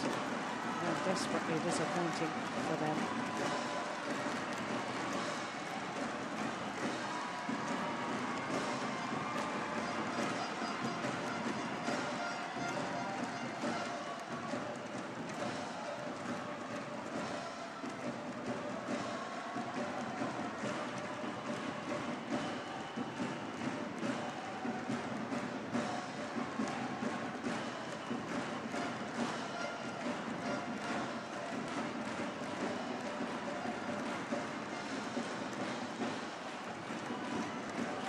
So there, the unseeded pair, the youngsters of Johannes Orendi Sugiarto and Afiat Yuras Wirawan.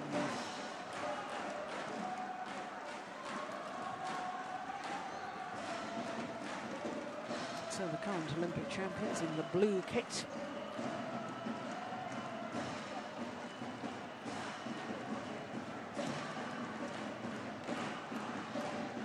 Marcus Kido and Indra Sepioan, both of them still just 27 years of age.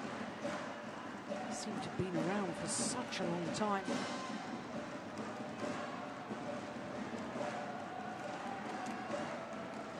And of course, this second round encounter, the right to play against Rendra Wijaya and Rian Sukmawan. Of course, the big upset earlier today. Indonesian pair defeated the number 4 seeds Go Sang-hyun and Yu Yang-sung of Korea. As we look first of all at Marcus Kido, born in Jakarta, a 27-year-old, number 7 in the world ranking, and their win-loss record for the year translates into 1 title. That was the Australian Grand Prix Gold event. A couple of quarter-finals as well, and 3 last 16s. This the last 16, second round in Super Series. All Super Series events, of course, a draw of 32. And Wirawan on the left as we look at them. 23-year-olds. And Johannes Lorendi Sugiyato, 20 years of age, current world ranking of 50. They have been as high as 34. And the win-loss record for the year in the negative. Reached the second round of the Malaysian Grand Prix Gold event, and apart from that, their other tournaments lost in the first round.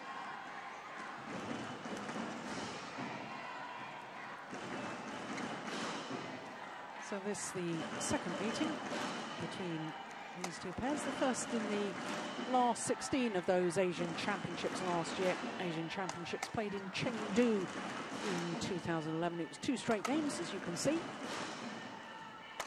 And certainly, when you consider the records of the current Olympic champions, not only won gold in Beijing, they were world champions in 2007 when the event was staged in Kuala Lumpur. Bronze medal in the World Championships as well in Paris in 2010. And of course the World Championships last year in Wembley, where the Olympics will be staged. Sadly couldn't compete because Marcus Kido was suffering from typhoid. 3 gold medals from Southeast Asian Games. Current Asian Games gold medalists. The list of achievements goes on and on. So, once again, our 2 Indonesian court officials officiating. It's all Indonesia affair.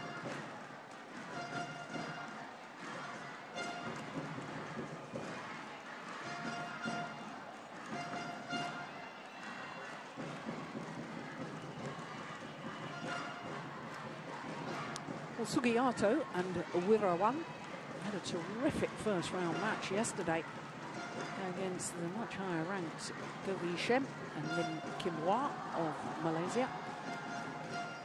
And dropped the opening game 14-21, came back 21-18, 21-17 in the next 2 games.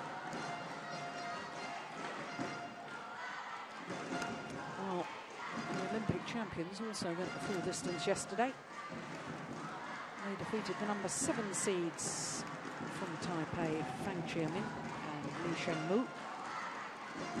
Remember that pair from Taipei won the Malaysian Super Series event earlier this year. So both pairs having a tough first round.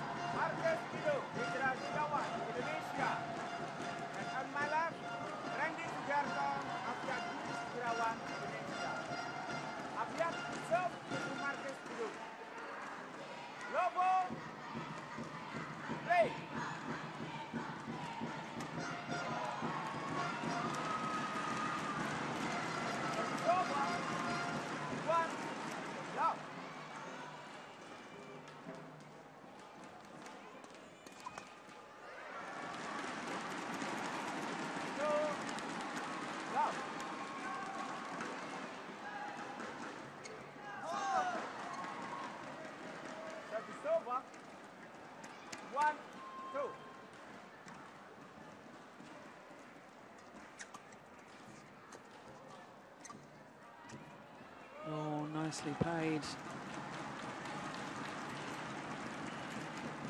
Little hold and deception, flicking it over his opponent's head.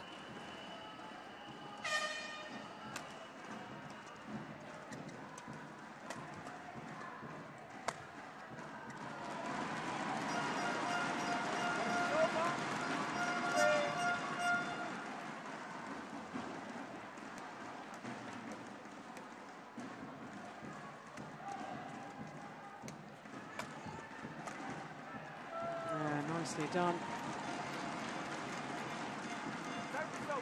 Well, a number of exciting new men's doubles pairs from Indonesia have really performed well in their home tournament.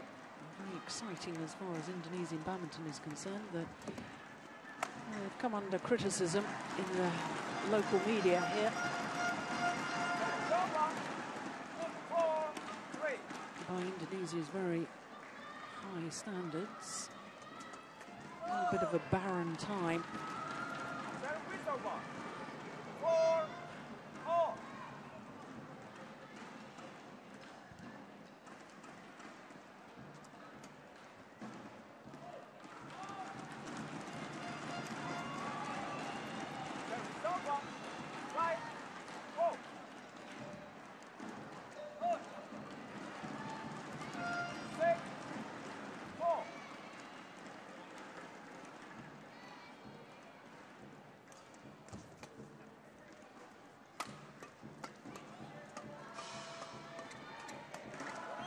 Oh, yeah.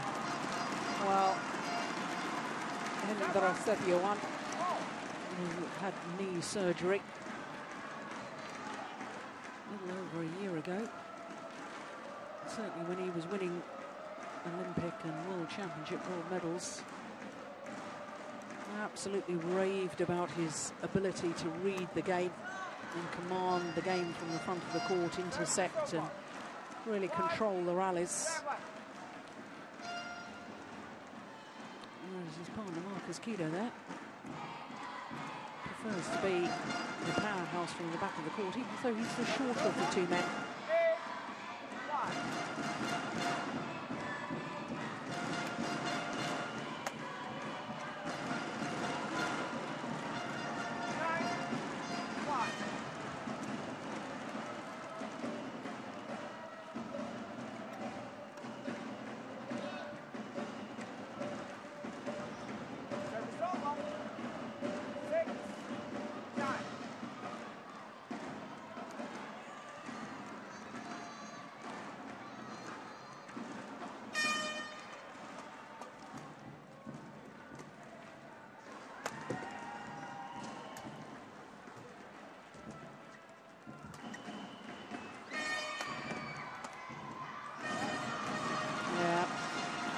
Nice play. 7-9.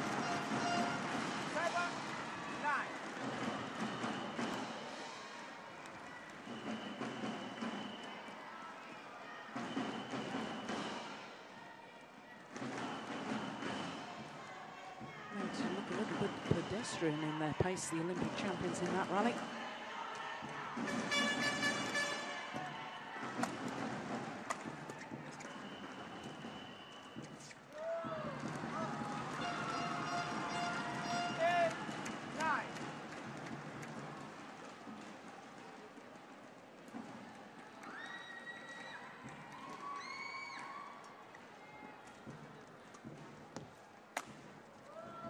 No, it's wide. They're back level, the youngsters.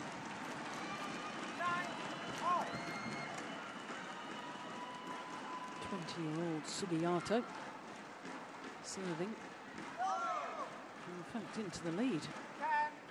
Sugiyato, of course, bronze medalist at the World Junior Championships in 2009, playing with Angga Pratama.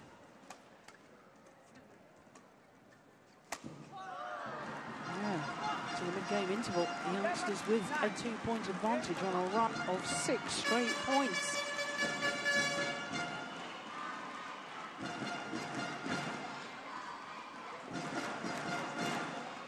Just 5 minutes of play.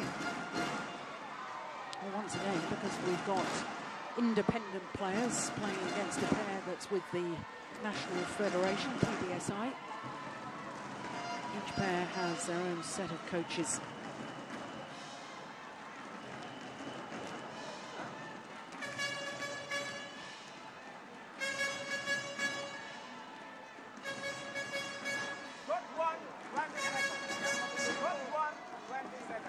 Pemungos, coach to the Olympic champions.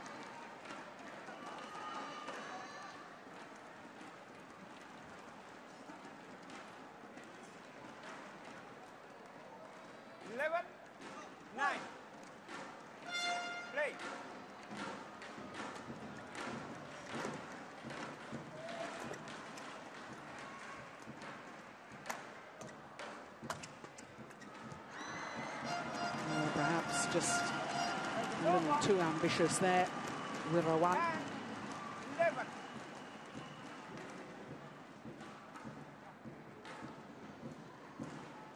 Yeah, his partner's in good position to play it. 11-all.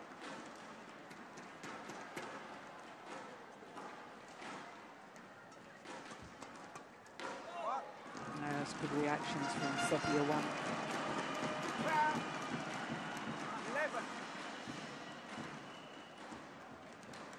Back into the lead.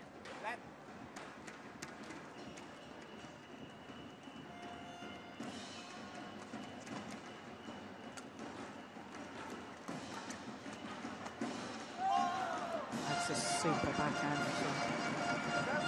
Fiat's River one.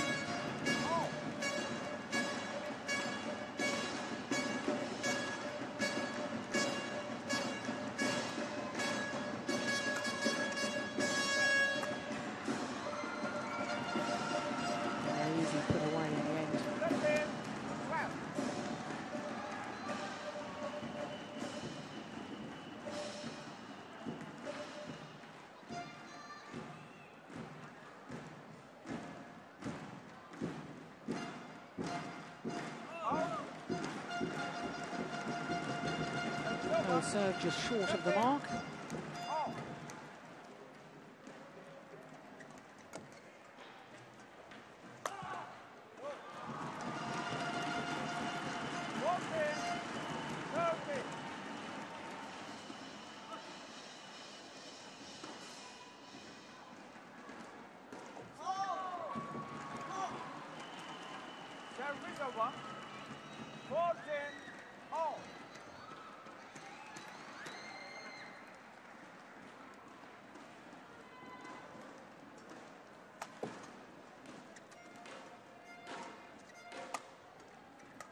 Oh, my goodness. Yeah, no wonder he's disappointed with that. Never came over the shuttle. No real commitment. If you're going to go for it, you've got to commit to it.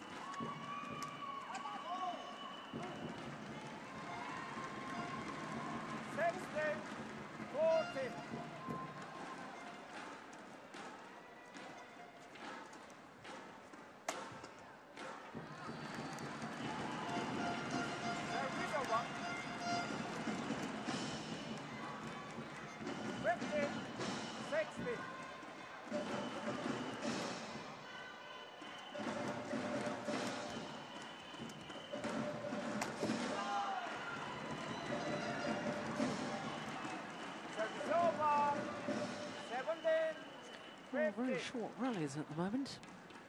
Only had 9 minutes of play. Oh, service fault called. Struck above the waist.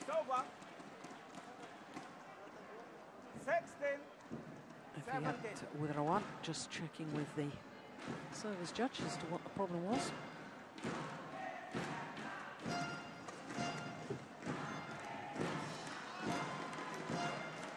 Oh, another very short rally. 18, 16.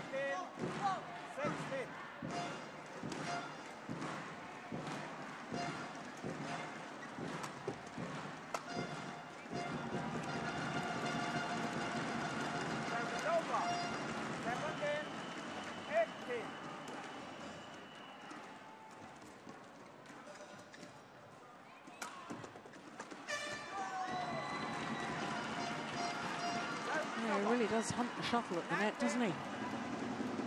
0-1.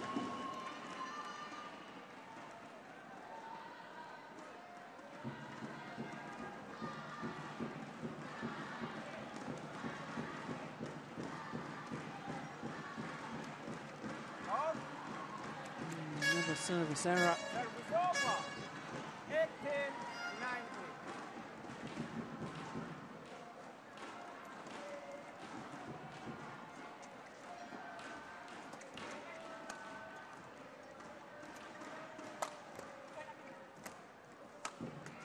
Short. Got what it deserved.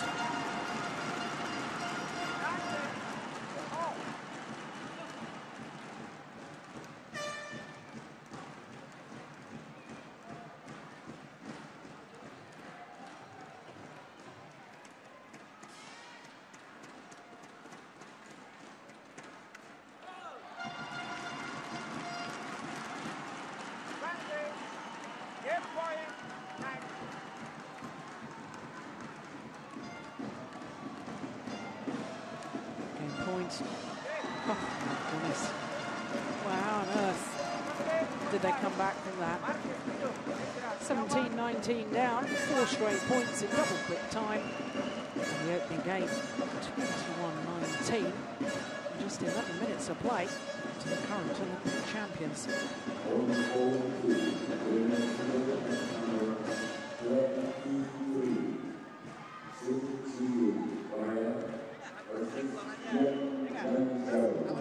Among us, just as animated as always.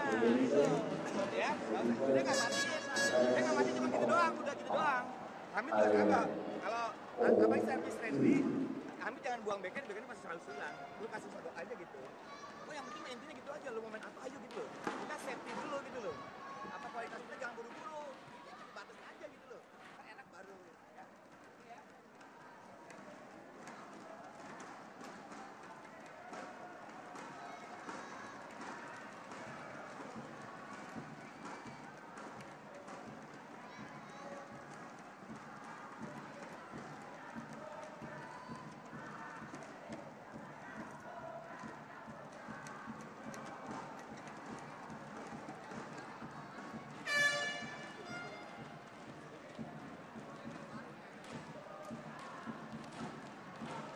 Well, the youngsters must be wondering what on earth went wrong at the end of that game. They looked to be positive, they looked to be really in there. Then suddenly, 4 quick points to the current Olympic champions, and it was all over. A real lesson in how there's a real need to keep the intensity and keep the focus at this elite level of the game.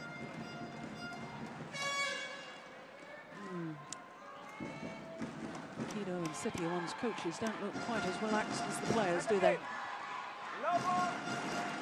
They could be relieved as much as anything.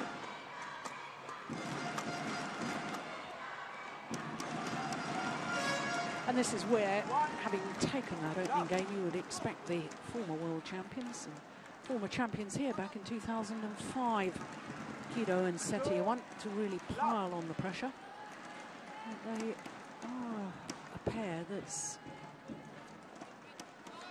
I've seen play some of the best badminton I've ever witnessed, and they're also a pair that I've seen lose matches that I've wondered how on earth they've managed to lose. Never quite sure what we're getting from Kido and Setiawan. Service fault called. Racket not facing in a downward direction. 1-3. Well, our players now, nowadays, always go and ask the service judge what the problem is, but I can tell you that the service judge always gives a hand signal, which is why we know what the problem was. And not why the players have to get that reconfirmed, I'm not sure. Become a little trend in badminton.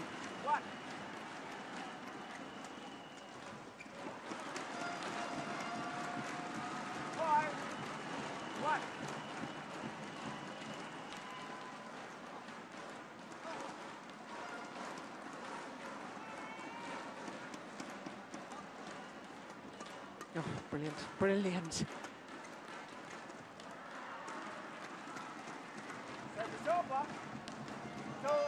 Well, he may not be as quick and as agile as he used to be, Hendra Setiawan.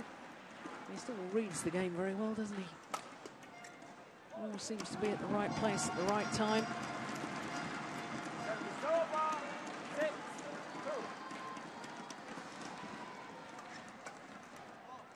That's nice from Sugiyato.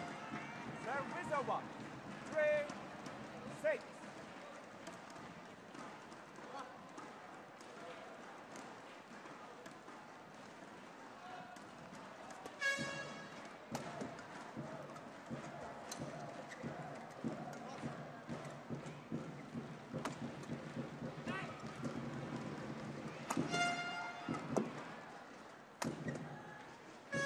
Oh my goodness me, how casual was that?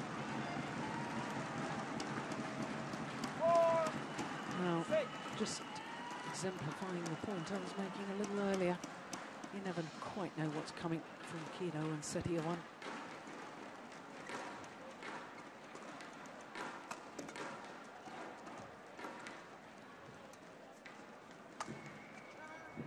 Yeah, perfect placement. Dissecting his two opponents.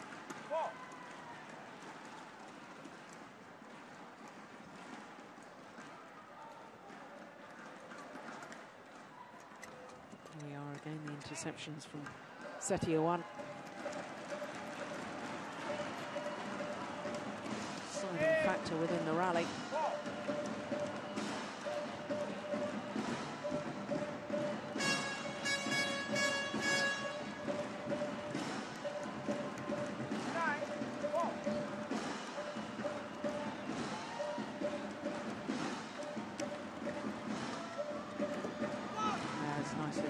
Widow one.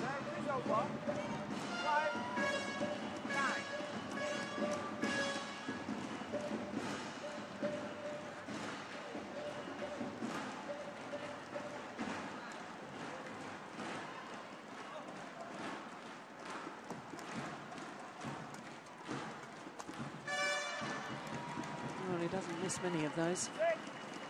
9.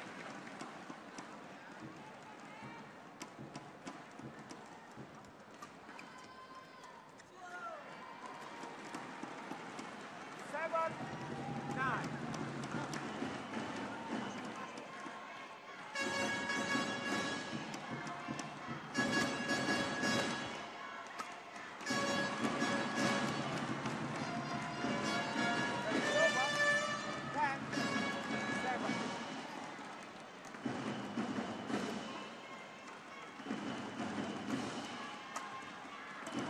And the mid-game interval. 11-7. With a 4-point advantage. Marcus Kido and Hendra Setiawan. I have to say, they look to be cruising at the moment. And things can change awfully quickly. Marcus Kido, who recently became a father. Olympia, his daughter.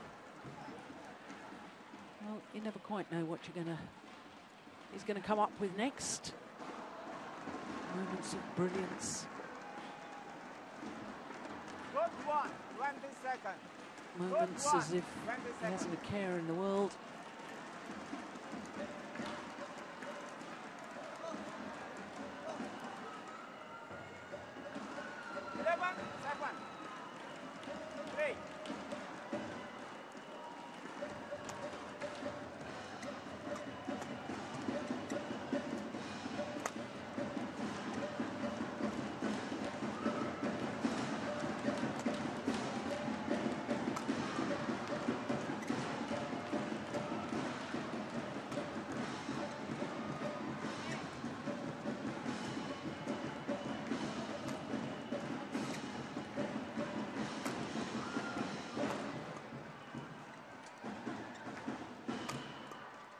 Oh, goodness.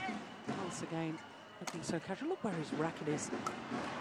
Well, won the rally in the end, but the youngsters really working Marcus Kido at the back of the court. And then once he had finally made his way forward, look where his racket is, down by his ankles. coach's nightmare. Telling players, instilling in players that you've got to keep your racket up ready at the net. And then you see a great player like former world champion, Olympic champion Marcus Kido, looking all casual, not looking as if he's ready at the front of the court.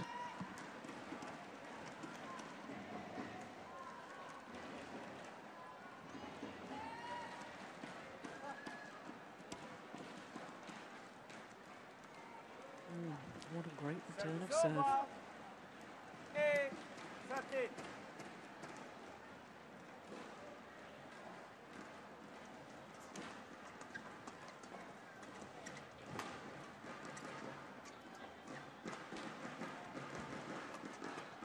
It's going wide.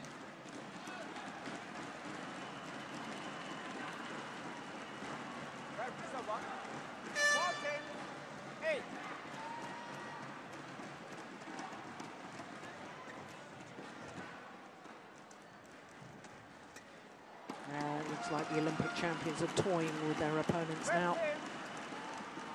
Very much in command.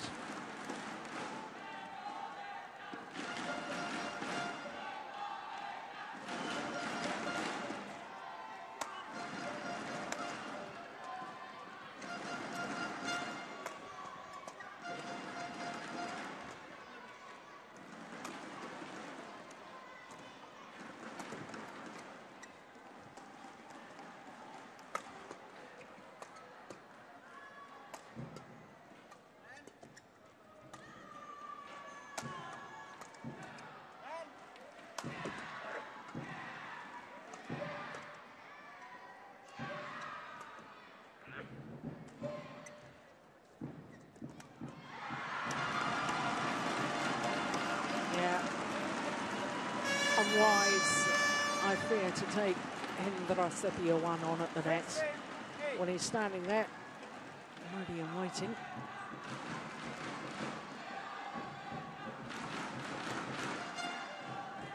Lovely control.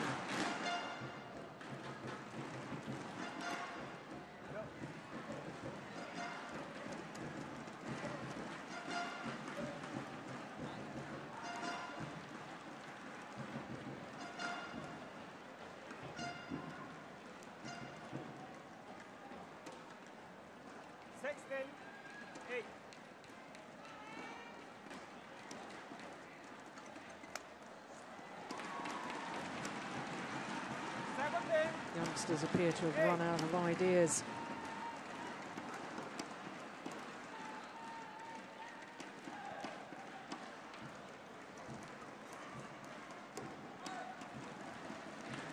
Yeah, it's a one-way traffic now. 10-point advantage for Kido and Setiawan. Yeah, that's gone wide. Just 2 points needed for place in the quarterfinals tomorrow.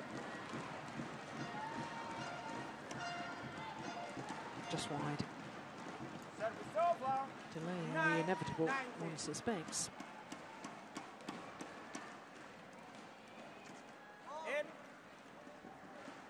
Oh, good by the umpire. 19.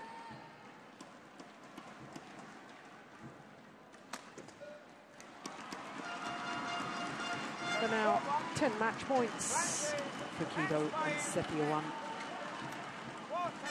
Oh, well, it was service fault called. Racket not facing in a downward direction. But his flick serve and his positioning to wait for the reply, absolutely outrageous.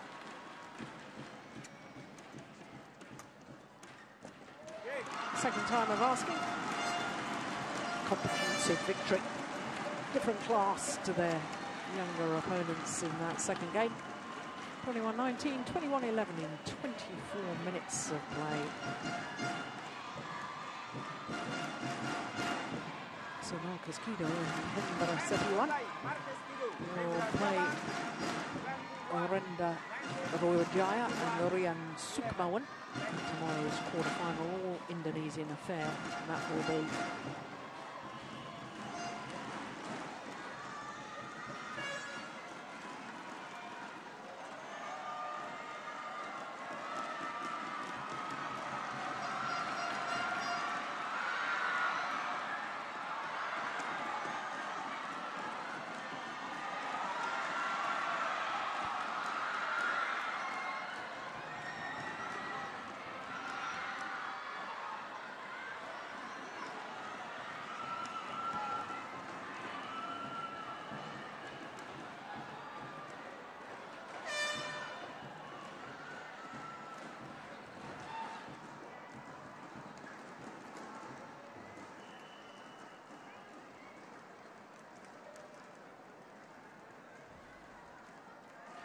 So you can see comprehensive victory for Kido and Setiawan.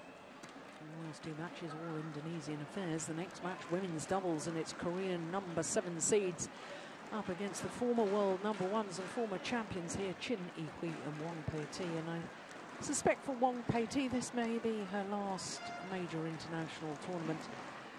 Announced her retirement just a week or so ago. And then after that, women's doubles will have men's singles, and the number 1 seed, Chen Long, world number 3, up against Kashyap Parupalli of India. And then the last of our matches this afternoon, another men's doubles, Indonesians against Malaysians.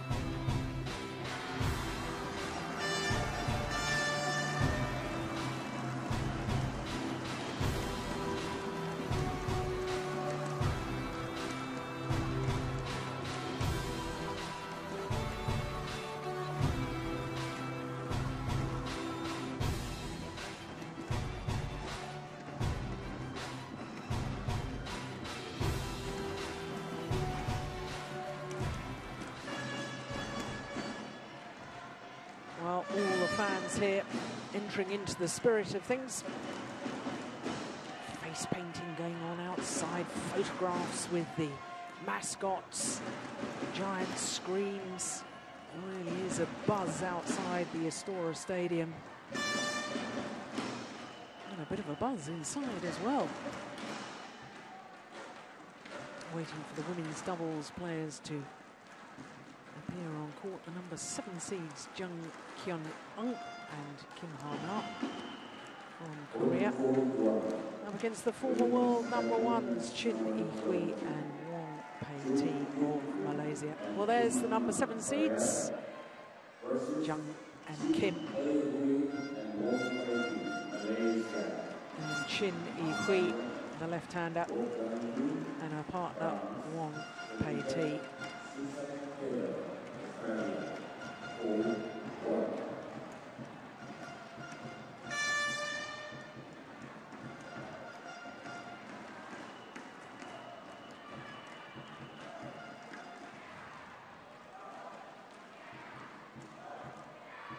Well, for the Malaysians, and especially for this lady, Wong Pei-ti, I wonder if this really is her last ever major international tournament. She, of course, announced the fact that they hadn't qualified for the Olympic Games, that she had hoped to retire after the London Olympics, but as they haven't qualified, that sadly will not be an option for her. Already 30 years of age, whereas Chin Yi-hui doesn't turn 30 for another 4 days.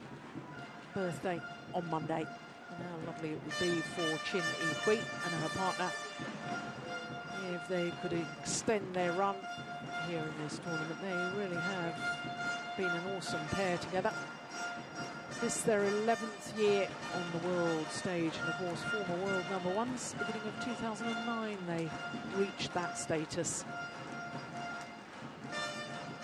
And of course they won this tournament here 3 years ago. 2009 they were the number 1 seeds, and they beat the number 2 seeds Cheng Shu and Zhao Yunlei in the final. For world ranking of 15, up 1 place from a week ago.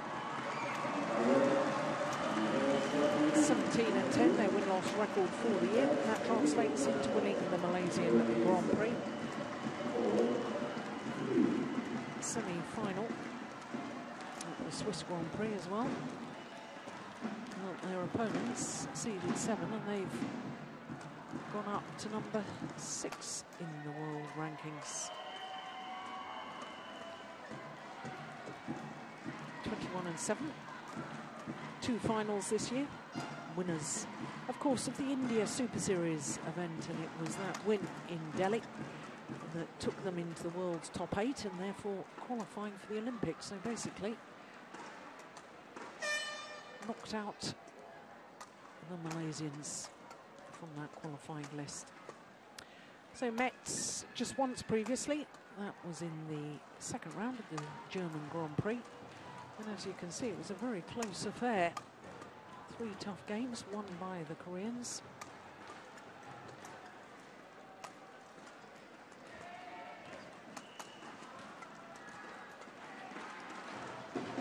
So our umpire Wolfgang Lund from France and Susan Taylor from Australia, service judge. Goodness me, the court officials are busy this afternoon, aren't they? All the Super Series events, of course, the BWF, the Badminton World Federation, ensure that there's court officials from all corners of the globe, ensuring neutral officiating for every match.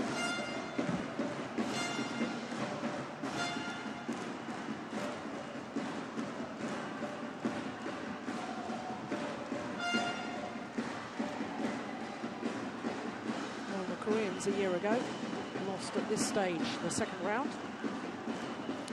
and they lost out to the Danes, Christina Pedersen and Camilla Urruti-Hjul. Big surprise in the women's doubles yesterday, because the Danes, Pedersen and Urruti-Hjul, were the number 5 seeds, and they lost in the first round to Pierre Bernadette and Risky Kim Moon-soo, Korean coach, of course, former Olympic champion in the first ever Olympic Games in men's doubles with Park Ju-bong.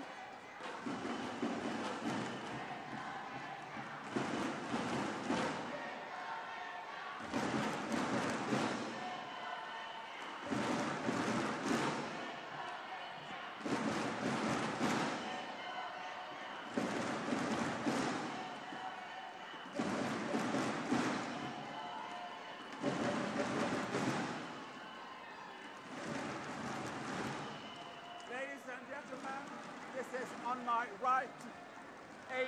Wee Shin and Pei Chi Wong from Malaysia. And on my left, Jung Kyung Yoon and Kim Hana from Korea. A. Wee Shin to serve, to Kim Hana, double leg. Out. Well, an ominous start by the Malaysians. They're on the low serve.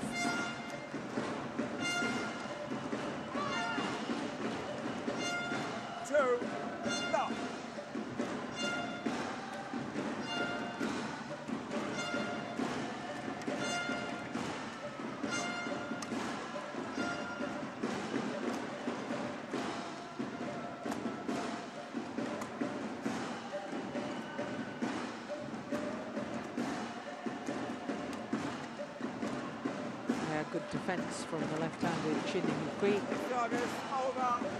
1, 2. Of course, the Malaysians, not only winners of this title in 2009, beaten finalists back in 2005. Twice been in the final at this particular event. A year ago, they were quarter-finalists, lost out to Vita Marissa and Nadia Malati, and went on to reach the final. 2, 4.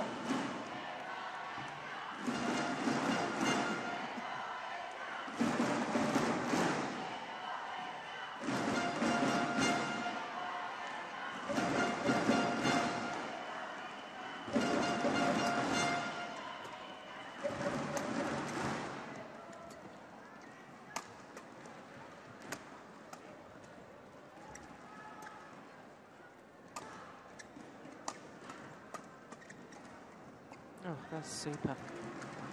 3-2. Oh, she sometimes looks very casual on the court, but I can assure you that Chinny Lee is a very determined young lady.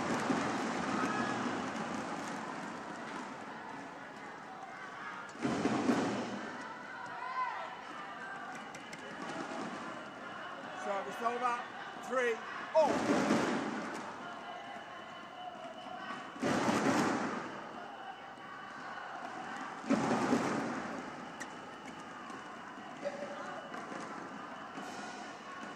Service over. 4-3.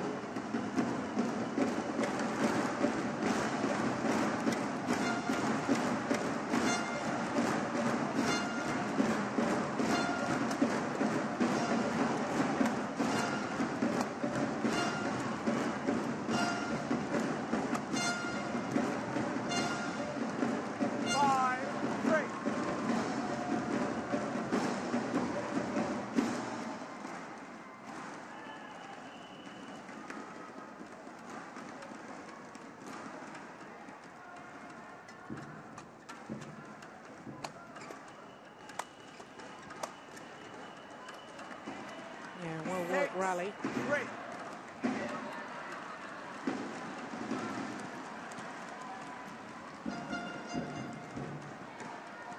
Not only #1 in the world, Commonwealth Games gold medalist. 2006 in Melbourne. Winners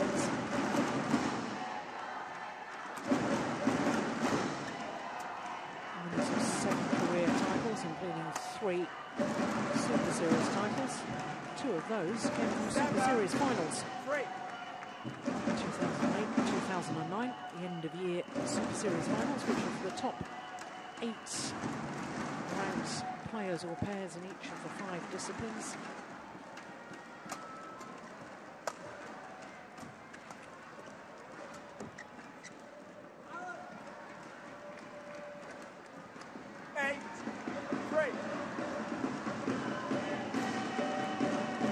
Very good start by the Malaysians.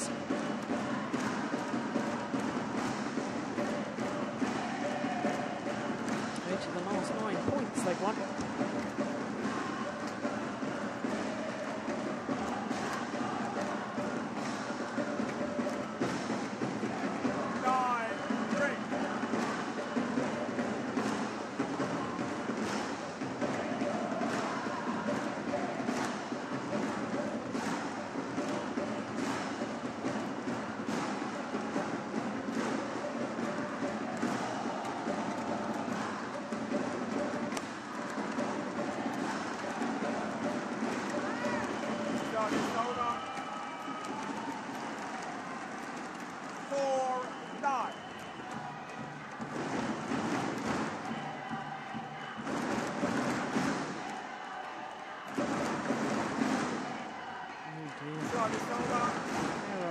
Serve.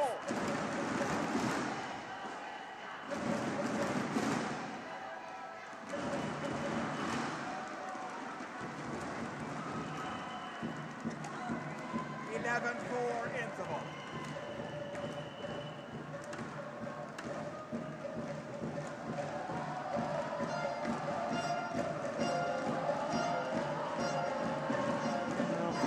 Pushed this wide. First of all, the error on serve, and then the error on return. Djarum.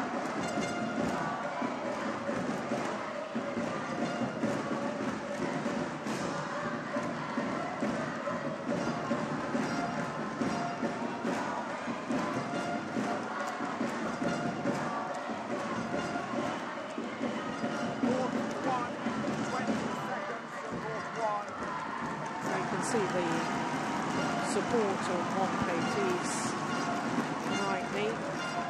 Had to have surgery on that a couple of years ago. 11-4 play. In fact, she had surgery on that while she and her partner were still #1 in the world.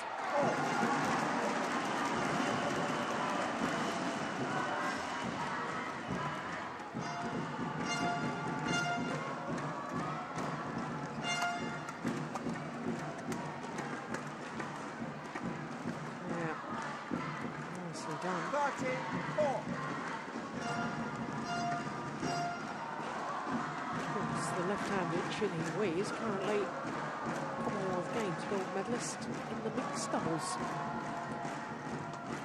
Playing with Kukian Hiat.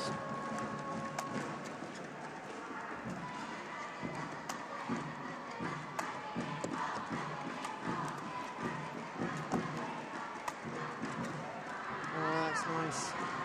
Well, one has to question the cross-court smash from Wong Pei-Ti.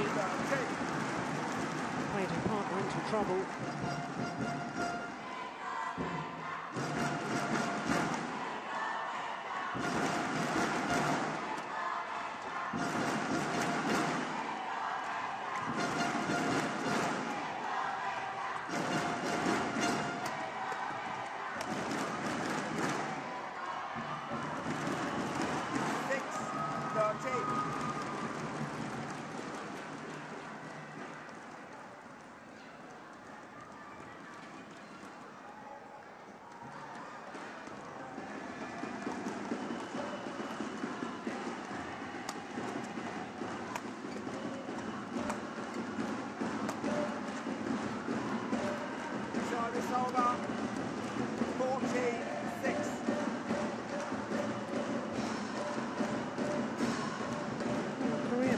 Just haven't sparkled so far in the match.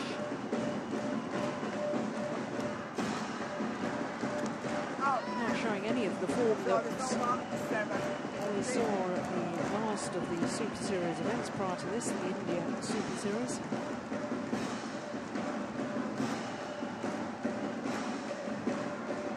That said, I don't think the Malaysians have really allowed them to get into the match so far.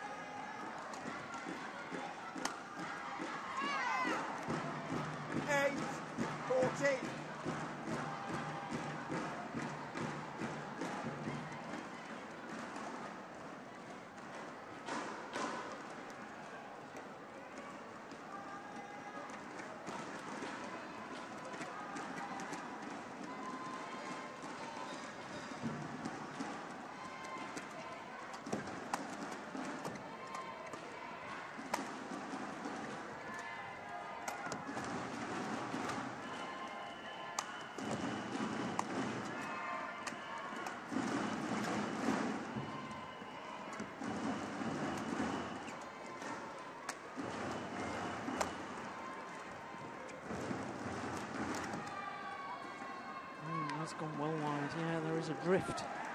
Not only lengthways, but a sideways drift as well. Well, that was a long, long way wide.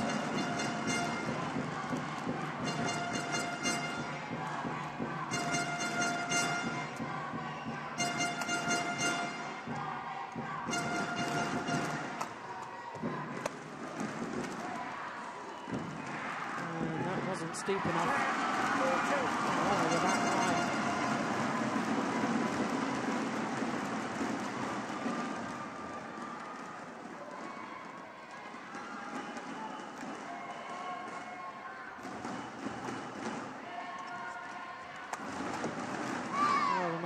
Coach Razak looking very concerned now, getting a little bit agitated in his seat at the back of the court. She was intercepting those so well in the early stages.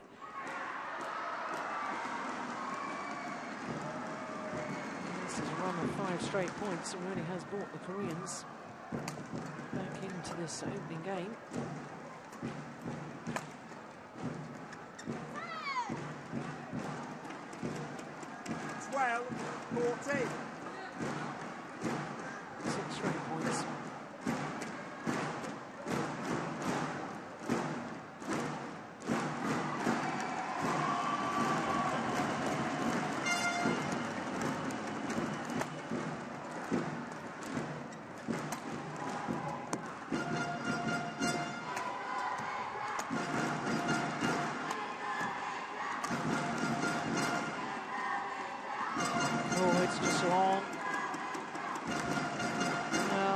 The body language look of disappointment from Wong Pei-Ti.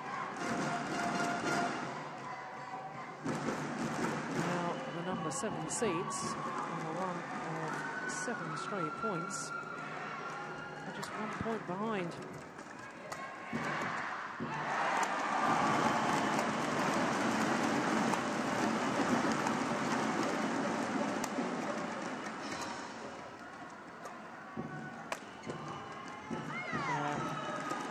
Super play, super involvement of Kim Ha-na in front of the court.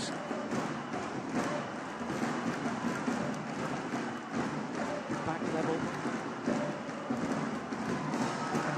Put it away. Lovely steep angle.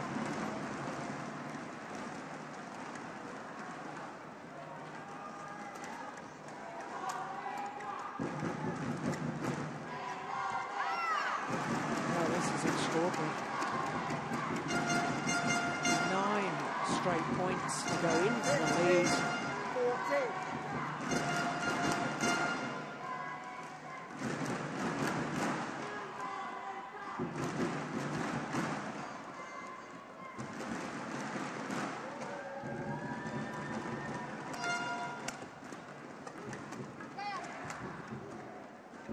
Oh, that's super. Service over. 15 all.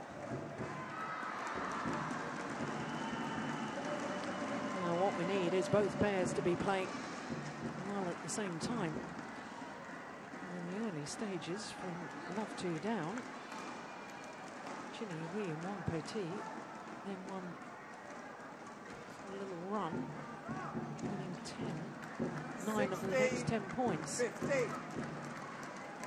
Now we've had a run of 9 points from the Koreans.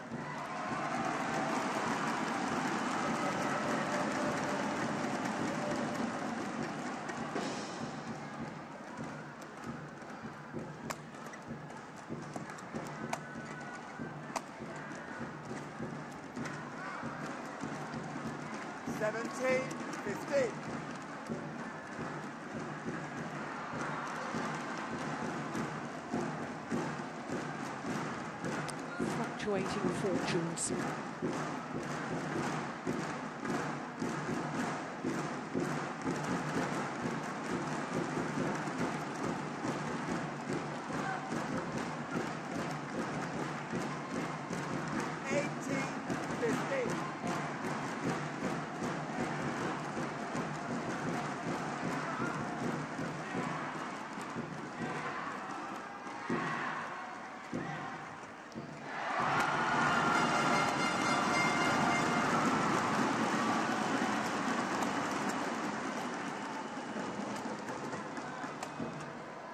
1 short.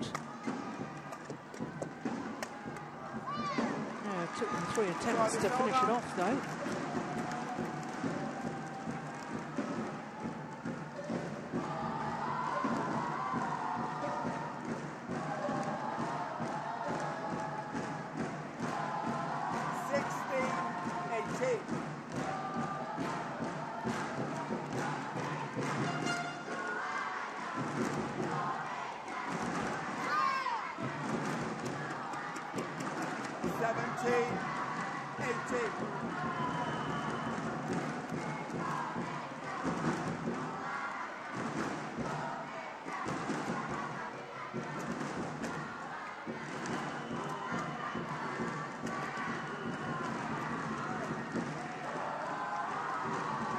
Over 19-17.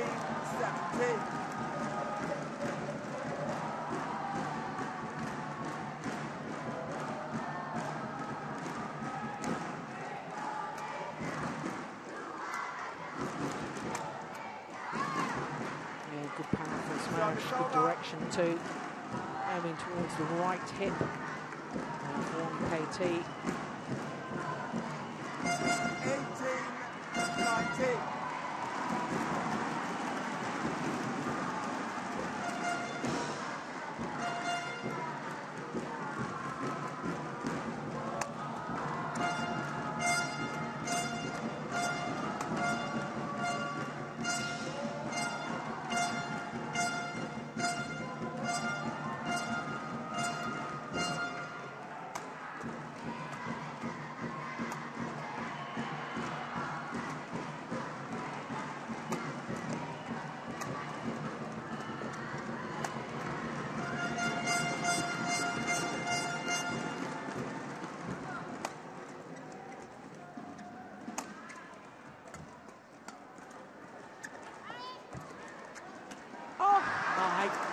pace.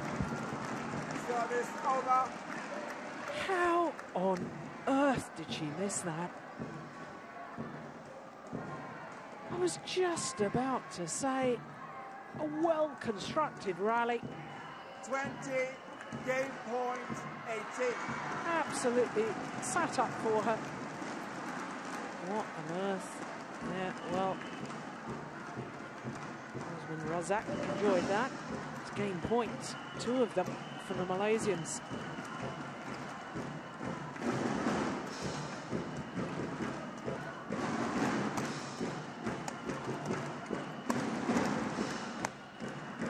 Now they convert on their first opportunity. Well.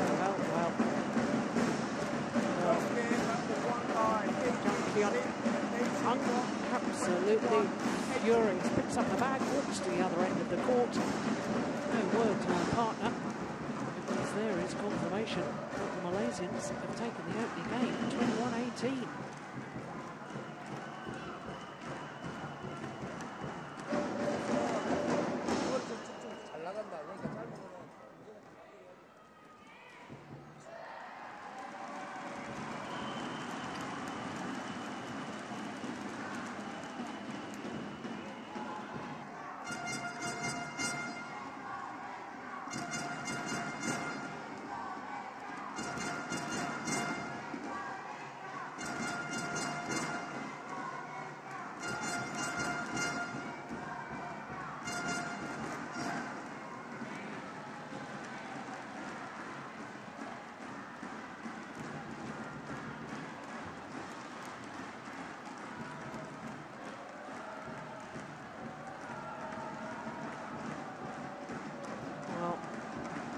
We would love to celebrate her 30th birthday on Monday with another tournament victory.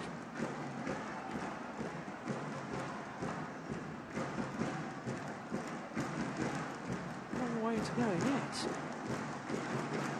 And having taken the opening game 21-18 against the number 7 seeds from Korea, Jung Kyung-un and Kim Ha-na.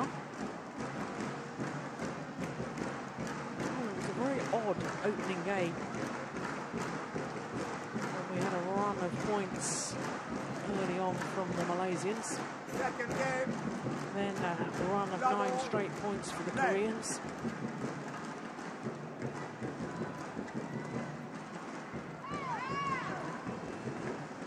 Service over. 1 love.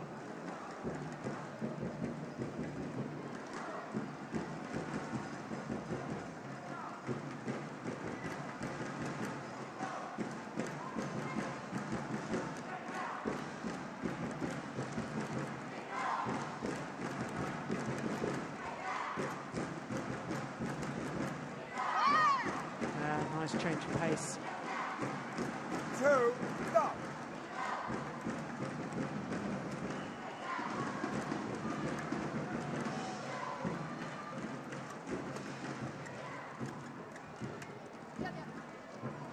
So too is that. Service over. 1, 2.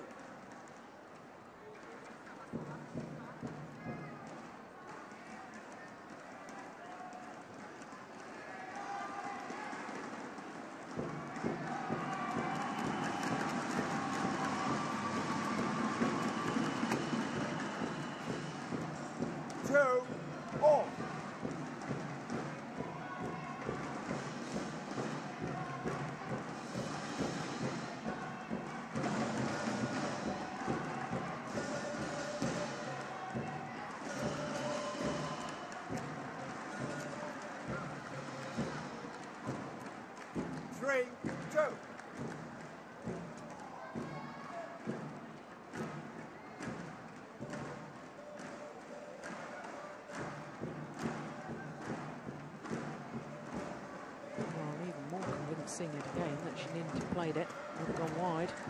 Service over. 3 all.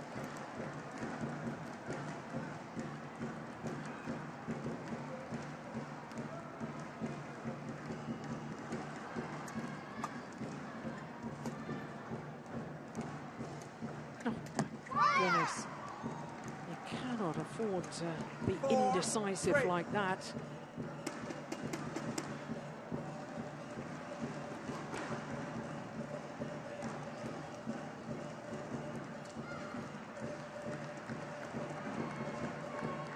Service over. 4-4.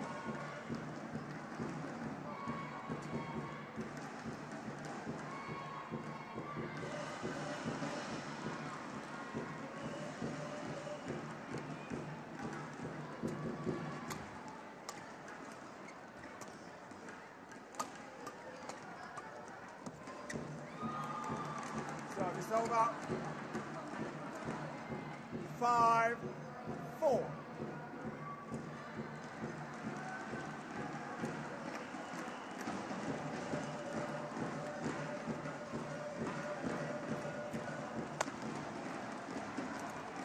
Oh, yes. 6-4. Good rapid head control. Just to take the pace off the shot.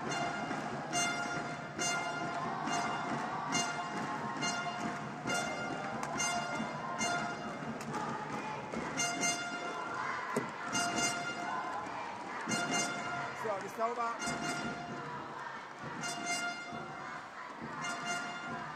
5-6.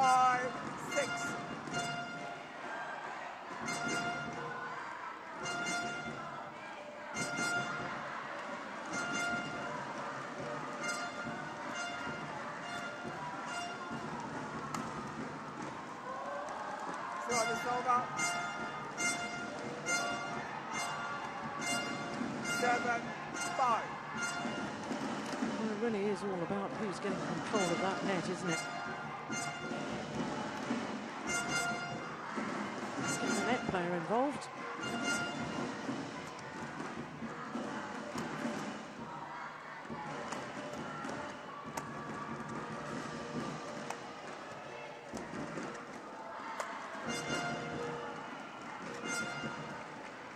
Service over. 6-7.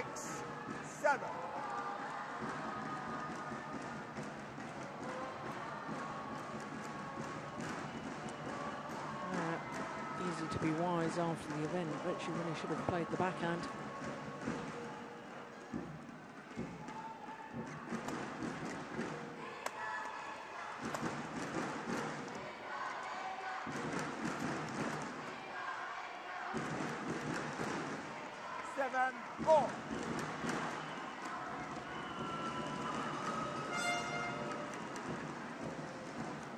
Back level.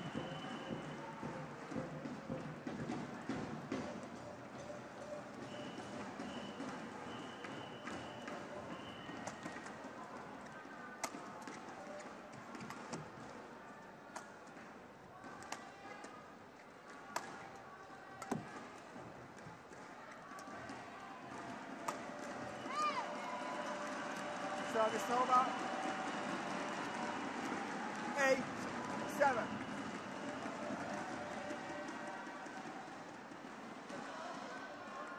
Yeah, couldn't make up her mind whether to defend forehand or backhand. In the end, got caught in between the two.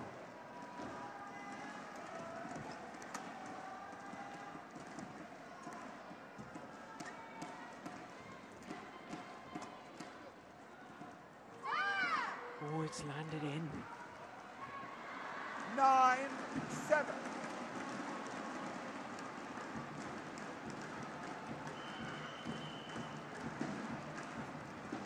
Well, Chinny Wee says that she's going to continue playing, going to find a new partner. And consider that these two Malaysian players have been playing together for 11 years now.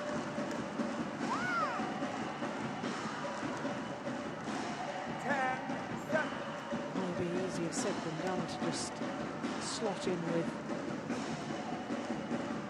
a new partner, but I have to say that the opportunity for one of the Malaysian youngsters to gain some of the vast experience from Chinny Wee, invaluable. Service over. 8-10.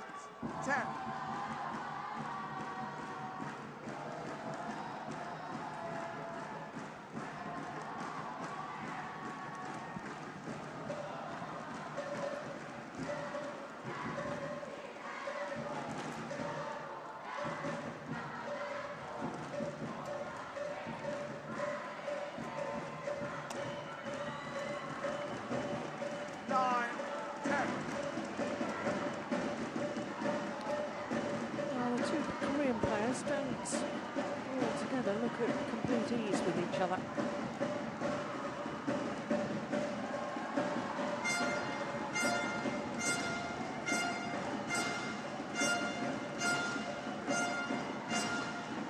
And good dominance at the front from Wong Pei Ti. Brings the Malaysians back level.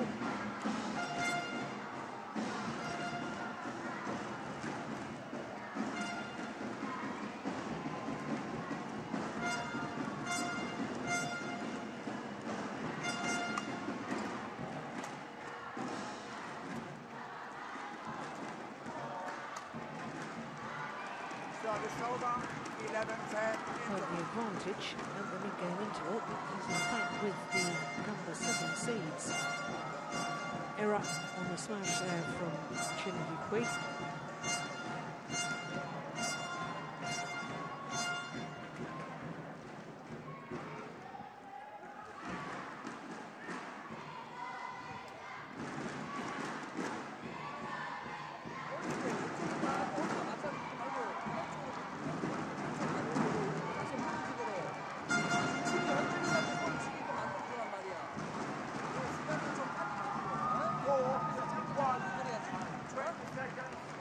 Well, difficult to interpret what Kim Min-soo was saying, but from his gestures, I wonder if he was saying, don't be afraid to lift and work the back player from side to side. And when you get the opportunity, you've got to attack, you've got to involve the net player. That was the final error. Yeah, look at the body language, disappointment of both the Malaysian players.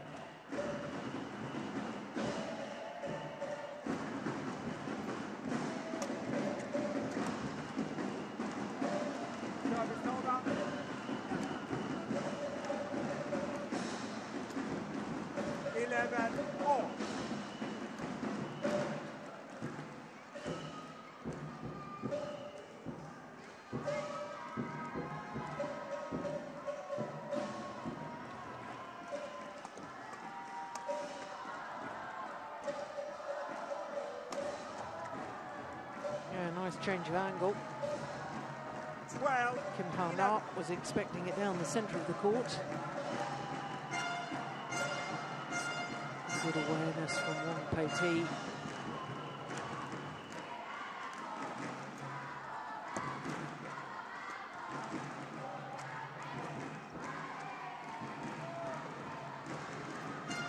It's over. 12-4.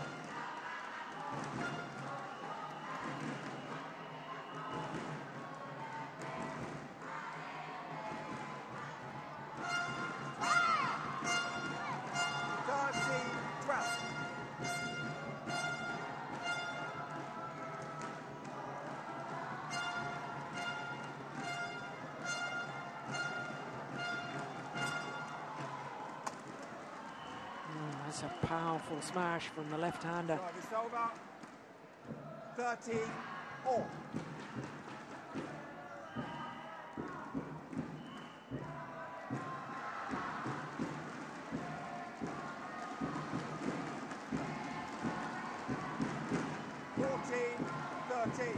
The Malaysians would dearly love to end their careers on a real high.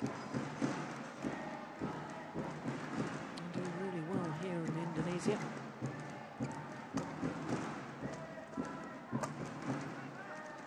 And that's certainly helping them towards that end. 13.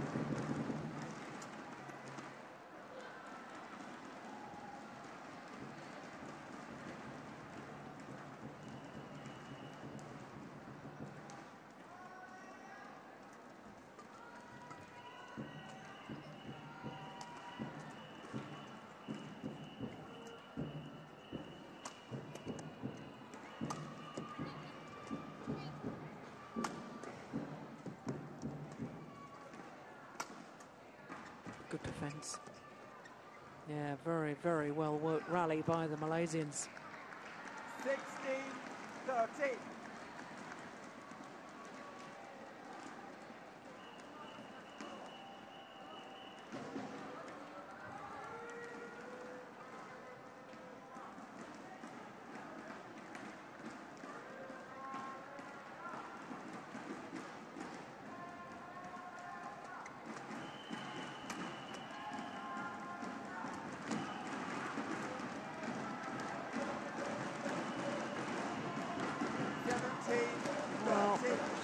the best of days, has she, Kim Ha-na?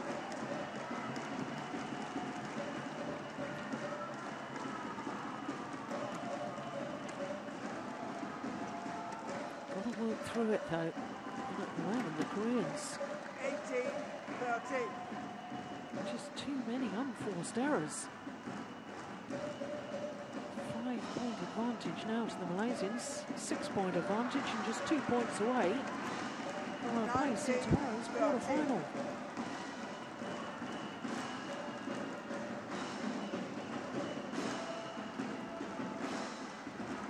Service over.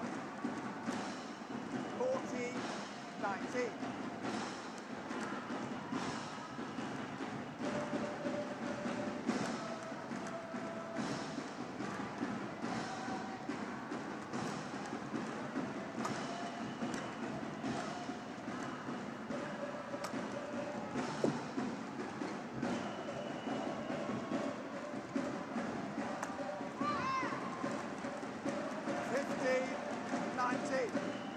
Oh, is there going to be another twist in the tail?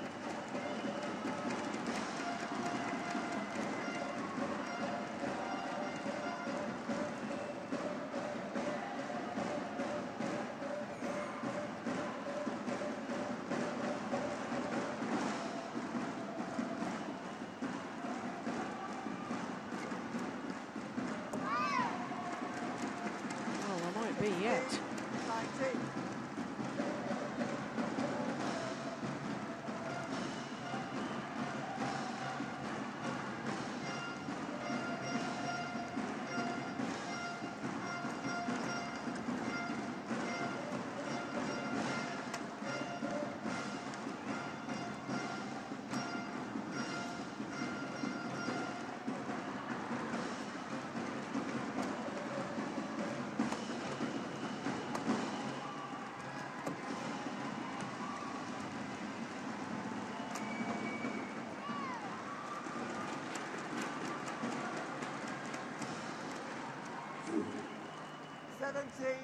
19.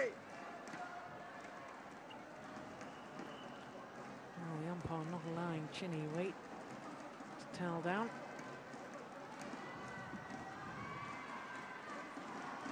Our opponents are on a little run, and that's good umpiring. Got to know the rhythm to be broken up. If you want to have a break when you're serving, that's one thing, but not while your opponents are serving and are on a little run. What an extraordinary match. 18-19. 5 straight points now for the Koreans. And just 1 point the deficit.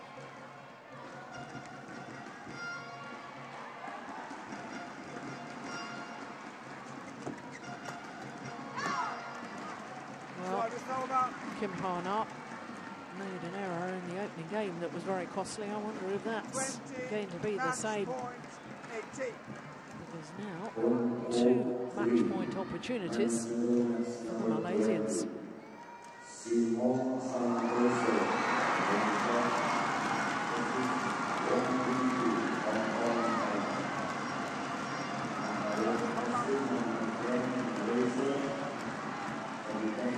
One match point saved, but another one remains. 19-20.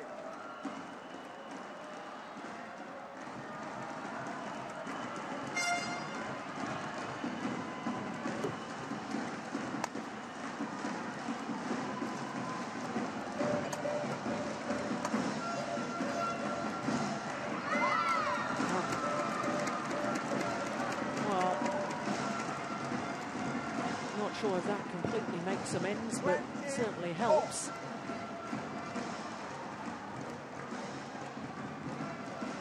20 or extra points required until there's a clear 2-point winning margin.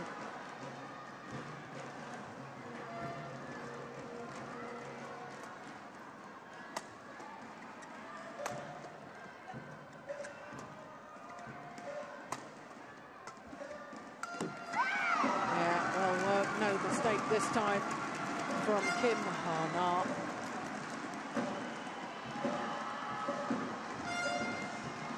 They're on a run of 3 straight points, having just saved 2 match points. Now the Koreans are gaining a point for themselves to extend this full distance.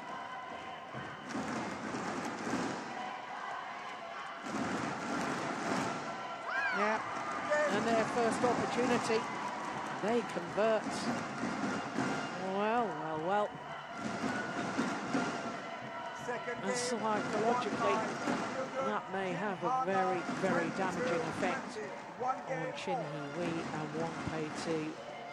2 match points came and went, and now they've got to play a third and deciding game.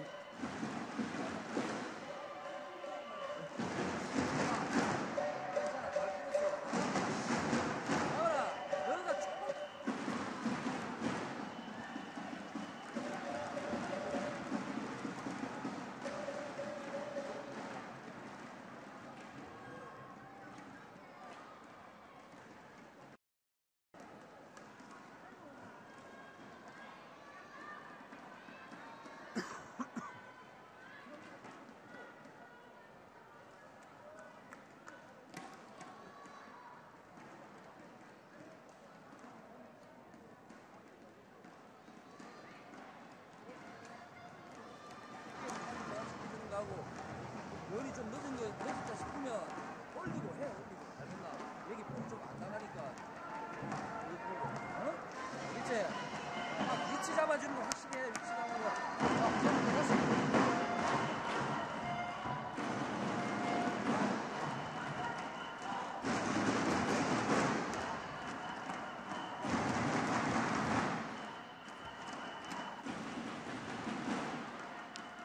Interesting that the Korean coach was very much talking tactics with his players.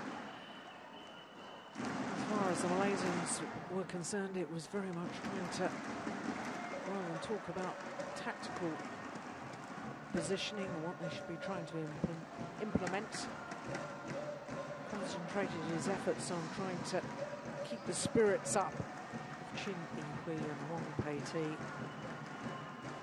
This really is going to be a test of character for the Malaysians.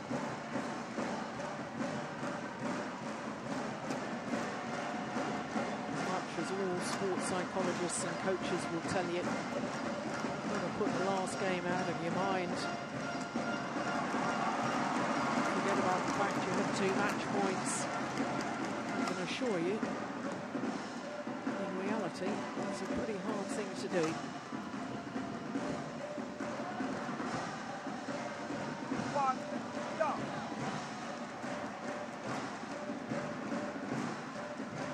Of what happened at the end of that second game, match point opportunities not taken. Without stating the obvious, and I suspect that the start of this deciding game will be crucial. And the first 2 rallies, the first 2 signs, are rather ominous if you're a Malaysian fan.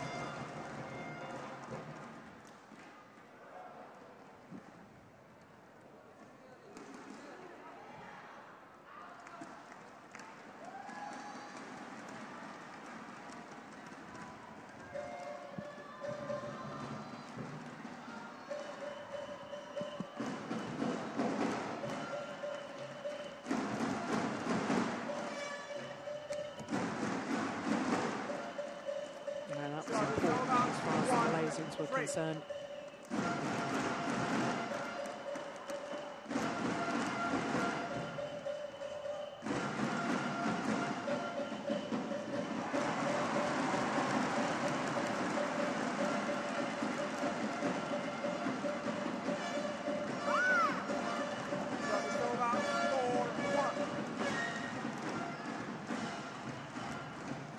Well, whilst there's a little tap of encouragement there between the 2 Malaysian players, no eye contact.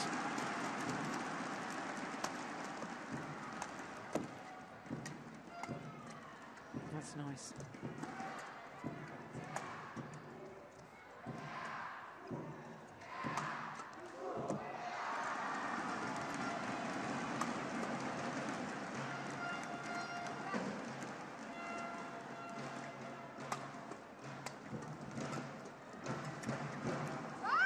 Lovely. Super control from Kim Ha-na. Oh, you'd think he'd be happy with that one.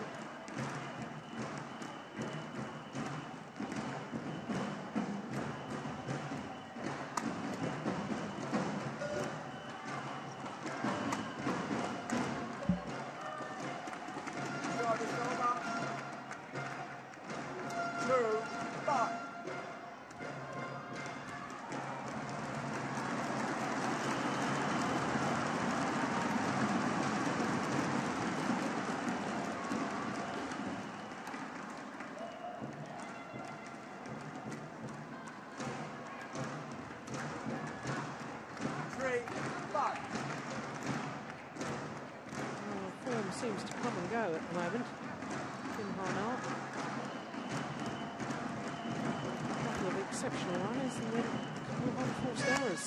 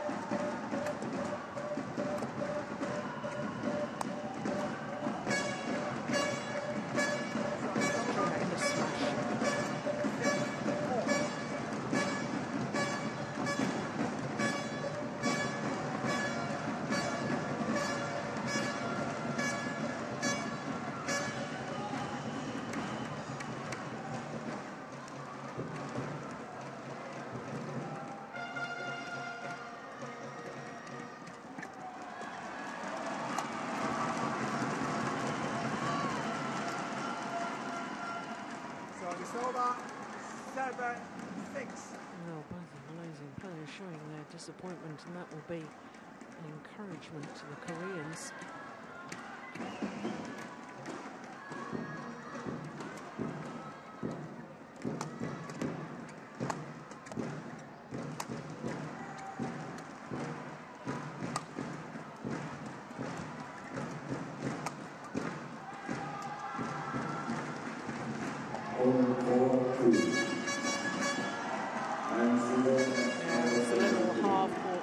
That did the damage.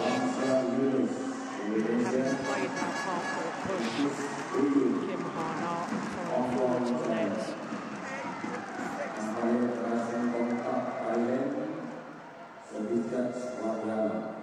Indonesia Open.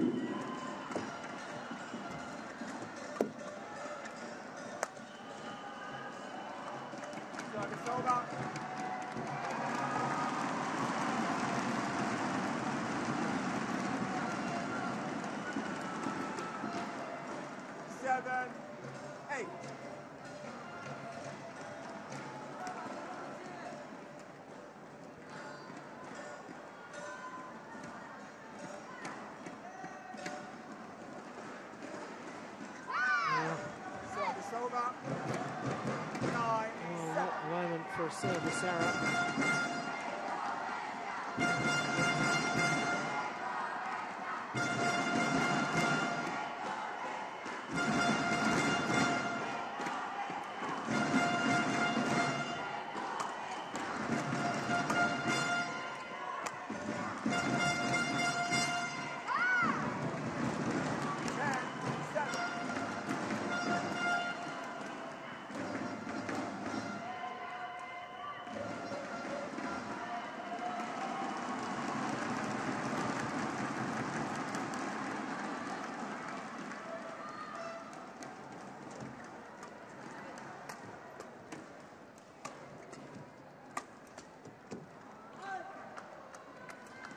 It's over.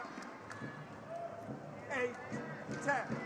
It really hasn't had a stable pattern throughout this entire contest. The ebb and flow of which pair is having a good little run of points.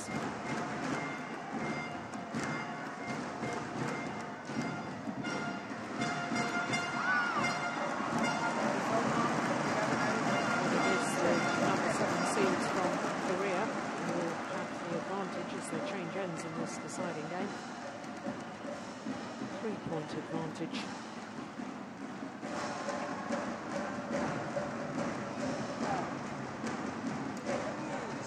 Just shy of 50 minutes.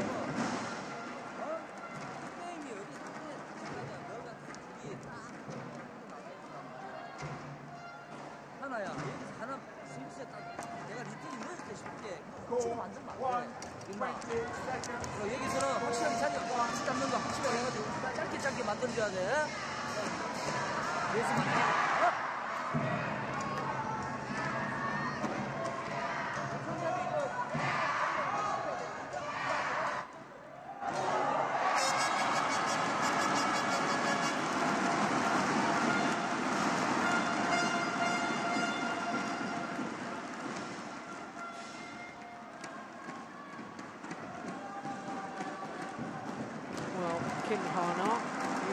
return to court and just applying some Schwertz contact lenses, just applying some eye drops, perhaps the perspiration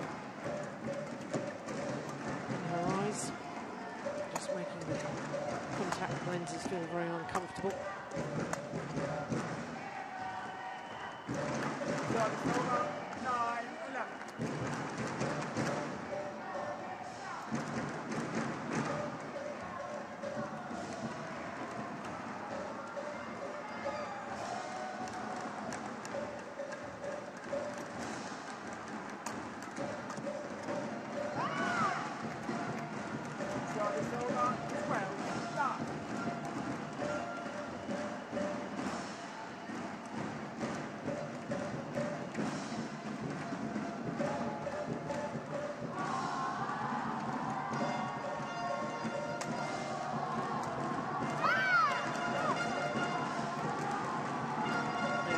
To try the cross-court block from so deep in court.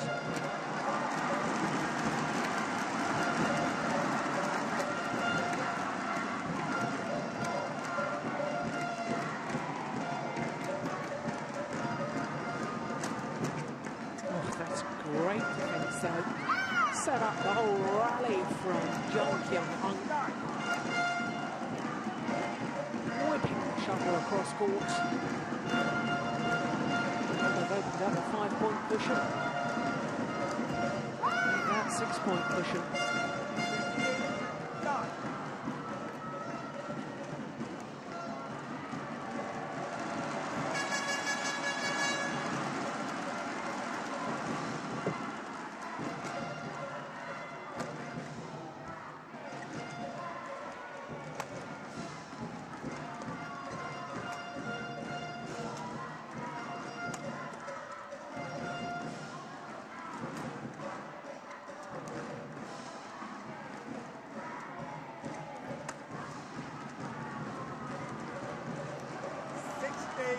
Well, probably right to go for it, try and intercept. But the body language of the two Malaysian players, I have to say, is now a great concern to their fans. It looks to me as if one Pei is almost in tears.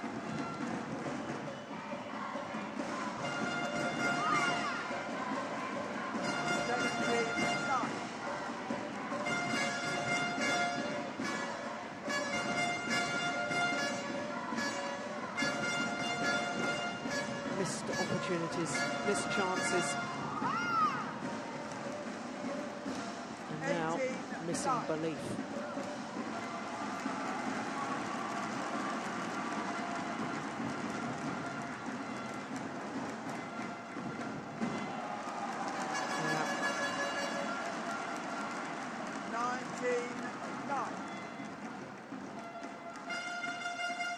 Eight straight points for the Koreans.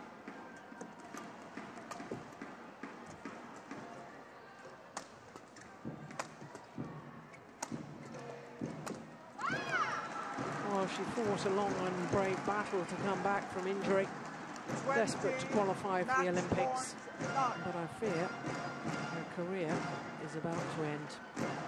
11 match points for the Koreans.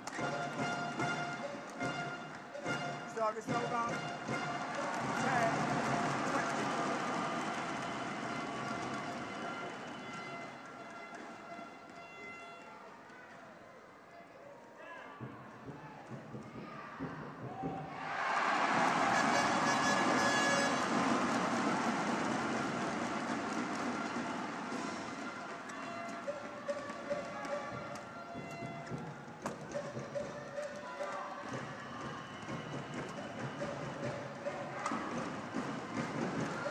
This time, second time of asking.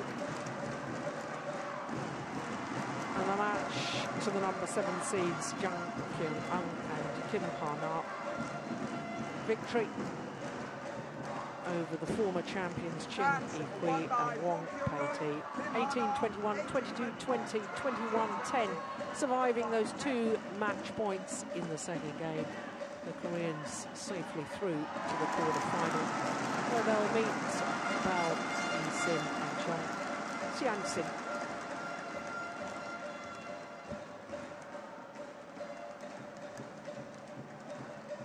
Well, the Koreans took their time before they really got into top gear. But in the decider, it really was all one-way traffic.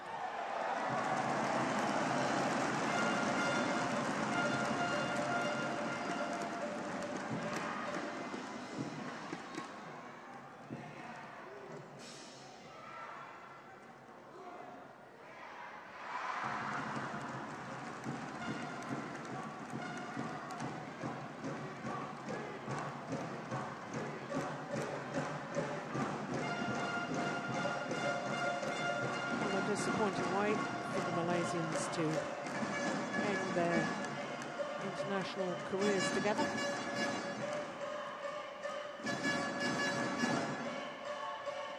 And of course, we've got plenty more action still to come from the Stora Stadium here in Jakarta. Next on call, we've got men's singles. We've got the number 1 seed, Chen Long of China. He's up against India's Kashyap Parupalli. Oh, that men's doubles. Well, let's just enjoy some of the highlights of that women's doubles encounter.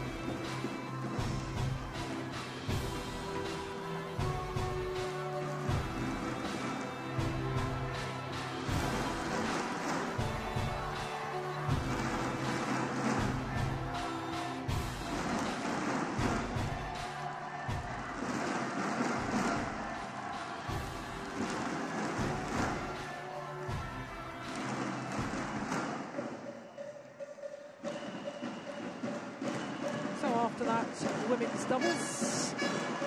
Next on court is men's singles. The number 1 seed, Chen Long, semi-finalist last year. Up against Kashyap Pali of India.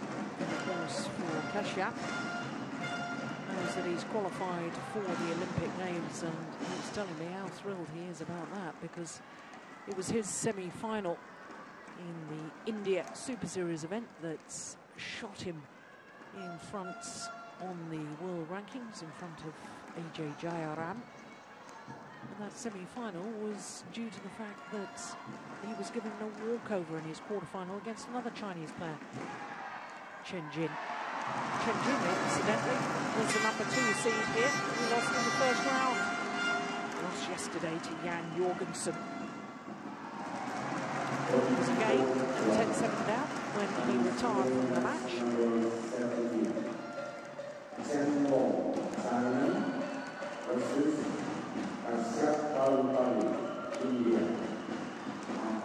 So the 2 players led out by the number 1 seed, Chen Long, the 23-year-old from Xiamen in Fujian province. Number 1 seed. Up against Kashyap Pali.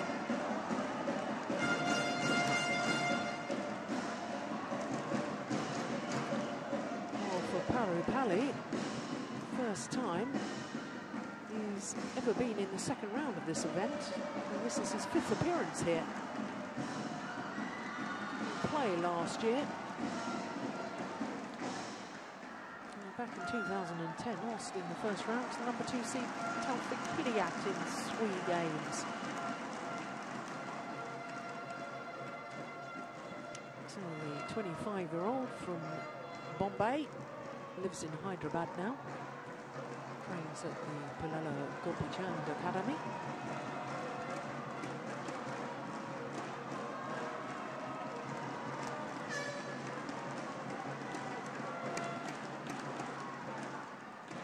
Mulyana,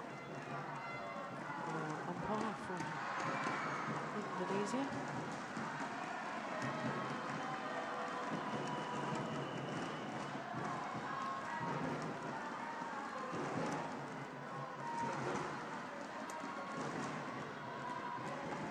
Chen Long, number 1 seed and current world ranking of 3, and his win-loss record for the year from 5 individual tournaments, 3 semi-finals, Malaysia Superseries, Swiss Grand Prix and the Asian Championships. And he had a tough battle in the opening match yesterday against former All-England champion Mohamed Hafiz Hashim of Malaysia. And I can tell you he was 15-18 down in that deciding game before winning it 21-19, won 6 of the last 7 points. Hour and 4 minutes. So to his opponent, the 25-year-olds from Bombay, Kashyap Pali. 26 in the world rankings, down 3 places from last week. And he too had a tough match yesterday against the left-handed Kevin Corden of Guatemala, the left-hander. And of course, many people will remember Kevin Corden causing a sensation at the World Championships at Wembley Arena last year, because of course he beat Kashyap's opponent of today, Chen Long, when Chen Long was the number 5 seed in those World Championships a year ago. So both these men, very, very tough opening games.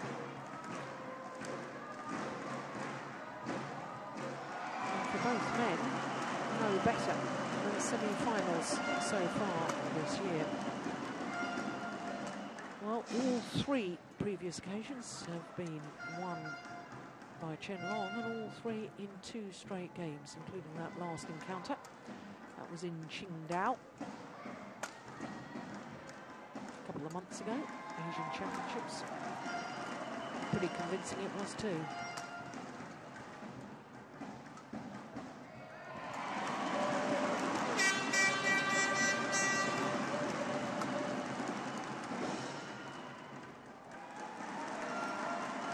Kashyap Parupalli, there's a new sort of confidence about the man. I certainly noticed it when he won the bronze medal in the men's singles of the Commonwealth Games in 2010.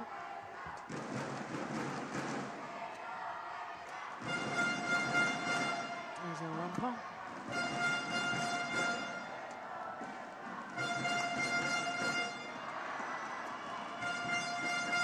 Chen Long.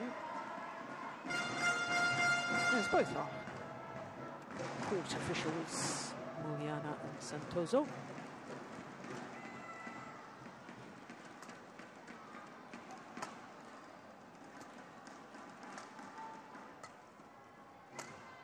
Chen Long, I have to say, after that defeat in the World Championships to Kevin Corden, well, promptly won the next 3 tournaments he played, all of which were Super Series events.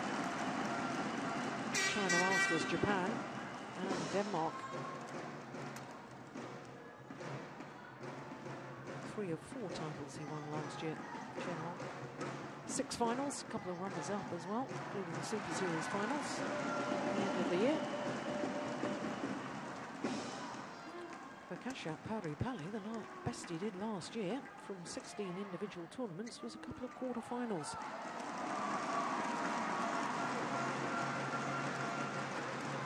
Ladies and gentlemen, on my right, Chen Long, China, and on my left, Parupalli Kashyap, India. Parupalli Kashyap to serve, love all, play.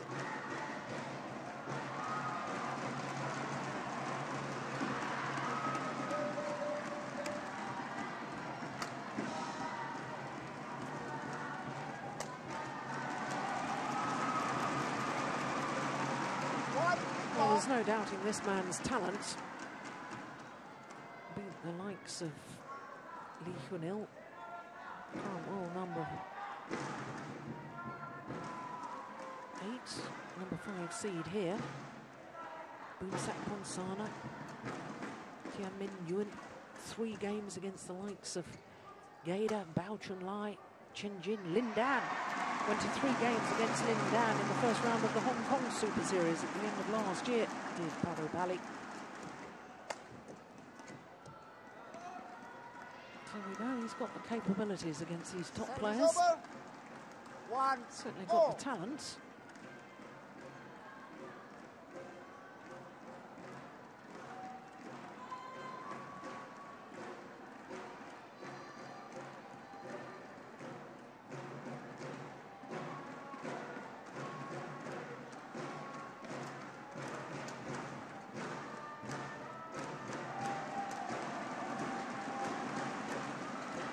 Oh, that's landed in. 2-1.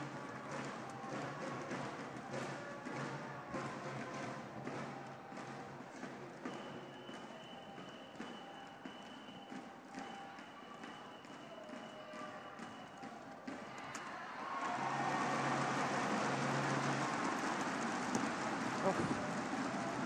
Well, I think he was right to go for it. 3-1.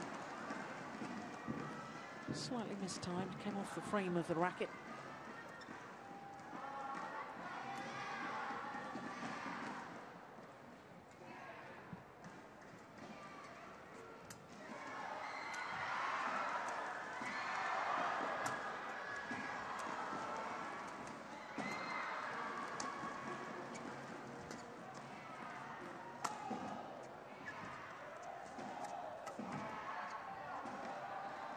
Another one's dropped in. 4-1.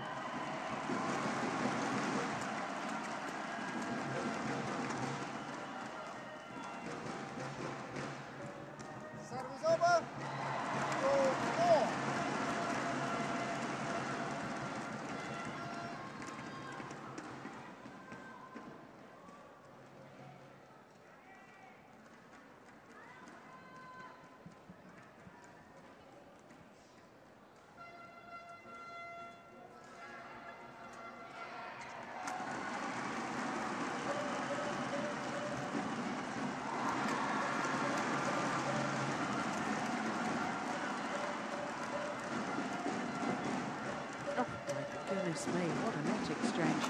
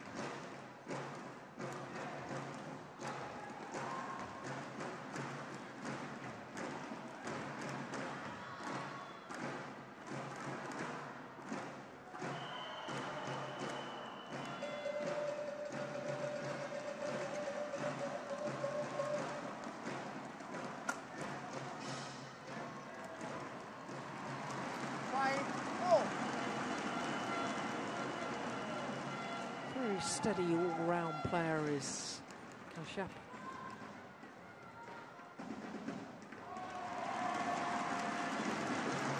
Good net play, good movement, good angles.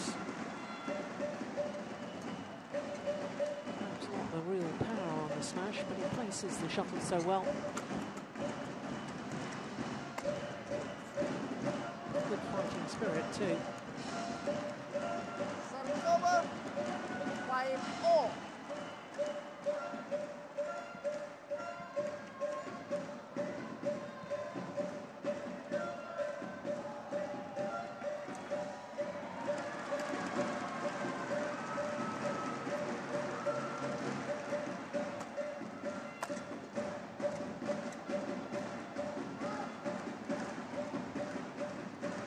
Service over. 6-5.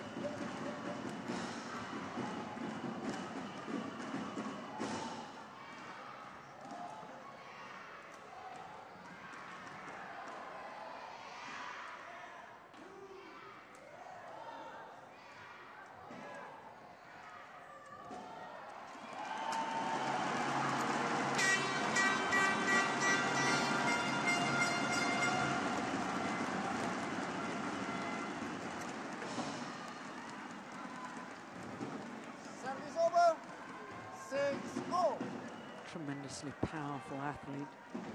Chen Long, tall man too, 189, that's about 6'2". It's the power in his legs that makes his retrieving the shuttle just so incredible. Not only the ability to retrieve but recover as well, get back to his base position. Service over. 7-6.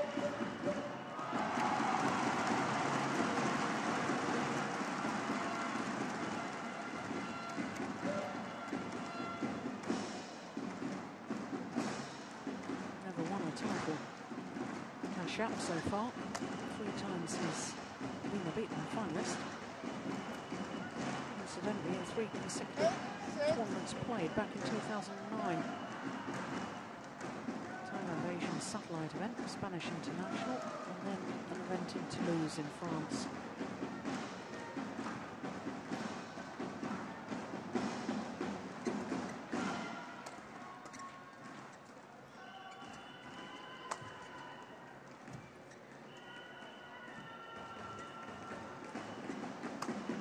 Oh, that's a nice smash.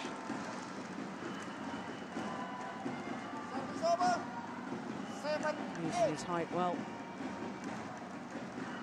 No jump.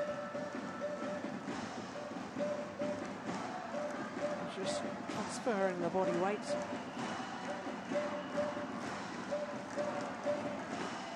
And that was enough to find the mark, do the damage.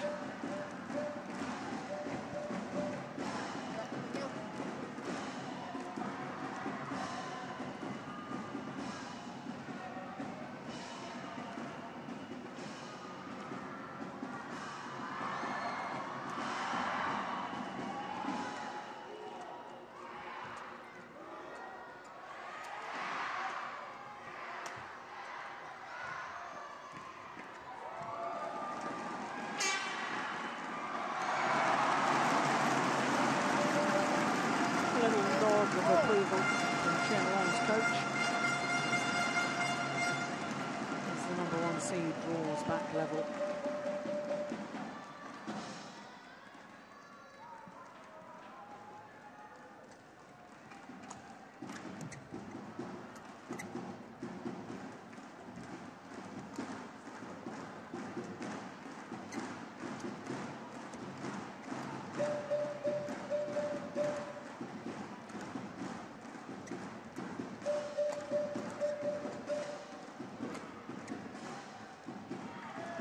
Landed way in.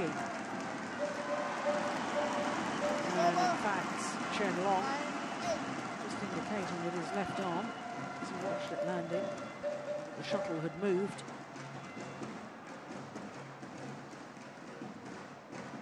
Notorious for the drift in this arena. And the atmosphere here is absolutely fantastic. Always is in Istora Stadium.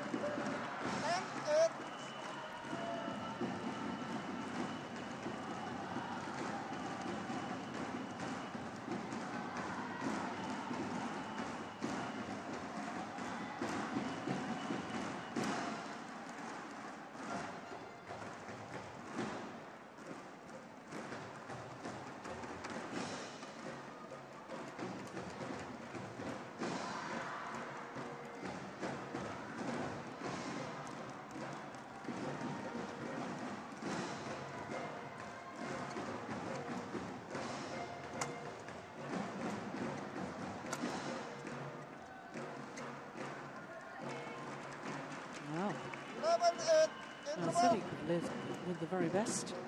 Kashat Parupali. It's only shown so far. He has the advantage at the mid-game interval.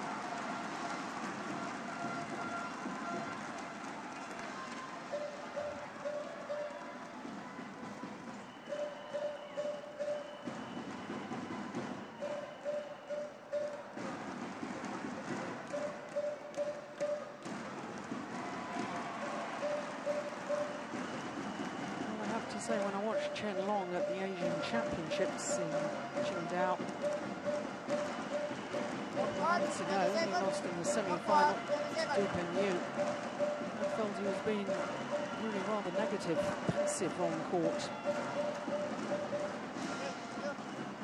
Just reacting to whatever his opponent was doing, and I wonder if that style of play is actually carried forward to this event. What made him such a threat at the end of last year, including a couple of victories over world #1 Lee Chong-wei, was that he was being so positive and so aggressive on court. 11-8, play. Just seems to have lost that style at the moment.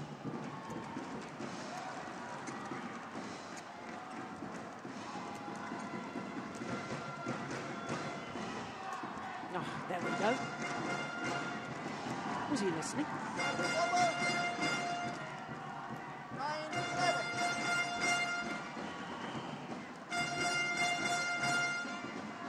Yeah, that's what we're used to seeing from Chen Long.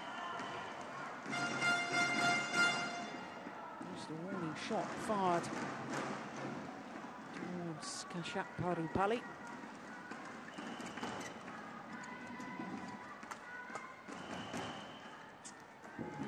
It's a little casual, isn't it? Service over.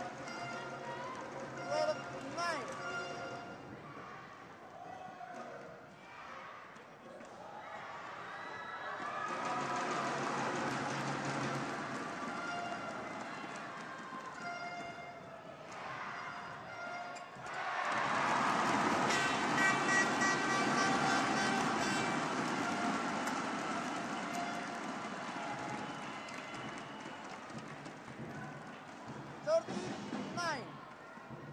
Perhaps Chen Long is really struggling to deal with the fact that Kashat is not giving him any pace to feed off.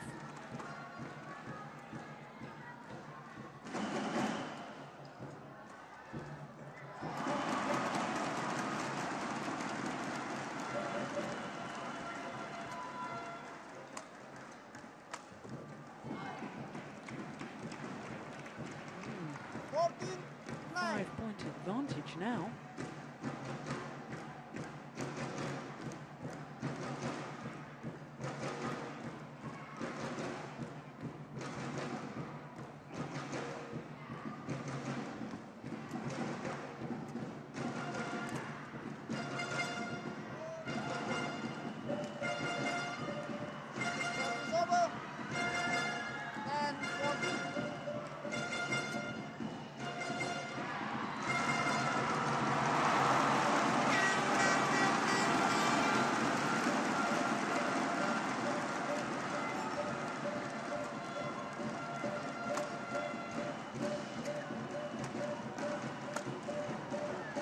That's nice.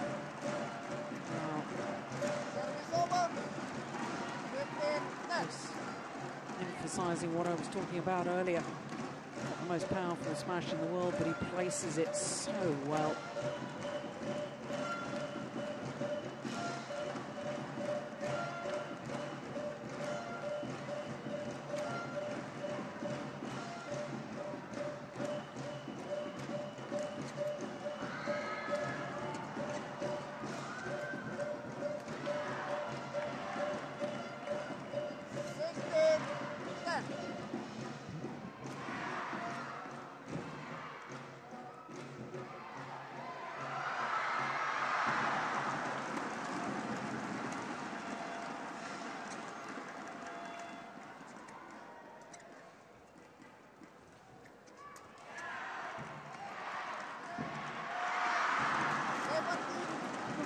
Me as if Chen-Long is really unsure on the tactics. Well, considering they've played against each other 3 times previously, that to me is a little bit bewildering.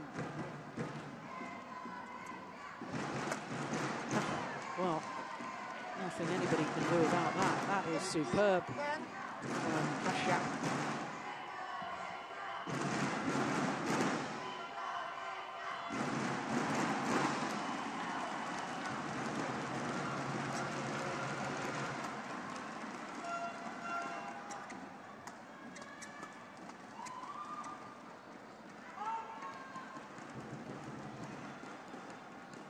Service over. 11-18.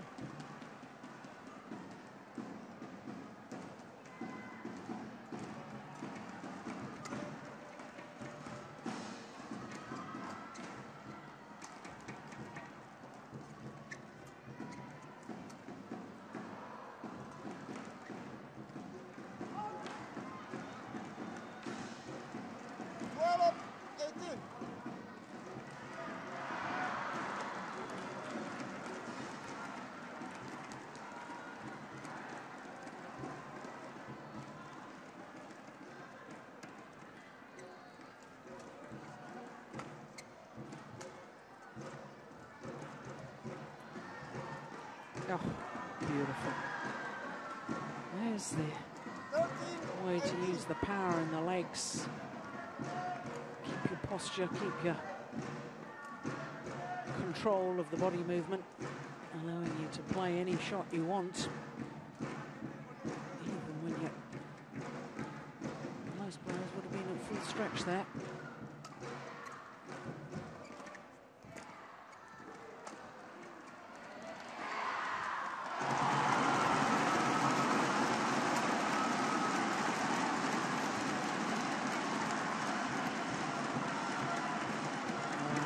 Done.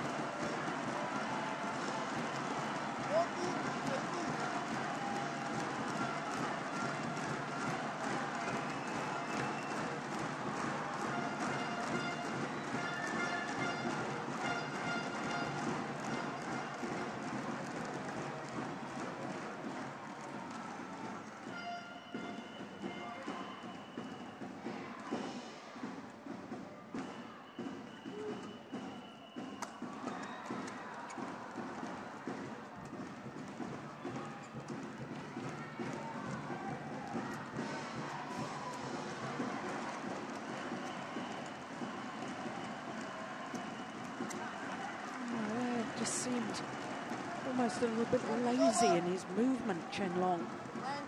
19-40. No doubt that we've got to give praise to Kashyap for moving his opponent well and using all four corners. But even so, I'm a little bit surprised at how lackluster Chen Long is at the moment.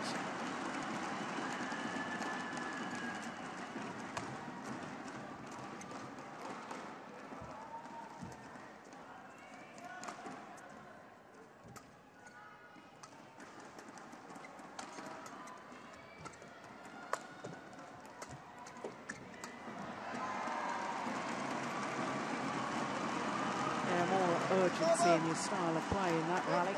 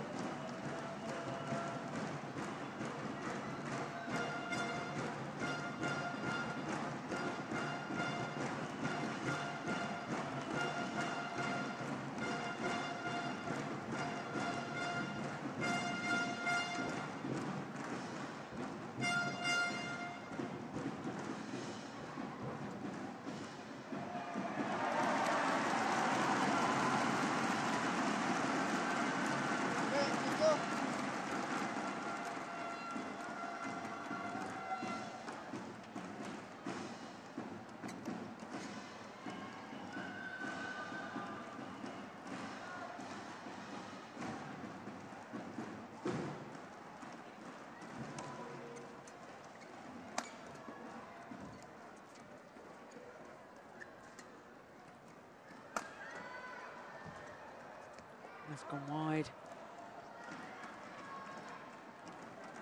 16-19.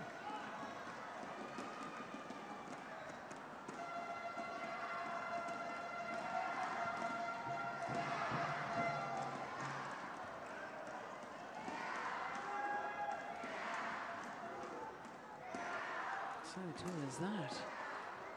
17-19.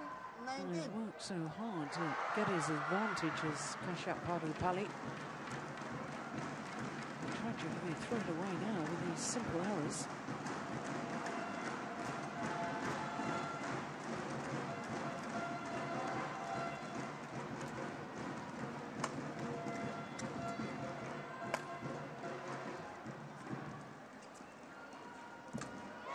Oh, that's a nice net play. Long, guilty of backing off from the net once he played the net shot.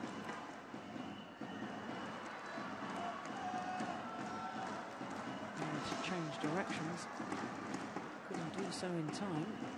So 3 game point opportunities then for Kashyap Padupalli.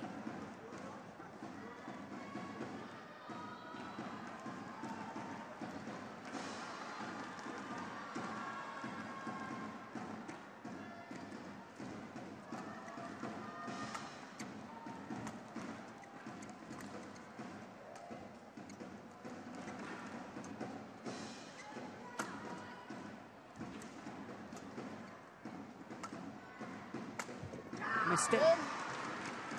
Converted on his first opportunity. And are we about to see yet another upset here in the men's singles?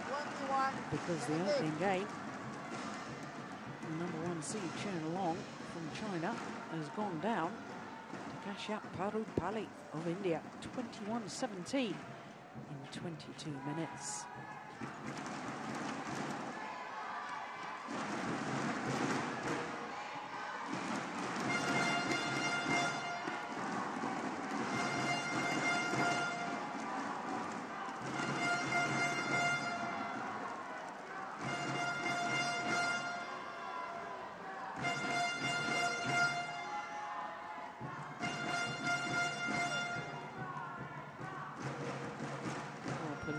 Jam will be mighty happy with his man.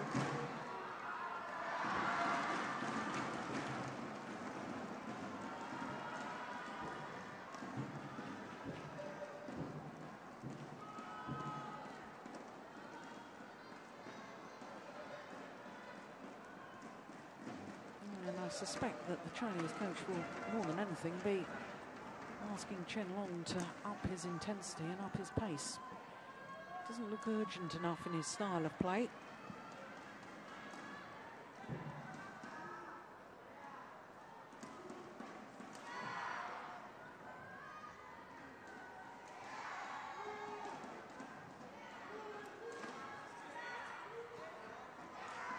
1, 20 seconds.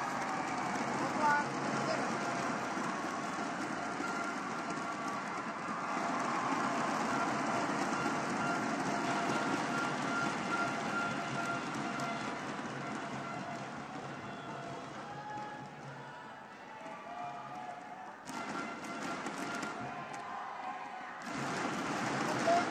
Love all. Stay. So 23 places difference between these two men on the world rankings. Published earlier today. Now, you wouldn't believe it, would you? Watching that opening game. Love. World number 26. Taking the opening game against the world number 3. 2, love.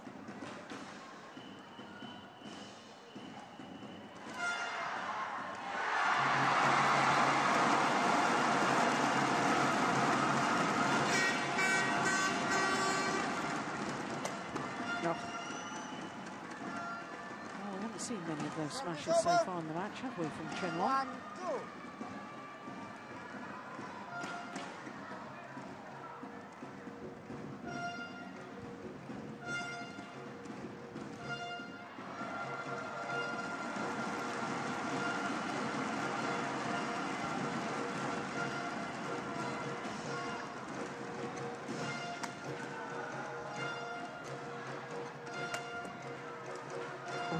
Wide by a whisker.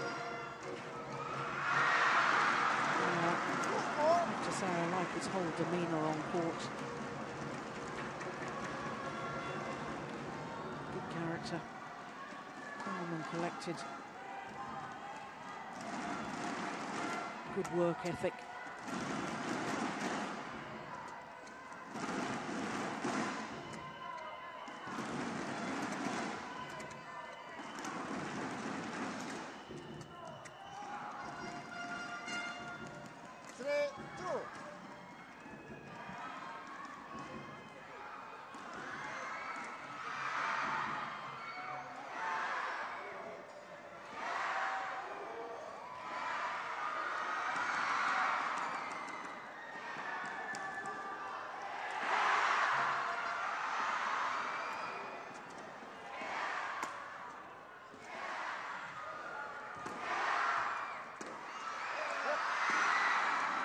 Well, immediately apologises for hitting his opponent in the face with the shuttle.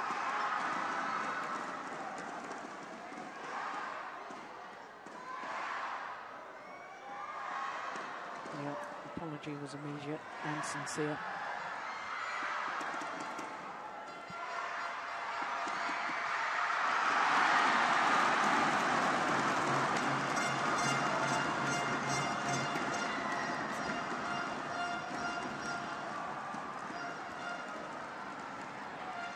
Service over. 3, 4.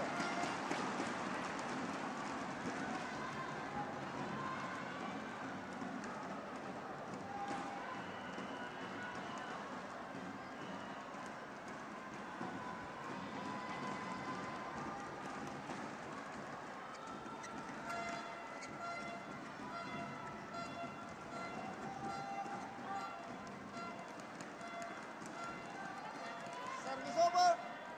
5, 3.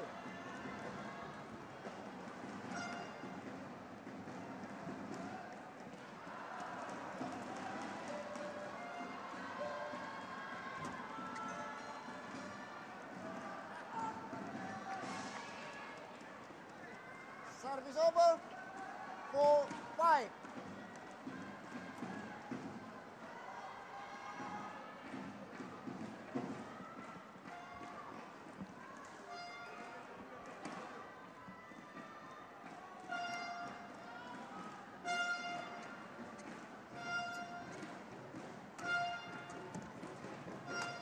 Oh, that's nice.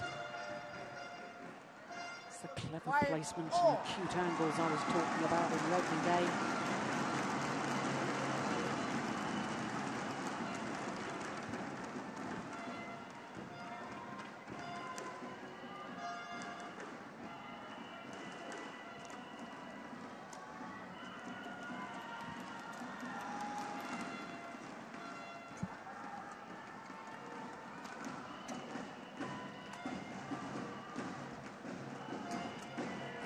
Goodness, good defence.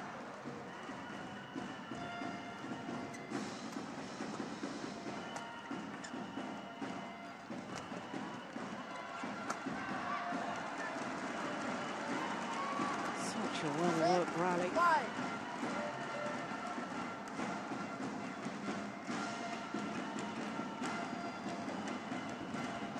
Tight net play, forced the short lift, and therefore the opportunity to finish off the rally.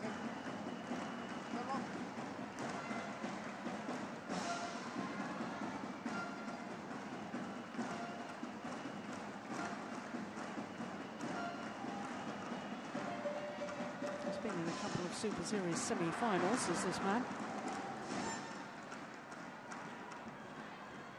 but never passed the second round in a Premier Super Series.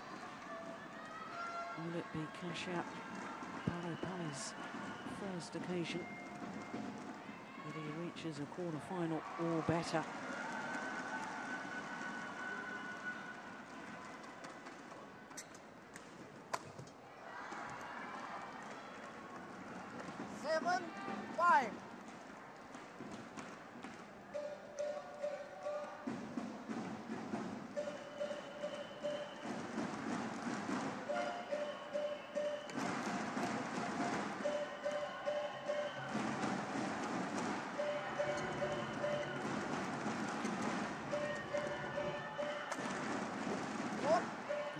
Nice. Good placement. Service over. 6-7.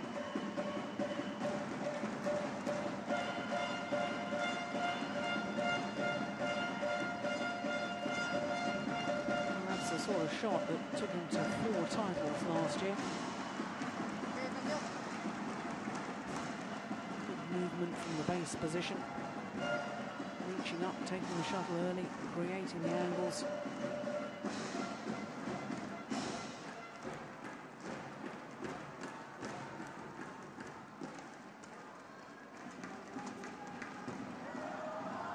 Just wide. Service over. 8-6.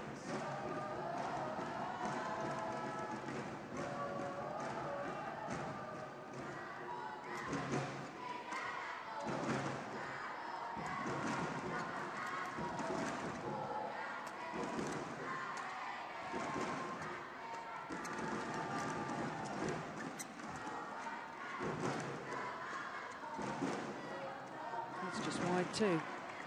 That's great judgment from Kashyap. 9-6.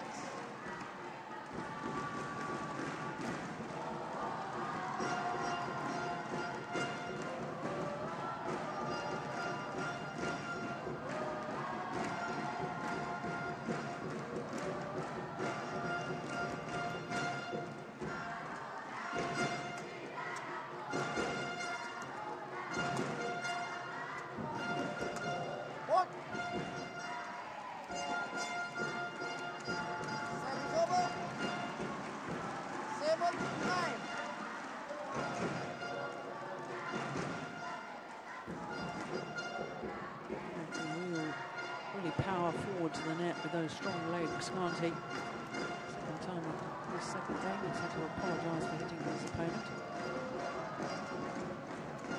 Oh, that's clever. Nice disguise. 8-9.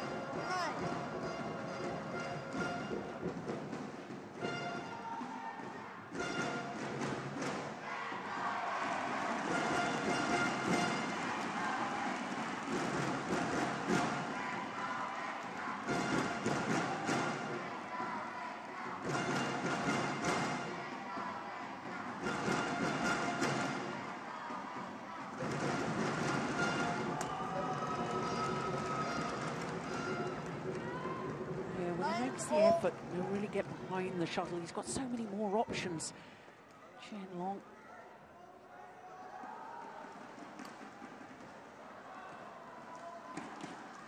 Back level, 9-all.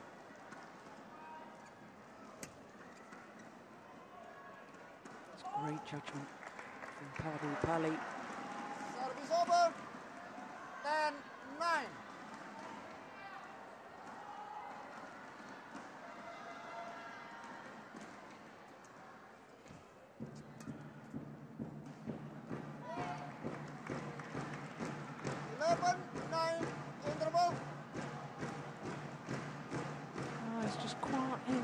calmly, getting on with the job in hand, isn't he? Kashyap Parupalli from India. All credit to him for doing so. As I was saying a little earlier, Chen Long, to me, looks a little confused as to exactly what he should be doing on court.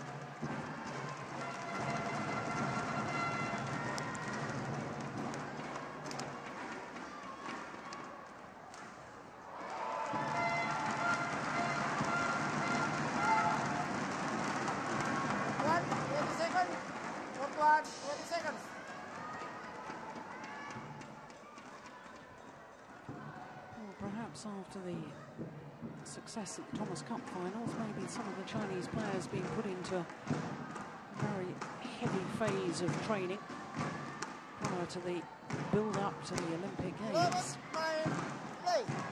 With Lin Dan losing in the semi-final last week in Thailand, Chen Long certainly doesn't look to be his sharpest at the moment.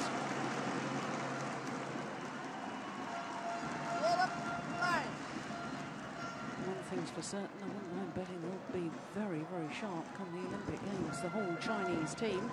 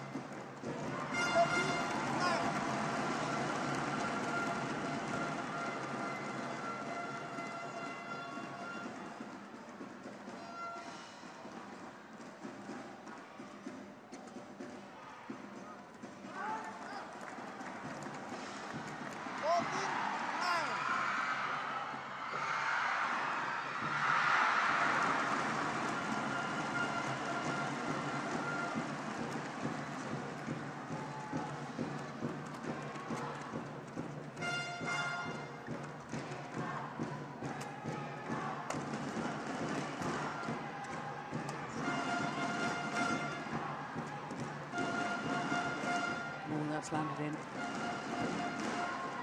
Service over. 10-14.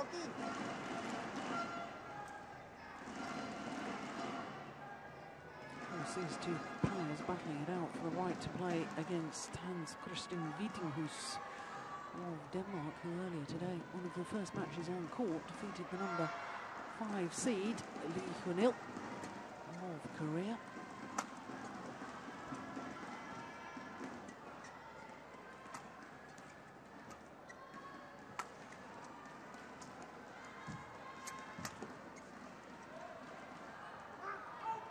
Judgment again. Had a long look at it, looked down at the line, and back up at the shuttle. And his judgment was absolutely spot on. Yeah, terrific. Good call by the line judge too.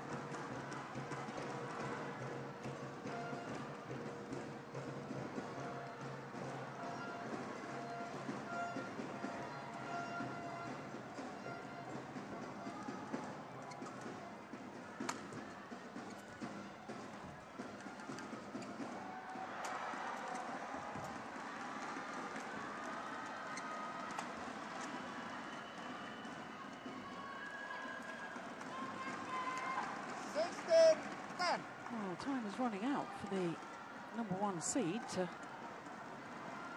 claw his way back into this match.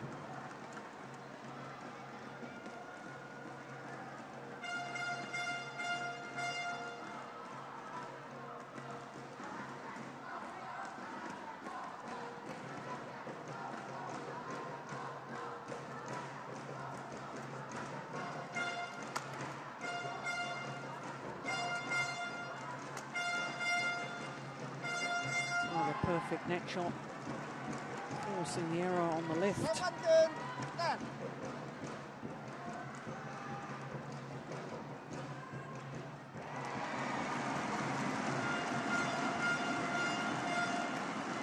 Points of the last 9 points have gone in favour of Kashyap Parupalli.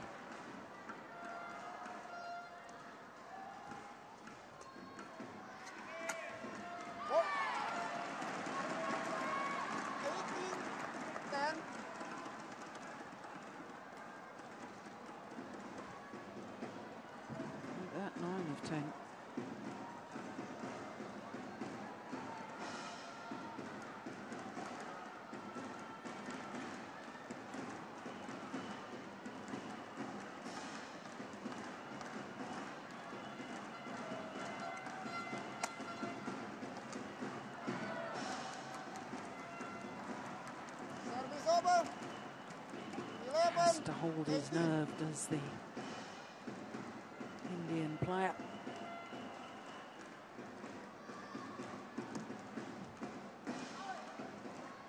It was just wide. 12-18.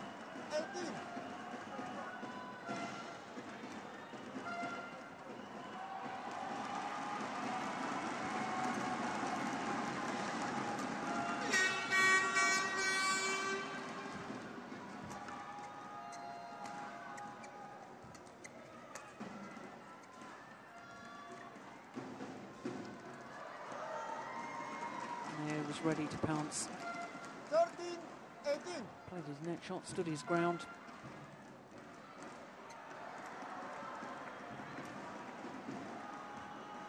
And he's just hovering around the net. Yeah, calm down, says Coach Bulala Gopijand.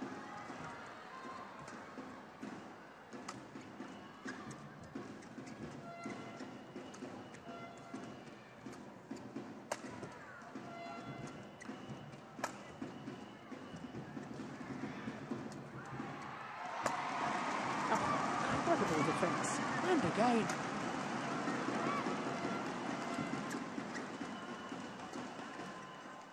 What a good rally.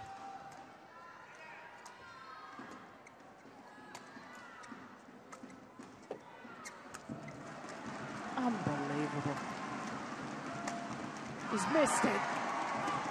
Wow. How on earth did Kashyap dig himself out of trouble there? That was remarkable. And quite brilliant.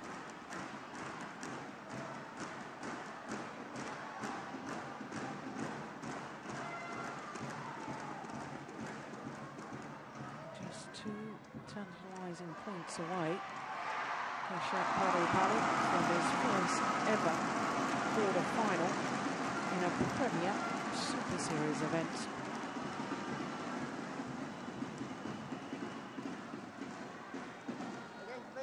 Can't think about that at the moment, though.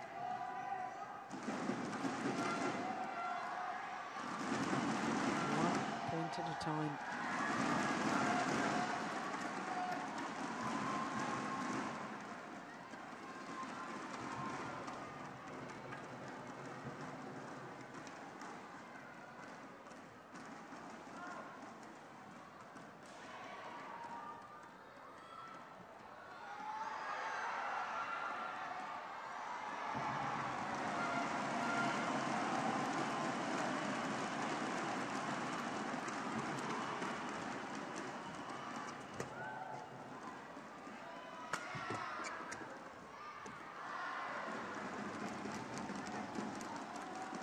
Over 14-19.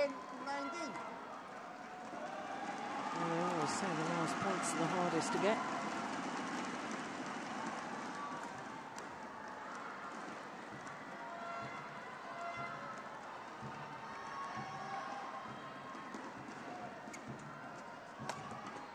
Oh, that's a good smash flasher on that occasion.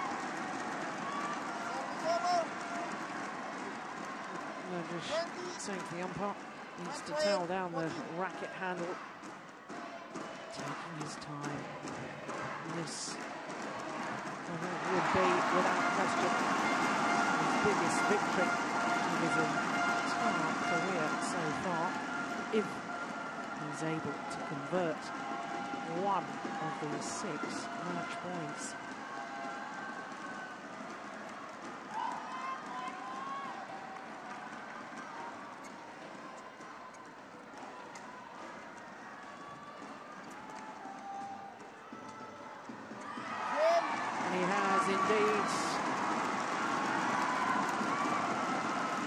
No wild celebrations. Now perhaps the realization of what he has just achieved. 21-17, 21-14 and a hug from coach. Well, going from strength to strength since he knew he had qualified for the Olympic Games. 21-17, 21-14. in 44 minutes of play. And in the end, he didn't have to play the winning shot because his opponent made the error.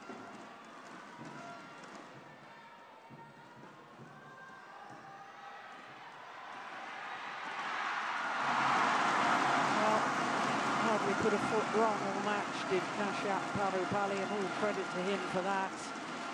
Yes, coach is happy as well, and rightly so. So Kashyap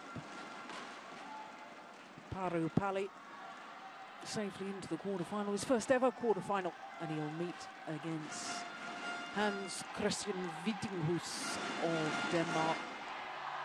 So, in the top quarter of the draw, as we watch some of the many highlights from that second round encounter, no seeded players left in that top quarter.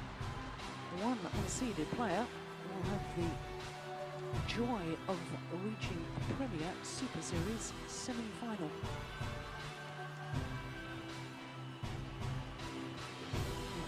A victory. Kashyap Parupalli.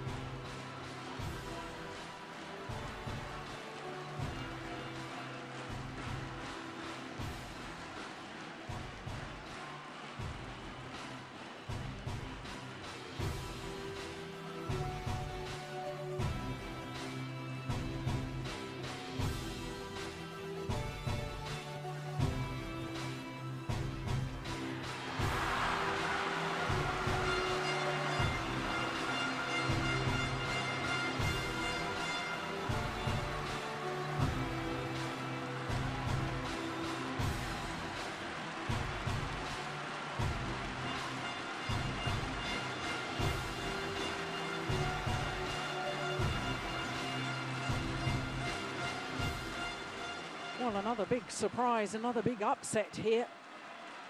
Well, it's this evening now in Jakarta, because the #1 seed in the men's singles has gone. He's been beaten by Kashyap Parupalli of India. Just one more match for us to come this evening, and it's men's doubles.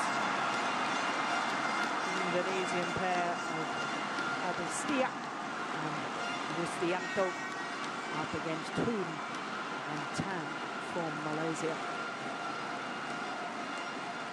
And if you're wondering what on earth the noise is all about, I can tell you that home favourite Simon Santoso on one of the adjoining courts has come back from down in the third game to clinch victory 21-19 against the Hong Kong player Wong Ki.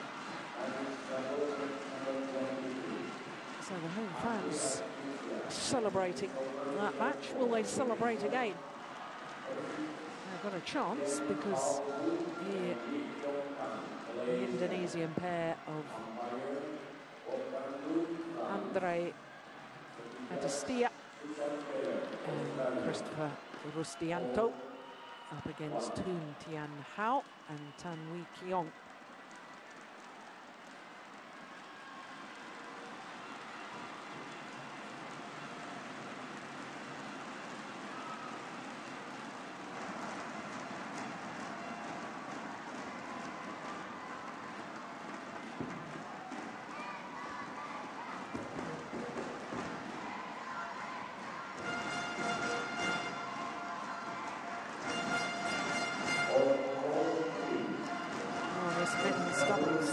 Encounter. Bottom quarter of the draw.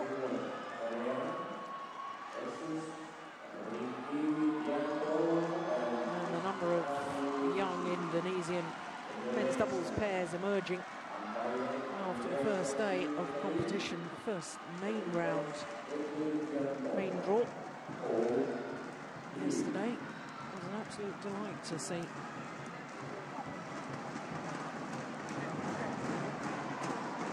Malaysians, Tian Hao and Tan Wee Kiong. Tan Wee Kiong, 23 last month, his partner 25. Indonesians a little younger. Adistia, 22, so he'll turn 23 at the end of next month, end of July. And Rustianto, just 21.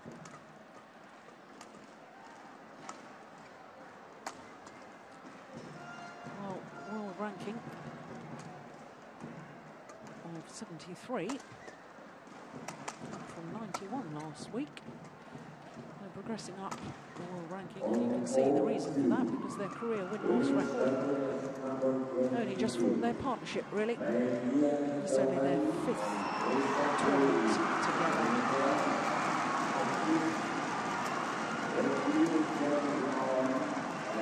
Well, for the Indonesians,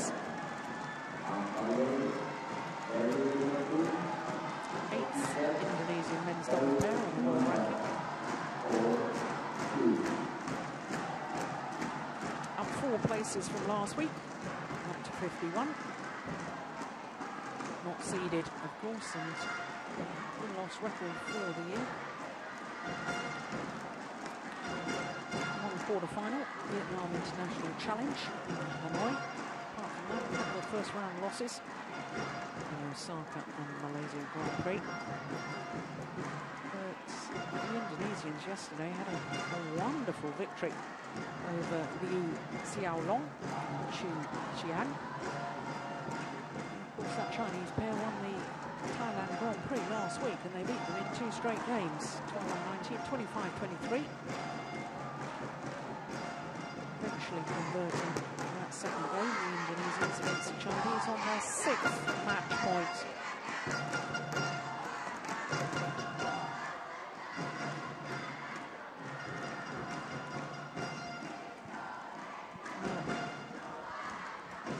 For the Malaysians, they too had a thrilling first-round encounter.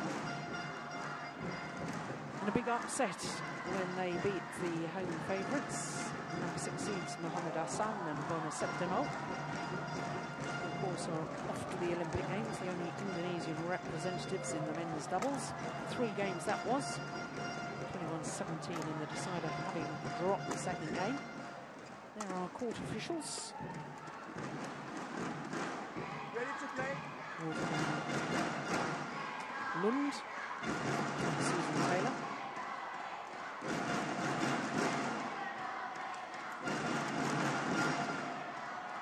Not unsurprising that this is the first time that these two pairs have met each other. Given how new the Malaysian pairing is.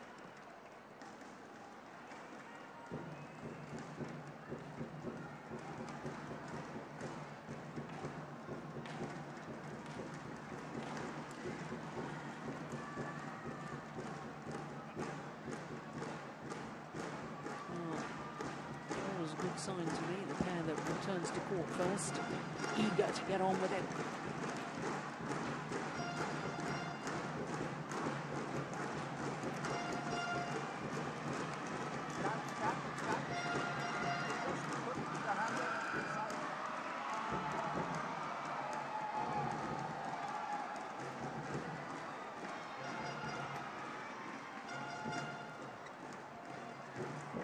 Ladies and gentlemen, this is on my right, Hun Tien Ho and Tan Wee Kiong from Malaysia. And on my left, Andre Adistia and Christopher Rustianto from Indonesia. Tan Wee Kiong to serve to Andre Adistia. Love all, play. So the Malaysians nearest to us. Second round encounter underway. My goodness, that's wild. From Wu Tianhao.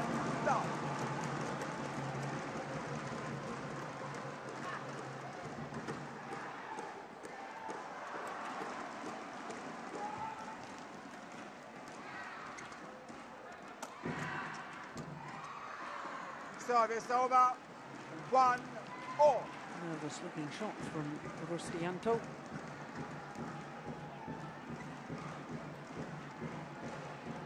Understandable if Indonesians were a little nervous to start with. 2-1.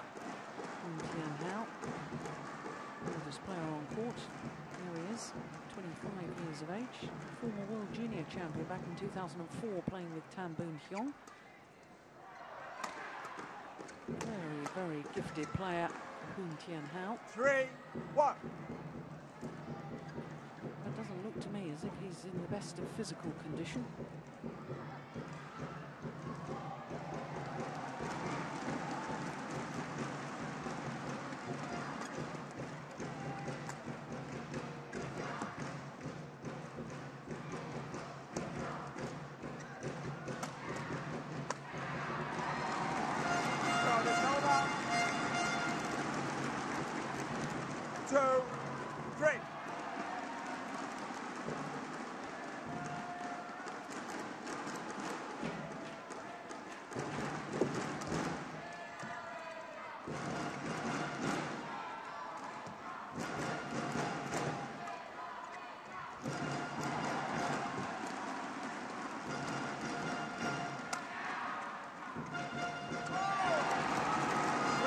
Good smash from Adestia.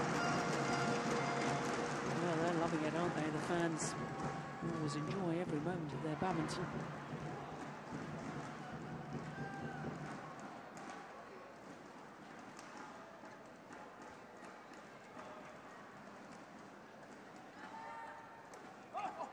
Service over, 4-3. Yeah, there's perhaps another sign of the nerves. Error on the serve.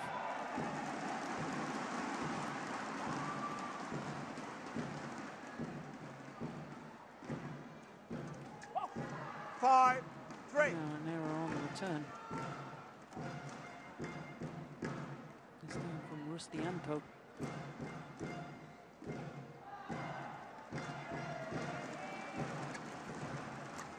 Oh, that's clever. That's absolutely brilliant. Makes amends on the next point. 4-5.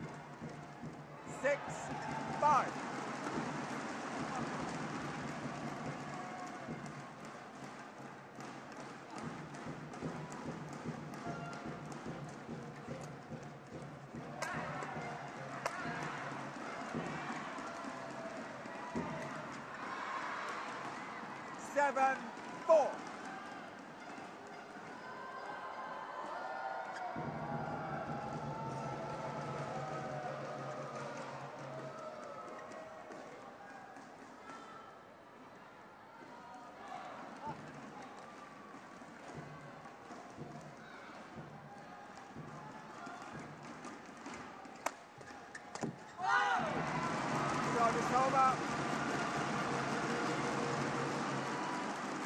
5-7. The Indonesian coach is looking very nervous indeed.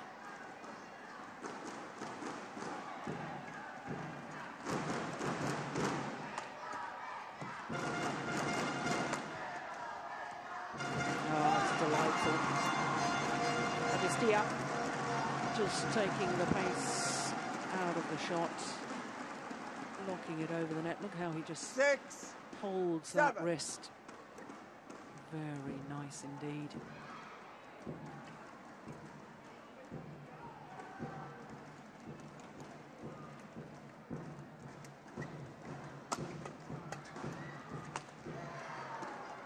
Too far back in defensive stance to be blocking to the net. 8-6. And Hoon Tien Hao does read the game so well, and he'll look to go forward whenever possible.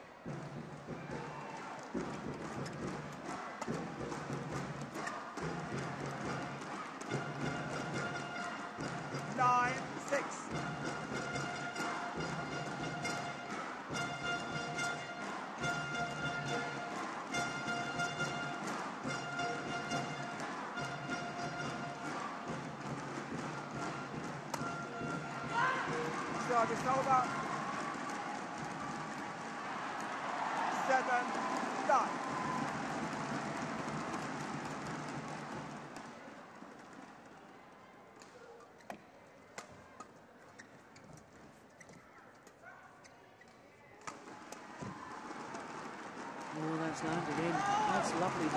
points. And of course, the shuttle coming towards us just holds up a little bit with the drift. And for the drive defence there from Adestia. Landing on the line.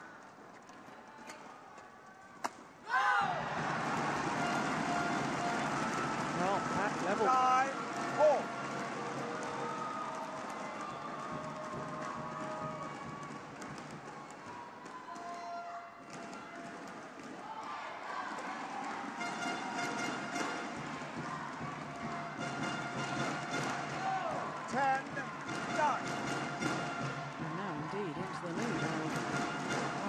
Straight points.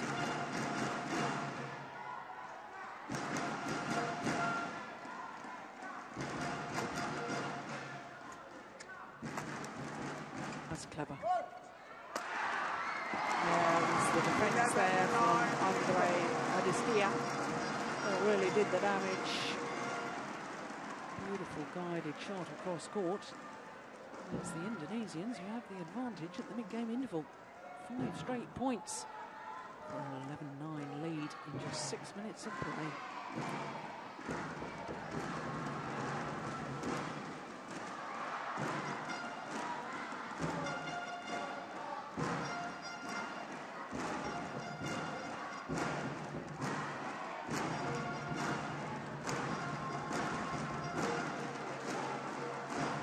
Court 1, 20 seconds. Court 1, 20 seconds.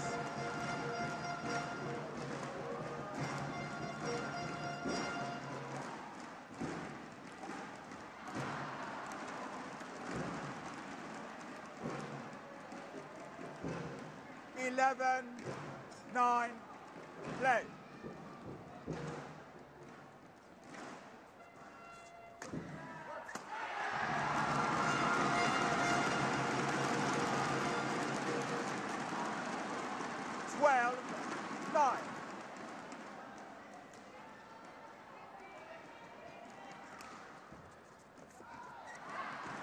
Service over. 10, 12.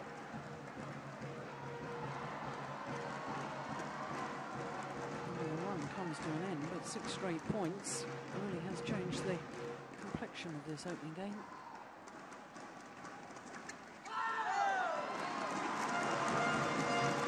Service over.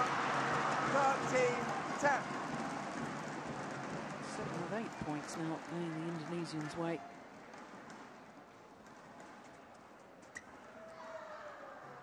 Service over. 11, 13.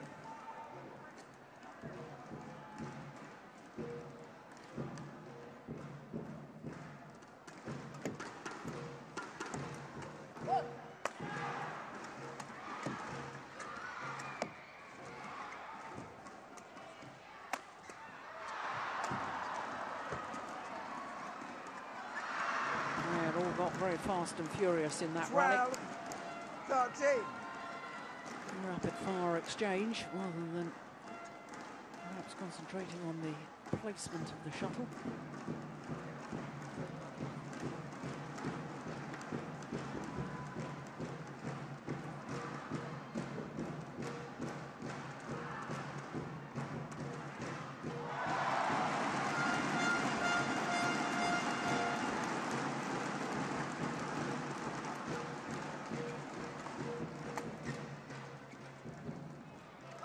That's nice. 14, 12.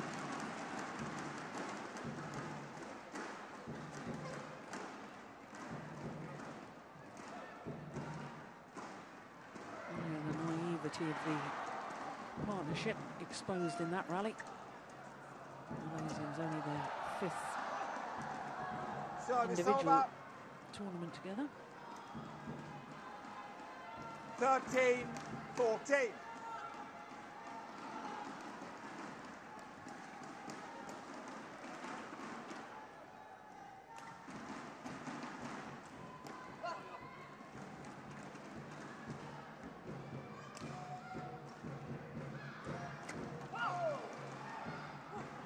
What a 4. perfect low serve.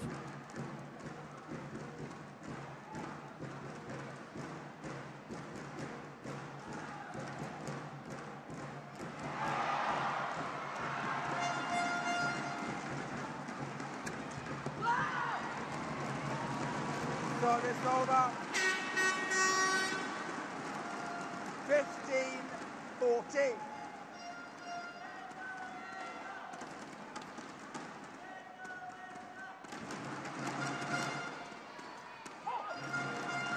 Service over. 15-all.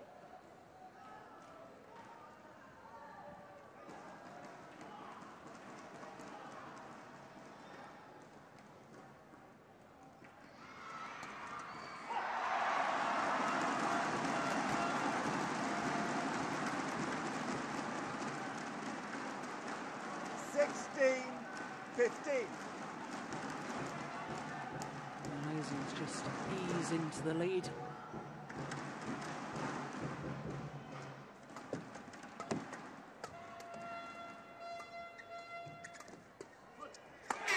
But not for long. Service over. 16-all.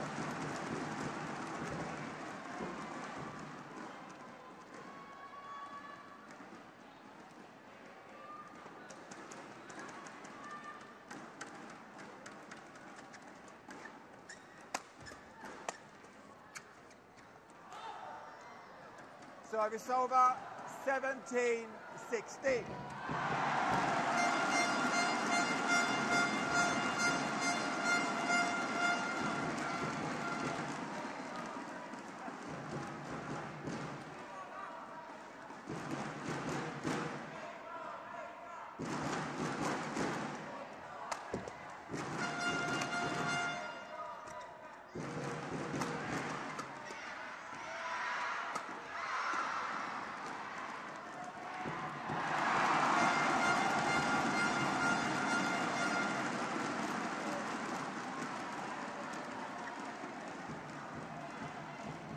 Simple opportunity in the end.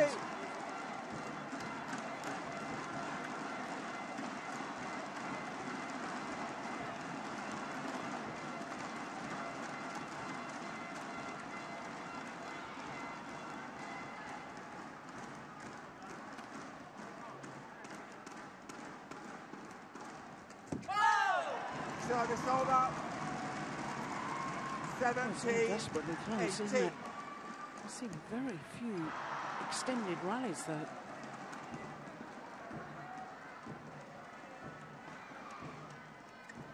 Oh, there's another very Service short rally. over, 19-17.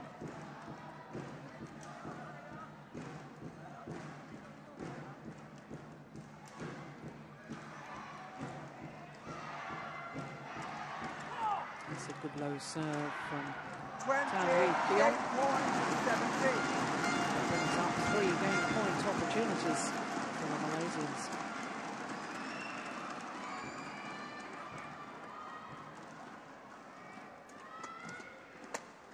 Game.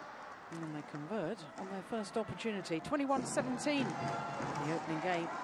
To Hoon Tian Hao First game and Tan won Lee by Keong. Hoon Tian Ho and Tan Lee Keong, 21-17. 21-17 confirms the umpire. 14 minutes of play. It really is double quick time.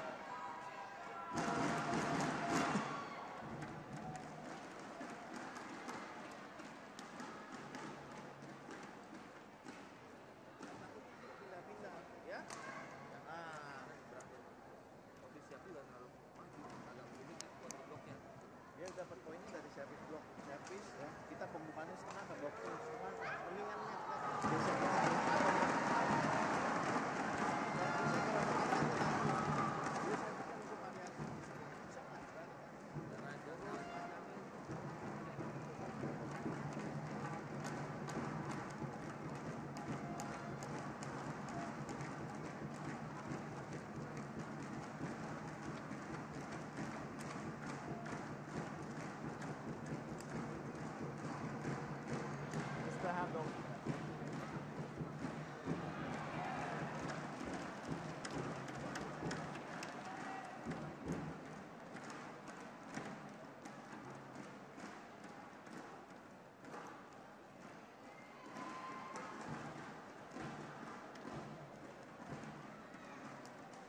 played his part very much in the Malaysian Thomas Cup Court team 1, this year. 20 seconds. Hao. Court 1, 20 seconds.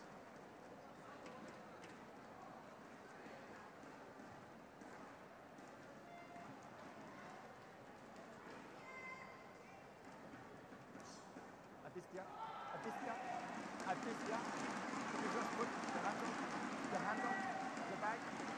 Yes.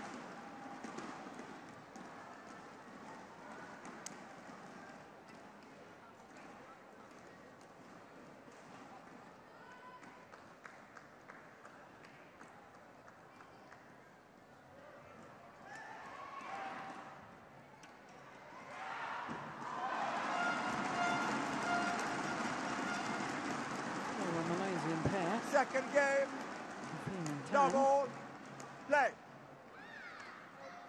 Came good at exactly the right moment in that opening game.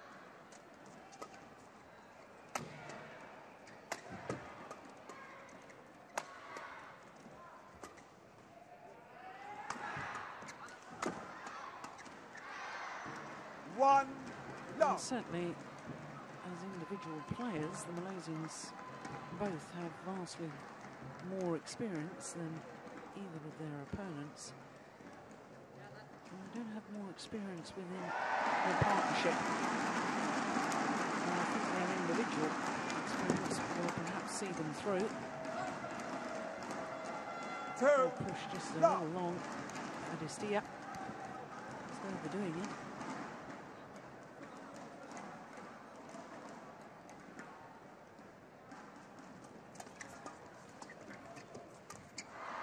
That's nice.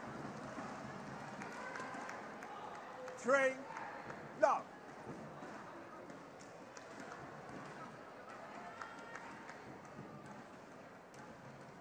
Oh! Service over.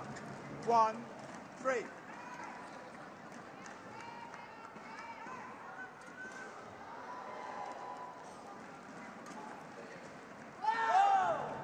Push was just long. 2, 3.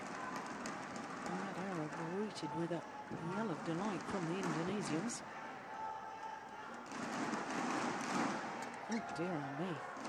Well, Djarum Hao did make his opponent wait and wait before he was ready to receive, and had the desired effect from the Malaysians' point of view. Cristianto, woeful low serve. Yeah, but makes some amends on the next rally. 3, 4.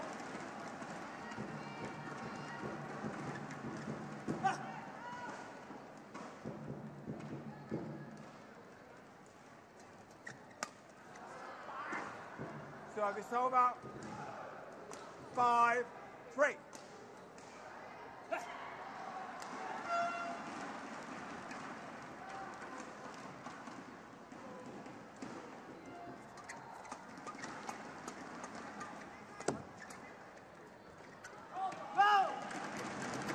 Service over. 4, 5.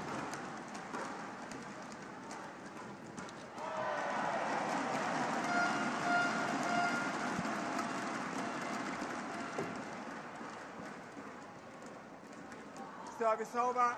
6, 4.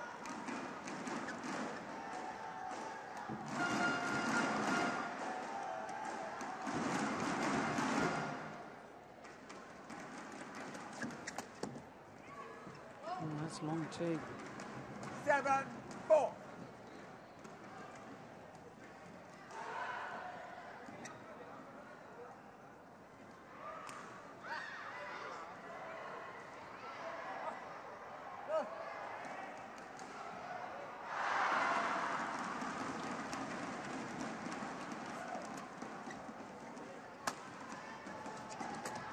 Oh, beautiful defence. 4. How on earth did he manage to get that so tight to the net?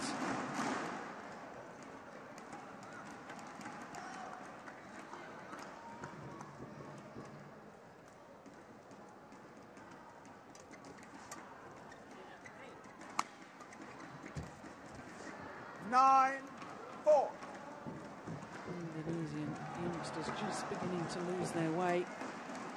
the Malaysians just use their experience to pull away. 5-point advantage now here in the second game, having won the first.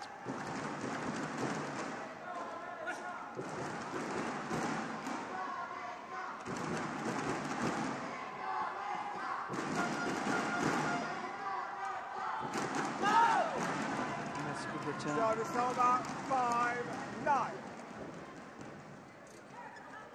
Important now for the youngsters to close the gap a little bit before the mid-game interval, or even go into the lead.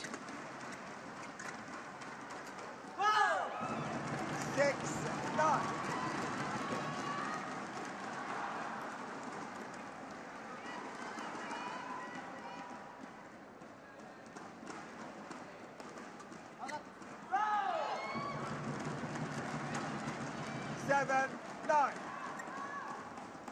Really are getting very few rallies.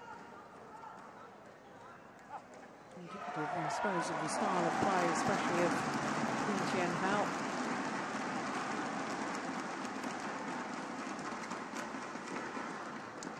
Service over, 10-7.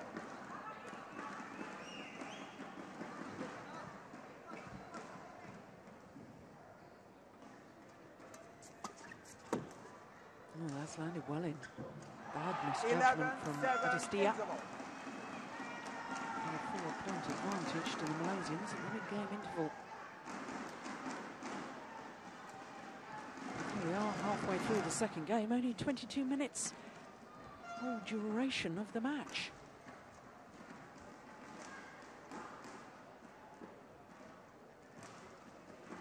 Just proves how short and sharp so many of these rallies have been when you consider we've had a 2-minute interval between the first and second games. Mid-game timeouts as well. Court 1, 20 seconds. Court 1, 20 seconds.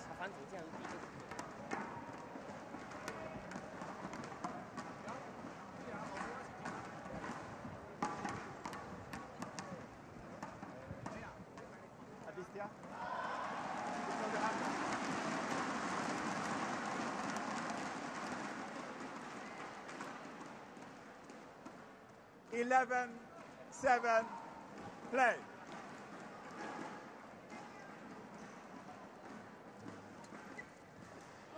No, that's a simple error that the Indonesians just can't afford. Sorry. There's a change. Yeah, the umpire just spotting that the wrong player was serving.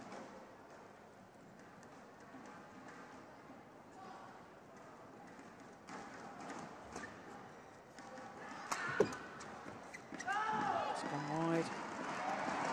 And absolutely imperative as far as the home players are concerned.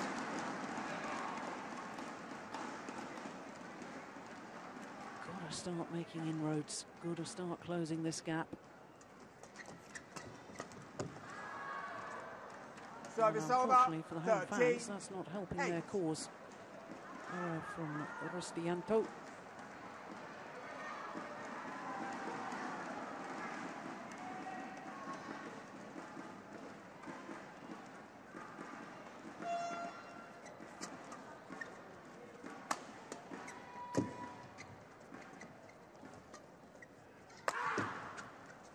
Oh, that's landed well in. 14-8.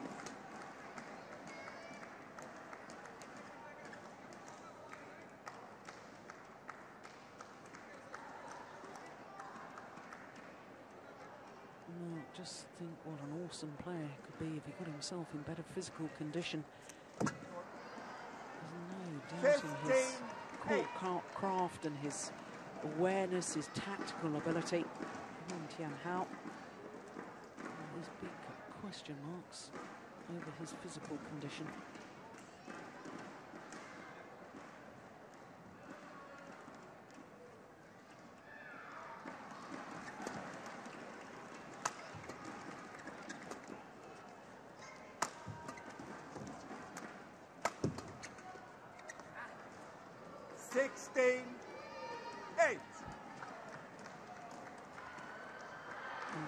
really lost their way now. Not quite sure what to try. And the frustration almost boiling over.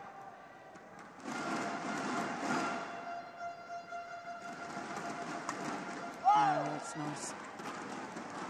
Service over. 9-16.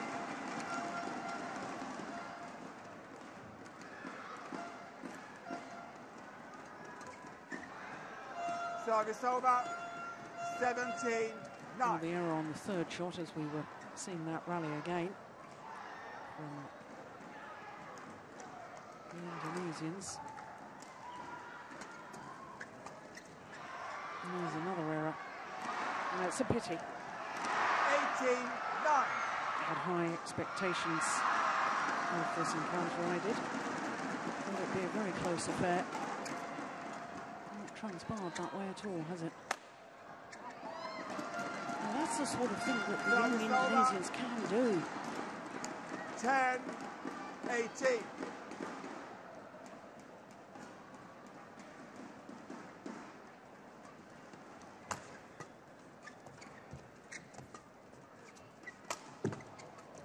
Look at that defence.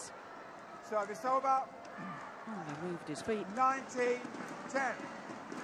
Drove the shuttle back with the backhand action. And now just 2 points away from a place in the quarter-final.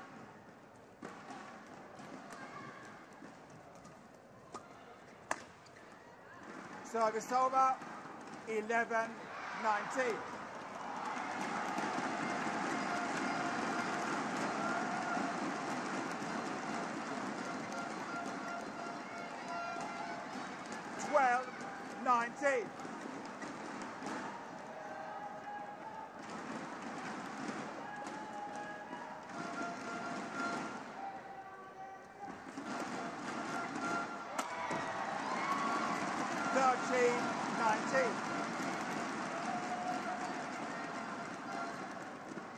No, not beyond the realms of possibilities.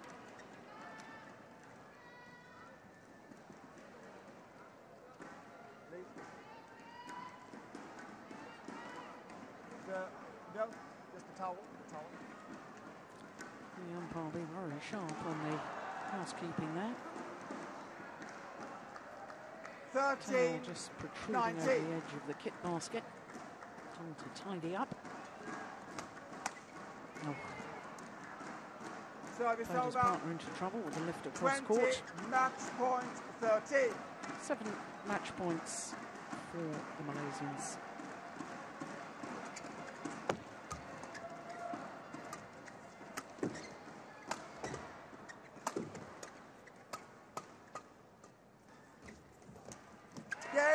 One will do.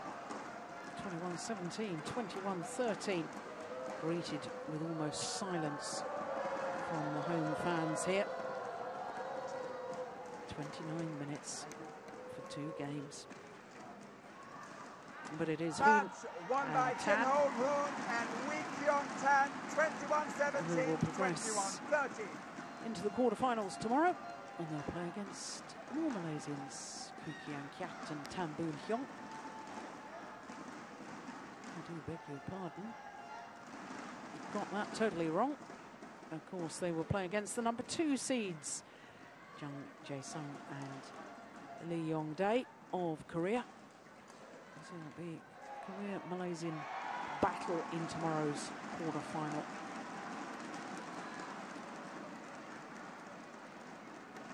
Well, disappointing in a way. I had really looked forward to that men's doubles, but it all happened rather too quickly. Very short, sharp rallies. And we can enjoy some of them right now.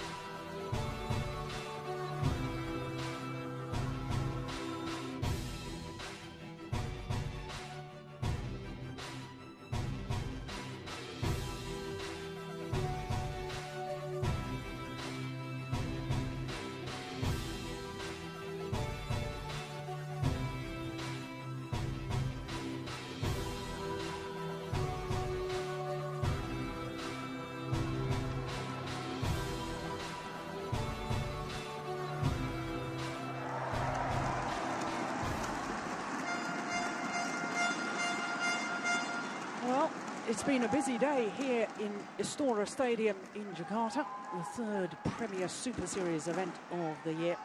We all started with mixed doubles, and the Danes, the number 4 seeds, Fischer Nielsen and Christina Pedersen, safely through in 2 straight games. And then Sina Nehwal, what a battle she had against the qualifier, Yusran Dari, coming through 21-13 in the deciding game, an hour, well, just 2 minutes shy of the hour mark, that women's singles.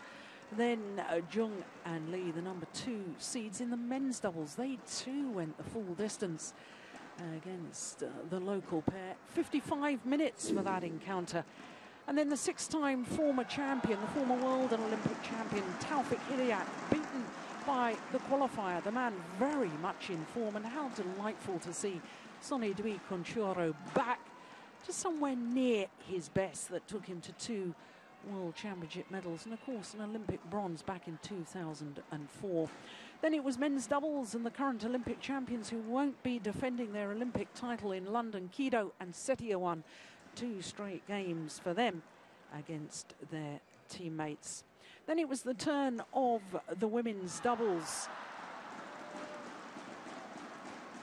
And, of course, the women's doubles with Jung and Kim up against the Malaysians, Chin and Wong. That was 3 games, and the Koreans having to survive 2 match points in that second game when they were 18-20 down. But they came through nonetheless. And then what a huge shock we had in the men's singles with the number 1 seed, Chen Long from China, going down to a great performance from Kashyap Parupalli of India, 2 straight games. And as we've just seen in the men's doubles, Hoon and Tan safely through against more Indonesian men's doubles pairs. Well, it tells me that Indonesia have got some very talented men's doubles players coming up for the future.